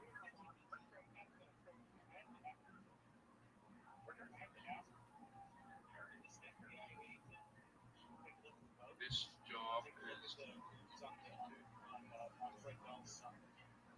Go to ChatGPT.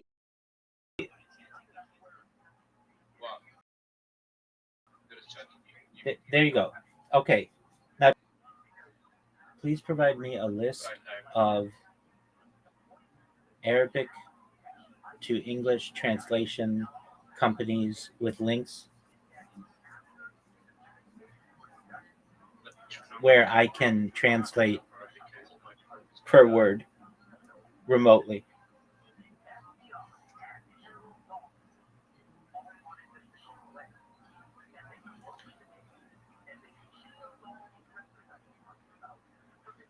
All right, I'm going to just send you the prompt. Okay. You go.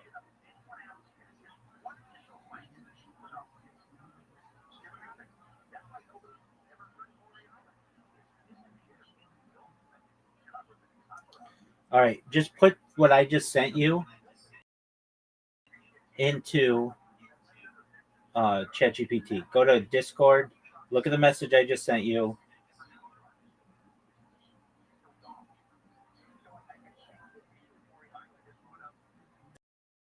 There you go.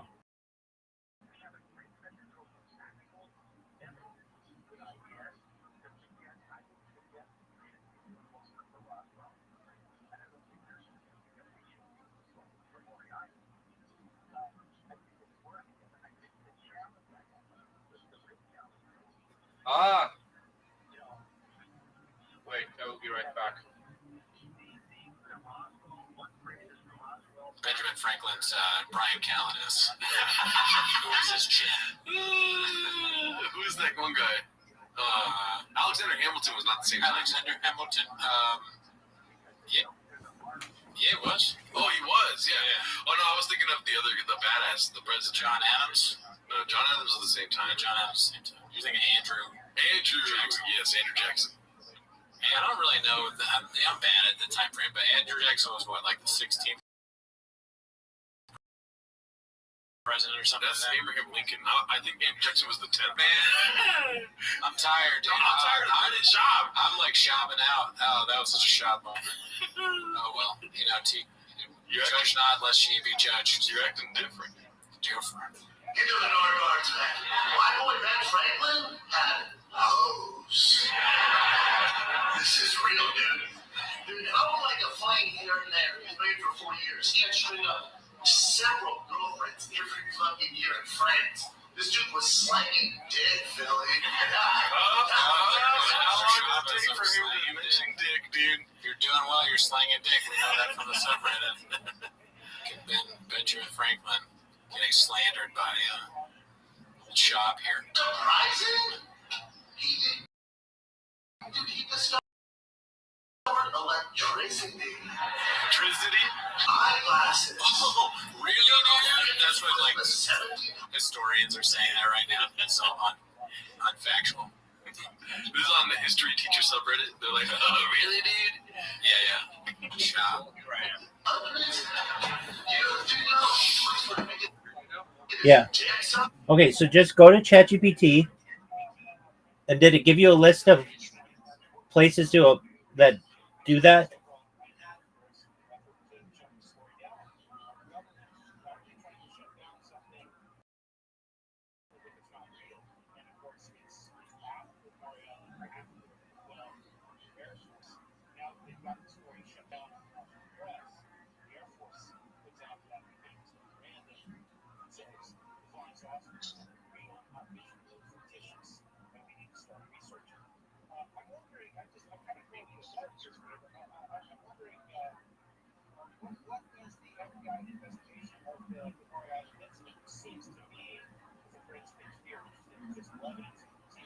It says we sorry we cannot on this.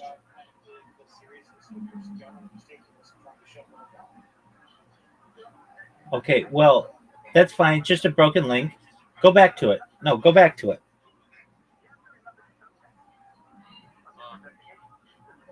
There you go. Apply.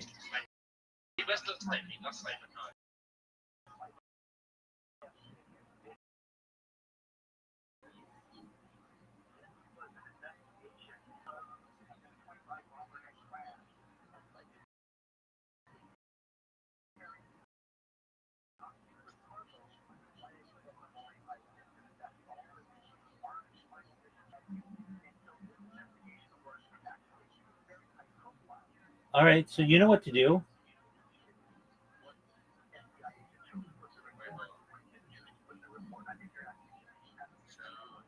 don't know how to like get work from this. Is there a sign up button?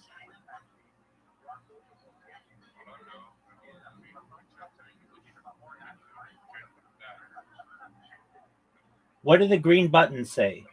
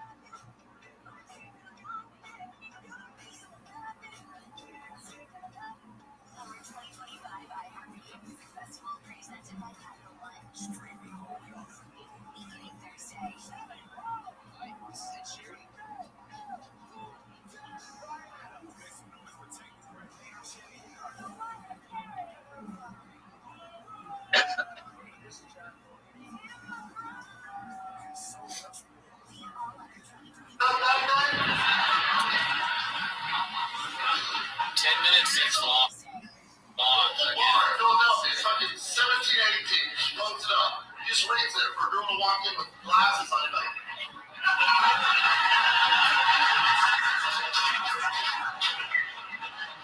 that's your bitch. I will say, Brendan Schaub would be a whole lot funnier if he didn't laugh at his own jokes all the time. Yeah, he definitely shouldn't be laughing at stuff like that. Yeah. It's not funny. But it is interesting that he talk about Benjamin Franklin sort of being a creeper. Yeah. Because he has the whole thing about making Annie Letterman walk to his car, and she's like, I'm not going to suck your half-penny dick. Yeah. Wonder what Benjamin Franklin, they're like, I'm not going to suck your fucking guy who invented electricity dick. Okay, so you don't think it's funny that Benjamin Franklin goes up to a girl with glasses on, and he's like, how's your vision? That's pretty funny. Because he's going to hit on the girl by saying that he invented eyeglasses. I guess. I don't know. I mean, if I have to explain it to you, it's not funny still. Yeah, it's not good. Yeah. It's different. Yeah. It's not as good as any other jokes I've heard today, you know? Yeah. What's the best joke you heard today? I've been at work all day. I don't know. I'm trying to think if there's anything that stood out today. No. The work, work was just eating steak. Do you ever try to make the servers laugh? Sir, we still have a minute left of shop. Fuck. Of shop. You hear me? That's the end of the clip. What else do you want to say? What'd you say? I mean, is there been any controversy? Yeah, what's up? So I found that one. I don't know how to get work with this. Okay, what's the blue button say? On ChatGPT. No, go back. All right. So What is it saying? There's a blue button there. What does it say? Which one? Either one of them. What does that say? Where I click. That is Arabic trade facility service. Get your denomination from Arabic to English, or like $40 beer bag. Here, I'm just gonna stop. I'm just gonna send you another prompt. Yo, what up? How are you? Zoot. Hello, Zoot. What's up? Well, how are you doing? Not too bad. Zoot, are you ready How's to? your day? Yeah, answer his questions. There you go.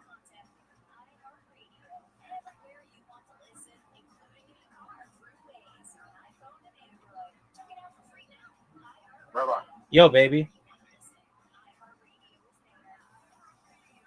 What's up, big dog? Yes. How are you? Kicking ass, taking names, baby. How about you? Good. Are you ready to lose? What are you talking about, right? Ready to lose for what? He and I are gonna play a game. Oh, what kind of game you play? Oh, we play all kinds of games. Chess, checkers, that kind of stuff. Oh. I'd invite you, but you've got to do this. All right, look at the prompt I just sent, and just put that into ChatGPT. You ready for your invitation, son? Yes, I'm ready. I'm ready. No. Zoot. Zoot. Zoot. Zoot, can you hear me? Yeah, man. Yeah. Okay. Quit acting like a jackass. You have an invitation, Zoot. Are you ready?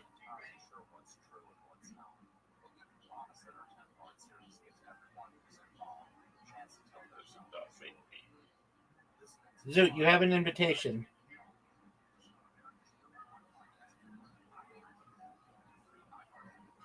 Zoot. Rabbi, you know, fucking frustrating you are. Zoot, I'm not frustrating at all. You're the asshole who doesn't accept invitations. You know, You're so impatient. Get your shit together, dog.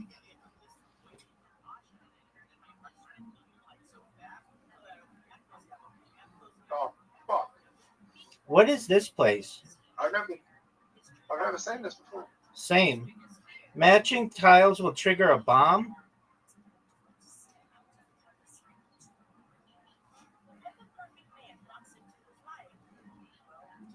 Beware of bomb tiles. Matching tiles can trigger bomb explosions, clearing row and column. Oh fuck yeah! Oh, whoa. Whoa. Dude, Zoot, you just did really well. Done. I've done the work. All right, now apply for Oh my it. god. I don't know how can I thank you? How can I say it? Big dog, no need. Just apply. That's all I want you to do. Don't thank me, just apply. Fuck. Zoot, what the fuck, man? Zoot, you just... So I don't have enough energy in my mind. I gotta go. All right, you do whatever. Okay. You do whatever you want to do. Zoot, dude, I still haven't gone yet. So I have go. Don't forget to see Silk Road movie, okay? I know, I will. Okay, goodbye. Bye-bye. Dude, look at all that shit I just blew up. Oh no. Rabbi. What up, baby?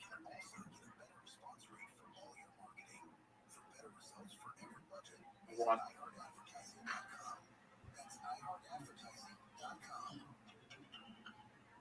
I get to heal.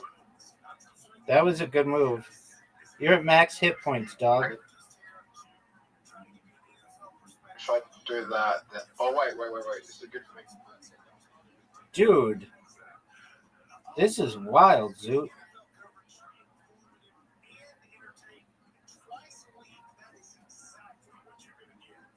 Rabbi, did I win?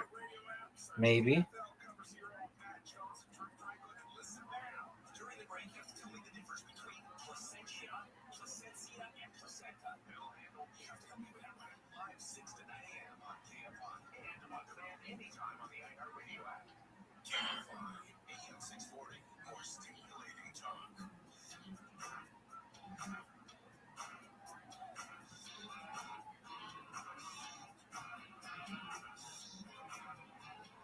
Dude, you already evolved?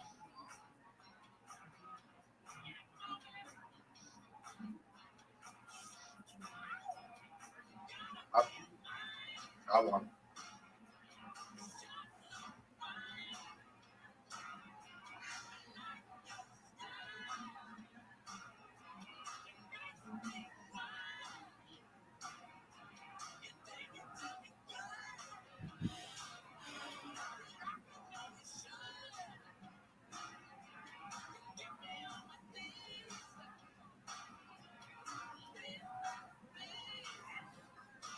Rabbi? Yo, big dog.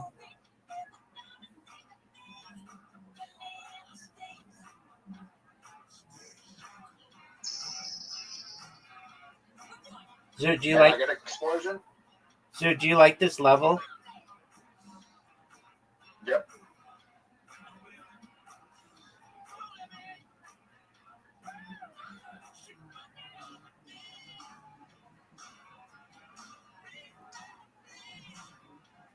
I don't think that was a good match for you. All right, well, when I want your opinion, I'll give it to you. Rabbi. What up, baby? I won. You're... Are you sure about that? Because I hit.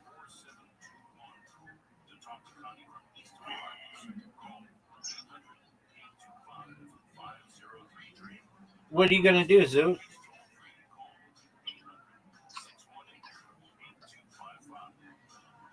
You get an explosion on the next one. It is Michael Jackson, 18 Queen here on Coast to Coast AM. Connie Willis here with Okay, this is not good for you. I mean, you heal. Your best option is to heal.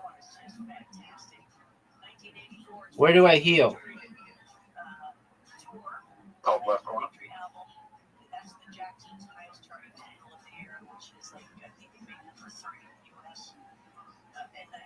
Okay, I have brain damage. You say that, but I don't think so.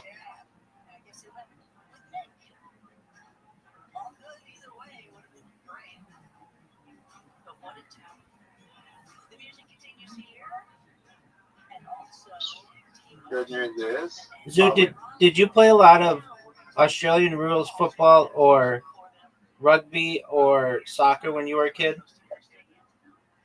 not really. Okay. Why? Well, maybe you have CTE.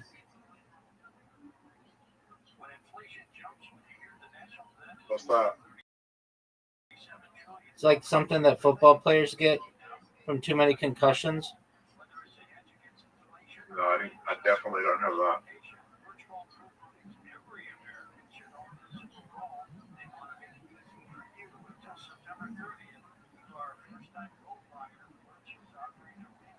Dude, I might just straight up lose. Yep. I see your best option. That was your best option. Oh, look at that. Look at that. Look at the bomb. Does the bomb hurt you? Yeah, but look at this. I think I won. The bomb hurt you? I won. Dog, that was brilliant, Zoot. You played brilliantly. Rabbi, have you thought about changing your team? Because, like, I got the fuck. I beat you 2 in a row with this team. You got fortunate, dude. I have the best team ever. I don't think so. Zoot, your team sucks.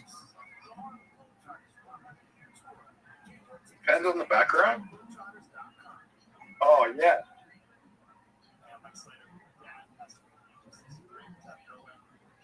Let me go first. Come on, baby. There we go. Fuck. Oh, no. You got an extra move to start with? Yeah, big dog. And you get an action. Oh, you can match the tiles again. Where? Rabbi, you got the bomb. What does the bomb do? The bomb explodes. So. But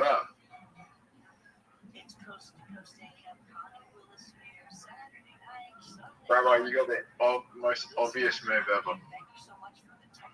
And you still fucked it up.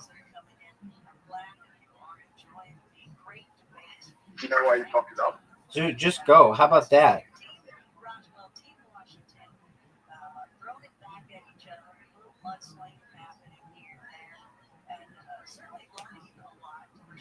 Argos, Argos.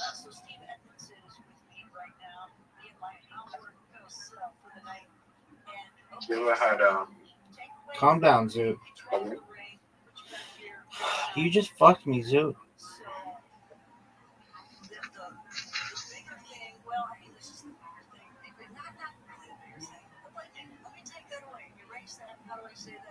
Oh, I just fucked myself.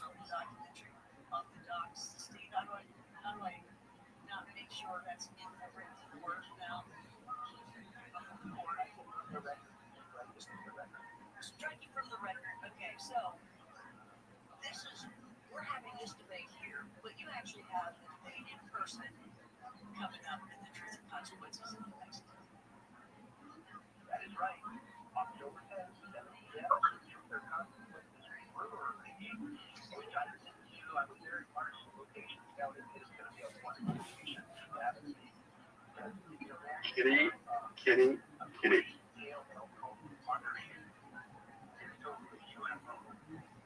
So just look it up.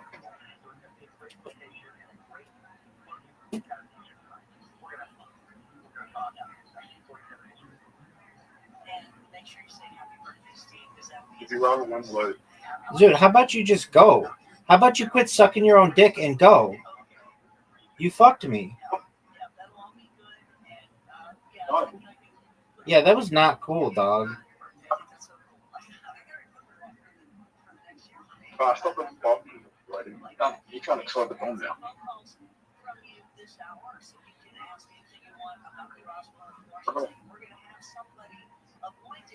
You just gave me the easiest move ever.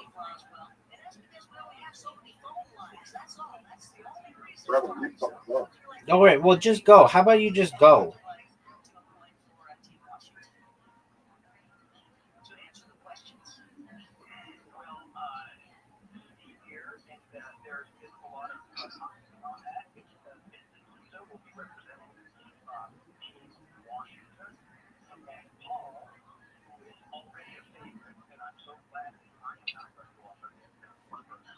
Last game, 5 in a row. 5 minutes in a row. Like every. Zoot, how about you just go? Oh, Zoot, how about you just go? look at this. I see. Frank that way. 5. Have you ever thought about dying? Zoot, calm down with these questions. Focus. Zoot, have you ever thought about calling that fucking place with Tourette's?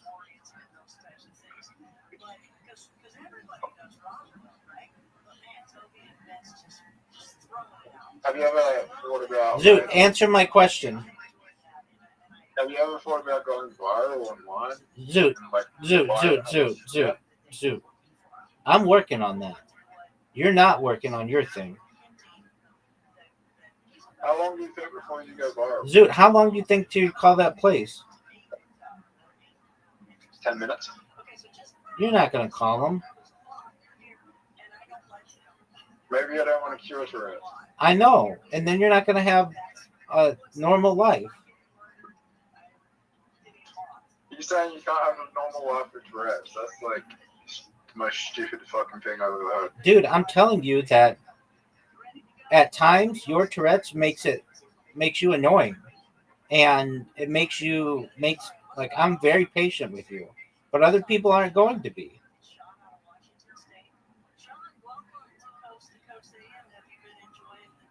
You just said you can't have a normal life with Tourette's. Like, that is like not true. No. I think that is true. You wanted me to take medication where we don't know the fucking side effects. It could make everything worse. Zoot, you want to take medication for things that you don't have.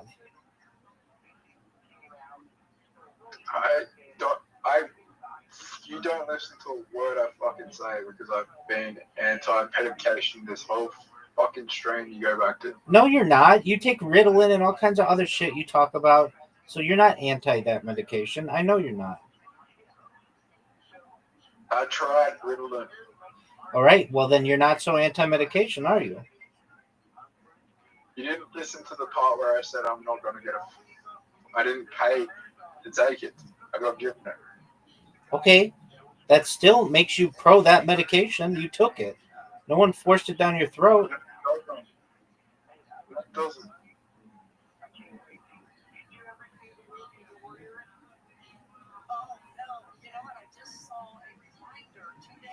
Good move, Zoot.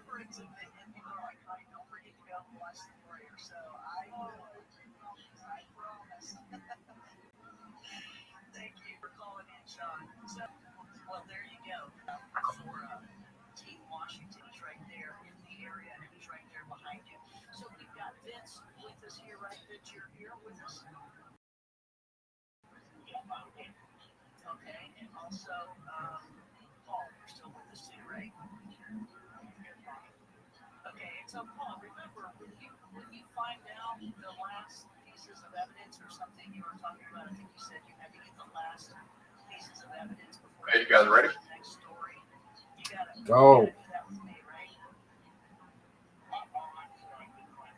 I'm going to evolve. Okay, great. I'm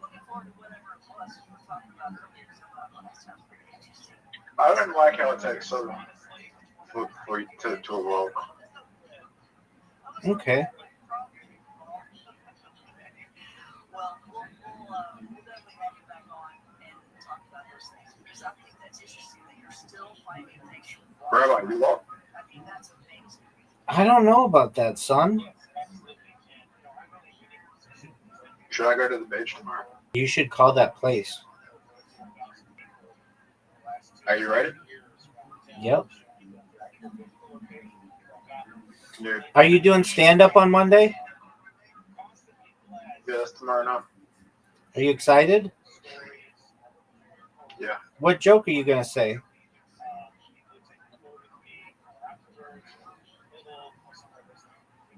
I'm not telling you. Why not? Because I'm saving it for fucking Monday night. Well, it's not like the people on Monday night are watching this fucking stream. So just tell me what your joke is.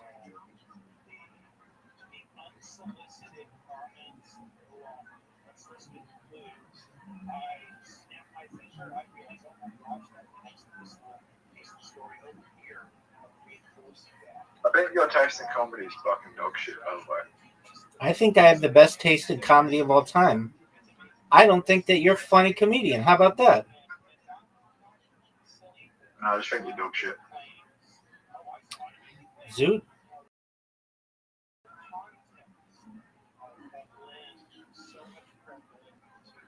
If you were such a good comedian, then the open mic guy would want you to do stand-up every week. That's good. Good to know. So that when we do something, we'll have some good content. I'm looking forward to that. Let's go east of the Rockies, Dr. George, Pennsylvania. Hey, George, welcome to Coast to Coast. How are you? Or maybe you're scared because you know they're better than him. Dude, do you know, let's see here. There's something called the Dunning-Kruger effect. Have you heard of this? No. It's where people who are they overestimate their abilities, and so basically, like, they do it in comedy a lot. So basically, people who think they're really funny are blind to the fact that they're not, and that may be what you have. I'm not saying that you're not funny at all, but I think your stand-up is not funny.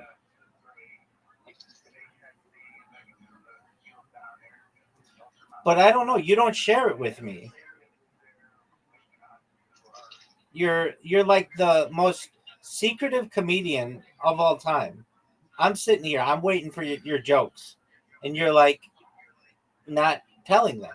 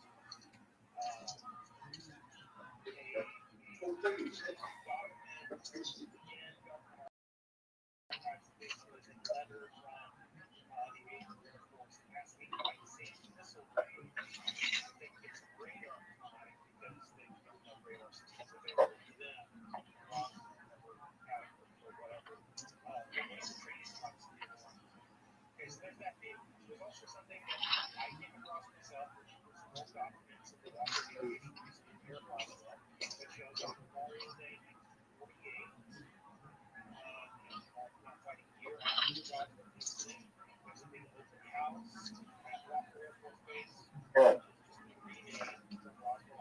Rabbi, you want? I know. I stopped your streak. I'm going to take a break for a bit. Sounds like a plan, Stan.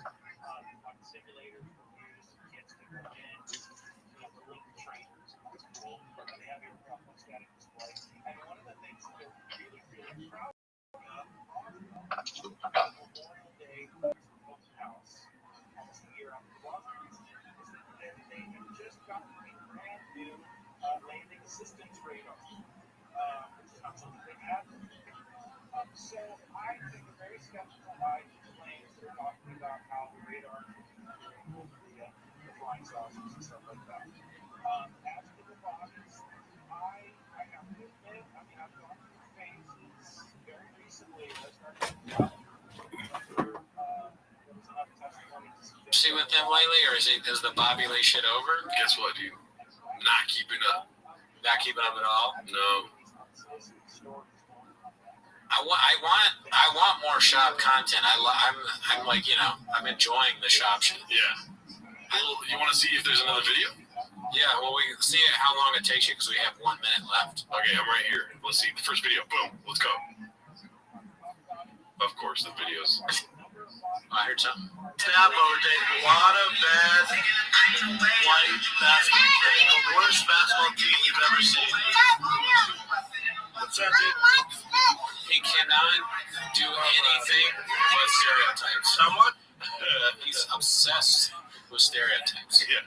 A white guy is bad at basketball. A guy that has a lot of women is getting hosed. Philly cheesesteak. Philadelphia's cheesesteak. Philadelphia's Benjamin Franklin.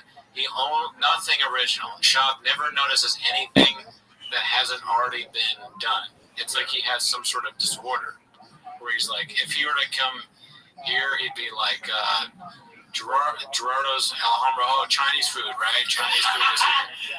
He would talk about tacos El Pollo nonstop, probably. He's slinging hacky dick, dude. He is slanging dick to Shab is actually a good thing. That's what I learned that from the shop Reddit. If you're slanging dick, that means you're very cool. Oh, okay. 9 seconds left for Shab. All right, say something very funny about shopping right now. Shab, I don't have anything to say for 3 seconds. Boom, done. All right. We did it.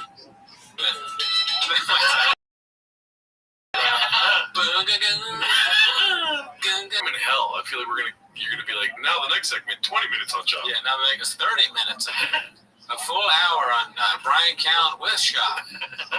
All right, pull up that article about that we're going to talk about. All right, here you go. All right, so today, I don't know if it's today, but there's a Washington Post writer, Dave Weigel. You ever heard of Dave Weigel? Never.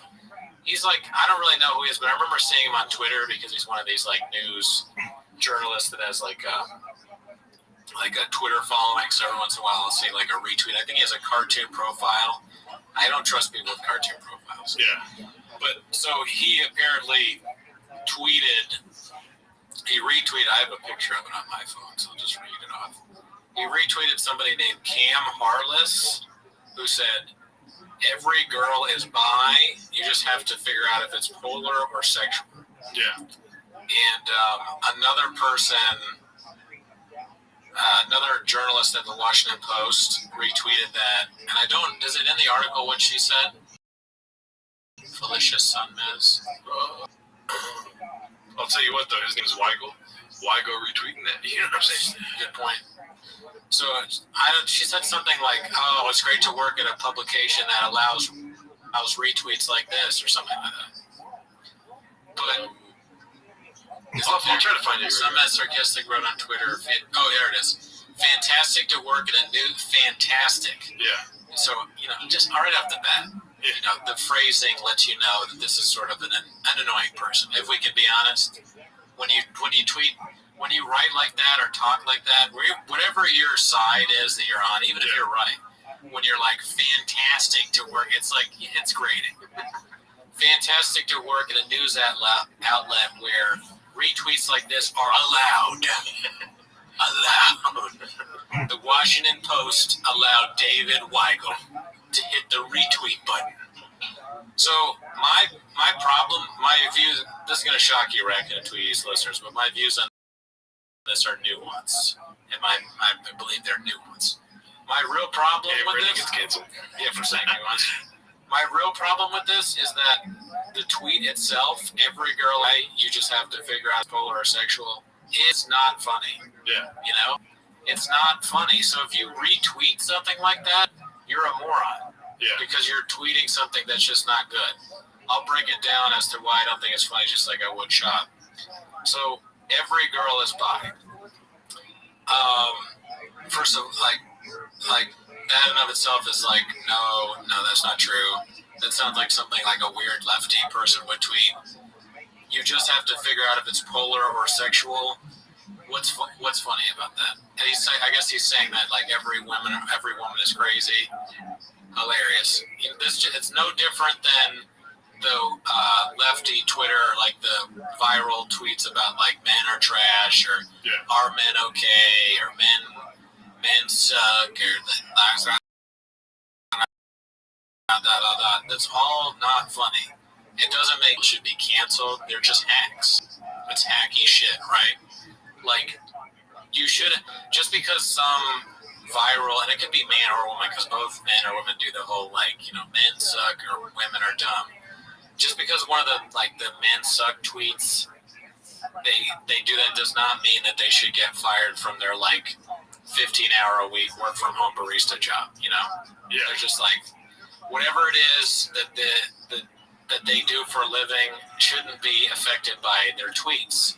The only reason he should get fired for tweets or something like that is if you tweet some horribly racist thing or say something like if somebody was like that shooting was great, I really liked that what happened there, then yeah, fire them from their job. But there's this other tweet that says I'm not mad at the every girl is bi because it's sexist.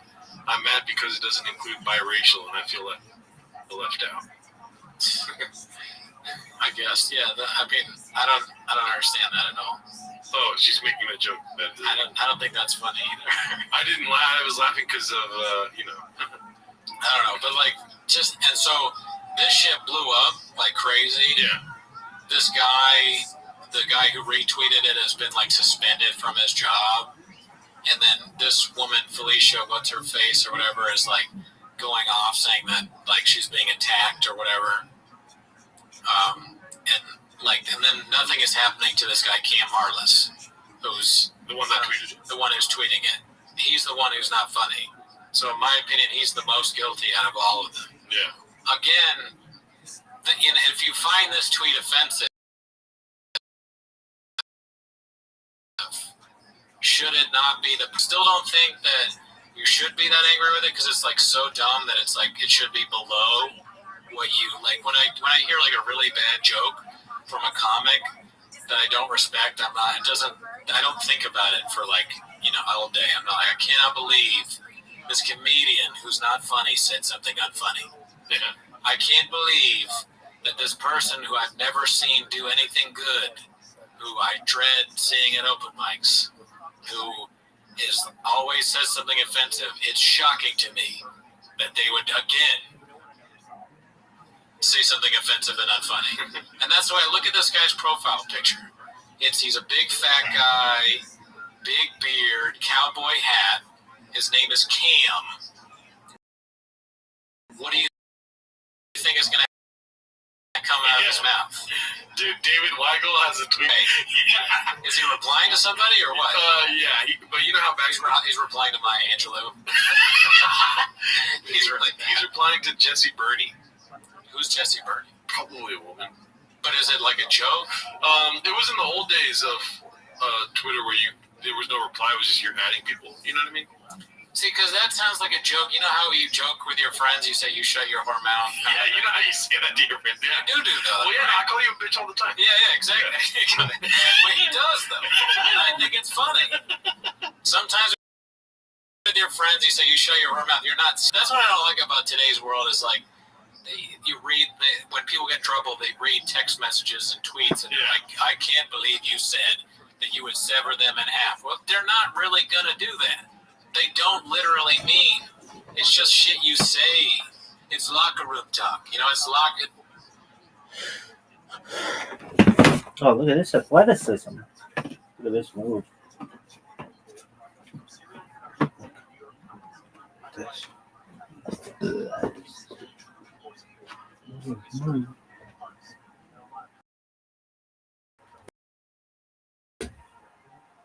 and follow this podcast for free. Music, radio, and podcast all in one app. Find your iHeartRadio everywhere. There are hundreds of ways to experience iHeartRadio at home and on the go, beyond the iPhone and Android app and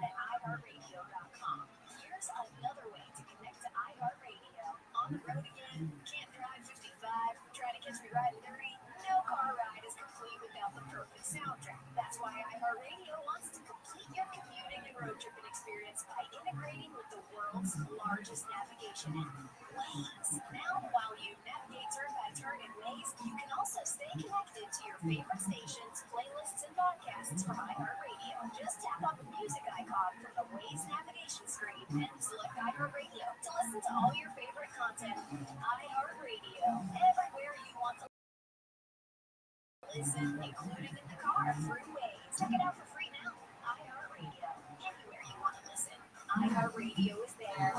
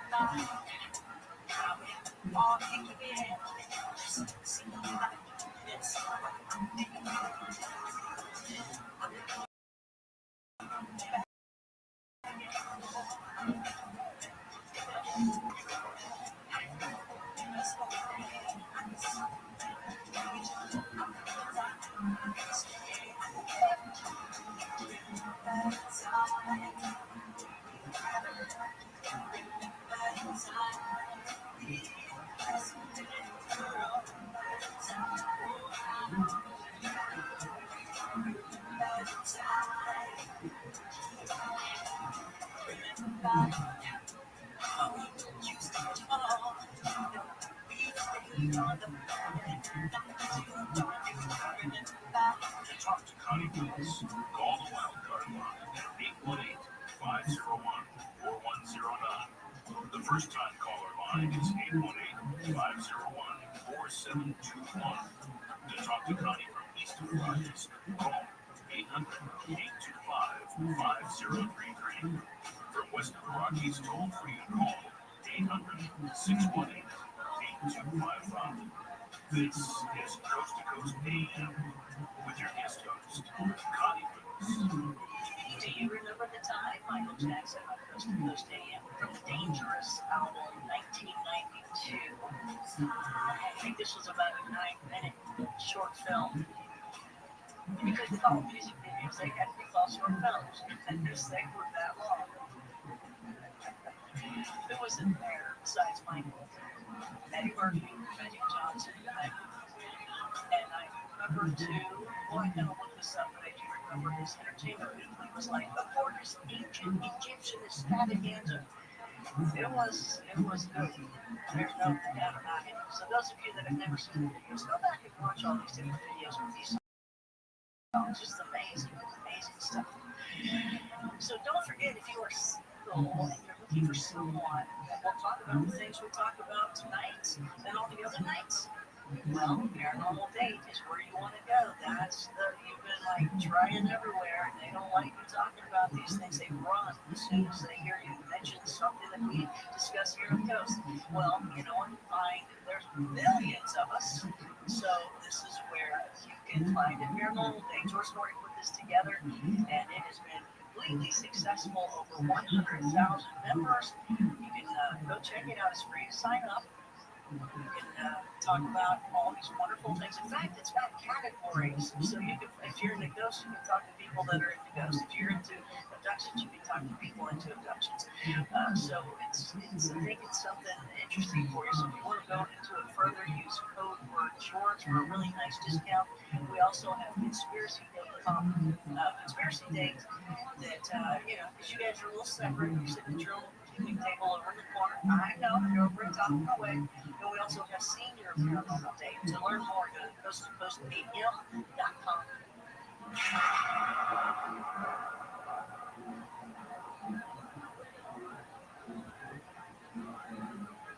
Identity theft can cost more than you think. Drained investment accounts, stolen tax returns, lost wages, and expenses for lawyers. It's a lot. That's why LifeLock is backed by the $1 Million Protection Package, which covers up to $3 million for the most comprehensive plan. So if your money is stolen due to identity theft, we've got your back. If you have personal expenses while resolving an identity theft, like paying for travel or extra child care, LifeLock has your back. Coverage for lost wages because work has taken back seat throughout all of this? Yes, no.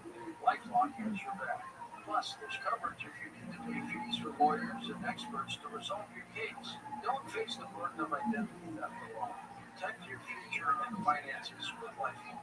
So join now and save up to 40% off your first year with promo code JOY. Call 1-800-LifeLock. That's 1-800-LifeLock or go to lifelock.com. That's lifelock.com. Use promo code George to save 40% in terms of law.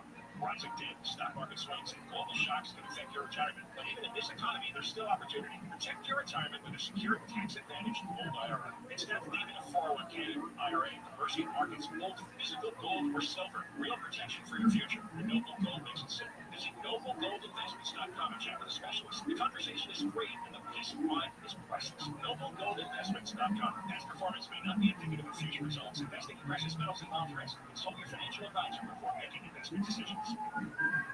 This isn't just a game. It's a once-in-a-generation event. The Harlem Globetrotters 100-year tour.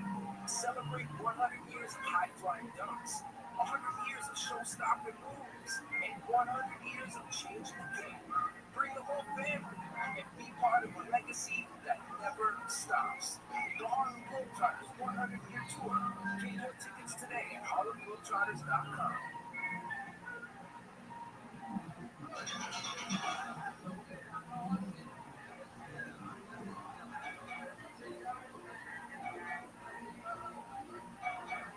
Coast to Coast Stadium, Cotton here. We are in the last segment. I can't believe it. Time is flying. We're having a good time here on Coast to Coast AM talking with Team Roswell, Team Washington, the debate of 1947, all the different events happening. We had George on the line that was giving us some incredible information, but he is no longer there. So we had the information. So I'm going to be talking to him at one point. Don't worry, Paul. I'll take care of you there too if you're interested in that. Steve Edmondson standing by if anybody needs him along the way. But we're also talking. We got Paul that is standing in for Team Roswell, Team Washington, and Vince ready to talk.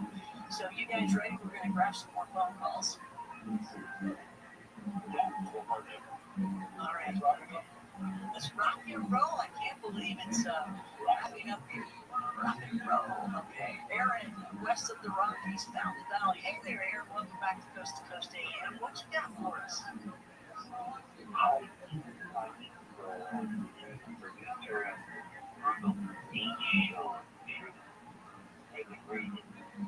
Thank you. I wanted to say my question for the rock, do you know any nanomaterials that have been discovered and their isotopes makeup or whatever, and residual, and I just wanted to take this up general. There you go, Paul. Thank you. Hopefully you can come to our little debate on consequences here in a couple of weeks. So there's obviously in the history of the Roswell investigation been lots of claims of other materials and things. As I sit here, I can't have real solid data come back from them indicating a non-terrestrial isotopic relationship. I'm pretty sure that has been included relating to some of the metamaterials recovered from the plains of San Augustine crash, which was a good couple hundred miles away from Roswell. For many years, people have tried to establish a connection with the crash of the plains of San Augustine and events closer to the Roswell vicinity. I'm a little neutral on all of that, but I do believe that Mark Campbell, the late Mark Campbell, who was a great researcher on the plains of San Augustine, crash, even covered materials. I believe his conclusion was testing done that there were some interesting isotopic ratio results. I want to point people to in recent years, I believe it was 2 years ago, an exhibition that was actually captured on film by a guy by the name of the late Mark Lee, who had a camera crew on the last Greenfield site. It was with Chuck Yoxley and Frank Kemper, and on camera they uncovered some interesting material which Chuck and Frank have published their results. You can find Chuck's website, ufo.com, and he published over the last couple of years some of the results, some of the material that they have. And I've been out with my research partner, Toby, the very same site, got some additional material. And so stay tuned. There's more things to be found. And the bottom line is, I've defined in the past 2 years is that at the exact site where witnesses say you should find strange metallic foil-like fragments of metal, that's exactly what we, several research expeditions have found in the last couple of years. And the results of, at least the stuff that Chuck has published, is that the alloy components of these principally aluminum fragments match anything that's known catalog and made in the history of metallurgy. So that alone sort of tells us there is something quite mysterious out there. I do have to play devil's advocate myself, though. I mean, I've talked to an old rancher out there. Somebody who actually knew that grass once upon a time. And, you make the comment, well, 78 years is a lot of time for this information to go out that spot. So we have to be cautious.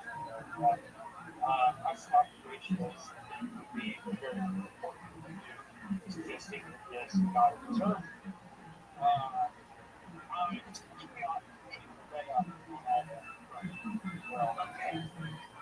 Good to hear that Chuck's still out there too. Let's go wild card line number 5. Donna, we've got to try to get as many people as we can here on phone calls as quickly as possible. Wild card line number 5. What's wrong, Sarah? It's all right. Are you okay?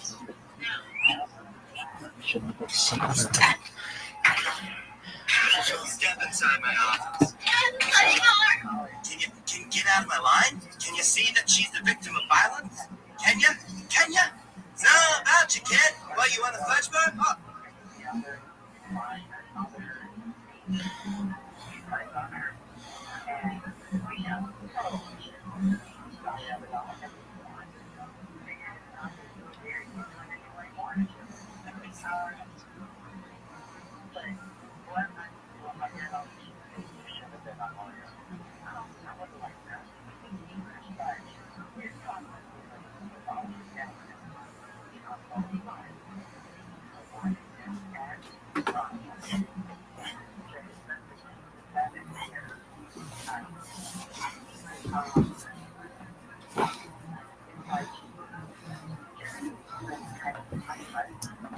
It'll be over official if you take tar. Oh, that garbage.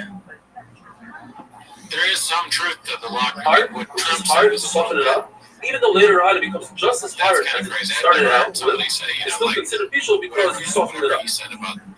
If you say, the word says it's possible to riddle, how do I get 7 different malachas if I make a barrel made out of earthenware? Says Gemara, it's possible to be over on dirt, fire the dirt, miraculously sit up the dirt, flush, you need the dirt, the matzah, you smooth it all out, like the fire of the oven, and then you're mabashal it. Just like to make a real oven out of earthenware, you'll be over on one more, it's called matzah patish, whereas a barrel doesn't have matzah patish, so it happens by itself in the oven. So there's no fineness in Rashi, there's no opinion in the stiro when it comes to chaos. If one were to make a basket out of reeds, you'll be over on 11 different averas. How? You have to plant the reed, you have to reap the reed, you have to gather the reed, you have to select it, you have to smooth it out, you have to grind it, you have to cut it, you have to start it on a reel, mesa, you put it, start it out in the 2 booths. You put the meats together and mack it in package. And if you are to bend over the top and make a lip for it. And the over also on Pfeiffer on sewing and kosher making green dye. If you were to spin the wool of an animal while it's still attached to an animal, luckily it turns around with mechanics, the guy says, you're not fit untangling it and spinning. The fast says since it's on the animal is alive, or it's still on the animal, this girl is that's hot not the way to as do it, fuck. and therefore you're not over, and that's right. You know, in the Mishnah, you have women that they spotted on the animal while the animal was alive. That's just becoming a special chachma, but today it's considered classic. The one where they pluck a feather from a bird, the places cut it specifically in the top, pull off the feather, the small feather, off the stem, the waiver on memachet, smoothing it down. There was their Nazi Mishnah. The folks who were catching or trapping the chilazon to make chelas, they used nets, and they would add to the net, and they lost in the net, so they made shears, and they made knots, and they would plug it. Now, can't say what the shot is that we're doing knots threads in the Mishkan, and you undid one, because even for a regular king, you wouldn't do so, certainly not for a borrower. Sewing means one in, one out, in other words, one full stitch. It doesn't come apart because you make a knot on it. Have a wonderful day. Objecting to a retweet of a sexist joke and a colleague's false accusation of bullying leads to this. For instance, this tweet, bisexual or bipolar, it's like Rachel does things. Yeah, I don't know, she's not either one, but as far as I know. Were you just thinking what to say while I was talking? What's that? What? You're tripping me out. I was reading this tweet right here, so like he said this is what bravery looks like, and he's retweeted Felicia Sonmez, the girl that started this whole thing. Oh, he retweeted her. Yeah. Oh, he's being sarcastic. She apparently lost in the article that I clicked on, the first thing I read, she lost a court case against Washington Post for discrimination already for something else. I wonder what that's about. We should look that up too. Oh my god, here we go. All right, keep going. So this, like, what bothers me about this is that this is a garment together. That is considered. She seems like one of those people that just likes to search. What is like your colleague retweeted it, and it really bothers you. Why don't you just talk to somebody that? Or why don't you, like, say, hey, why did you retweet that? If somebody who, like, I do think it's kind of weird to, like, follow and care what people tweet. Like, that's great. Like, mentally healthy, but if it's your friend or colleague and you're worried that they're doing something stupid, just mention it to them. If you know me, if you're the people who listen to the show, Jay Lai, and the third thing he said is that if the person knows how to calculate let me know if I'm saying something stupid. Installation and those sort of things, and it Cooney doesn't. on So Record Tweet said this. I can't believe to listen to podcasts like this. Creations of the they don't see in not see the year what they don't see is handiwork. It's like, and therefore, and then the whole victim shit where you say something, you retweet this guy to get him fired or whatever, and to stand up for yourself, and then you're like, look at all the people who lied to me. Explains Rashi. And there is some truth to being like, but for the guy saying you're women, he's not serious, I don't think, but he's saying all women are bipolar. One of the malachas of the Mishnah is and then you act kind of crazy, it's like it doesn't help. Included in that is trapping a fish, Okay, so a snail that you make the tails from. basically what I'm getting from this, because the first article I tried to click on is you gotta pay one so I can read it, right? But she, I guess, alleged misconduct, sexual misconduct against Washington Post, the entire newspaper, against the executive. Oh, no. Yeah, against somebody at. And then, but the judge ruled that the facts alleged by Ms. Sonmez do not support a plausible inference that the Post discriminated against her or created a harmful environment, wholly or partially because she is the victim of a sexual assault or a woman. So she sounds like she was assaulted allegedly by somebody, and then she said because that happened, the newspaper did something that wasn't good around it. Yeah, the judge said that's bullshit. Yeah, I mean, I don't know.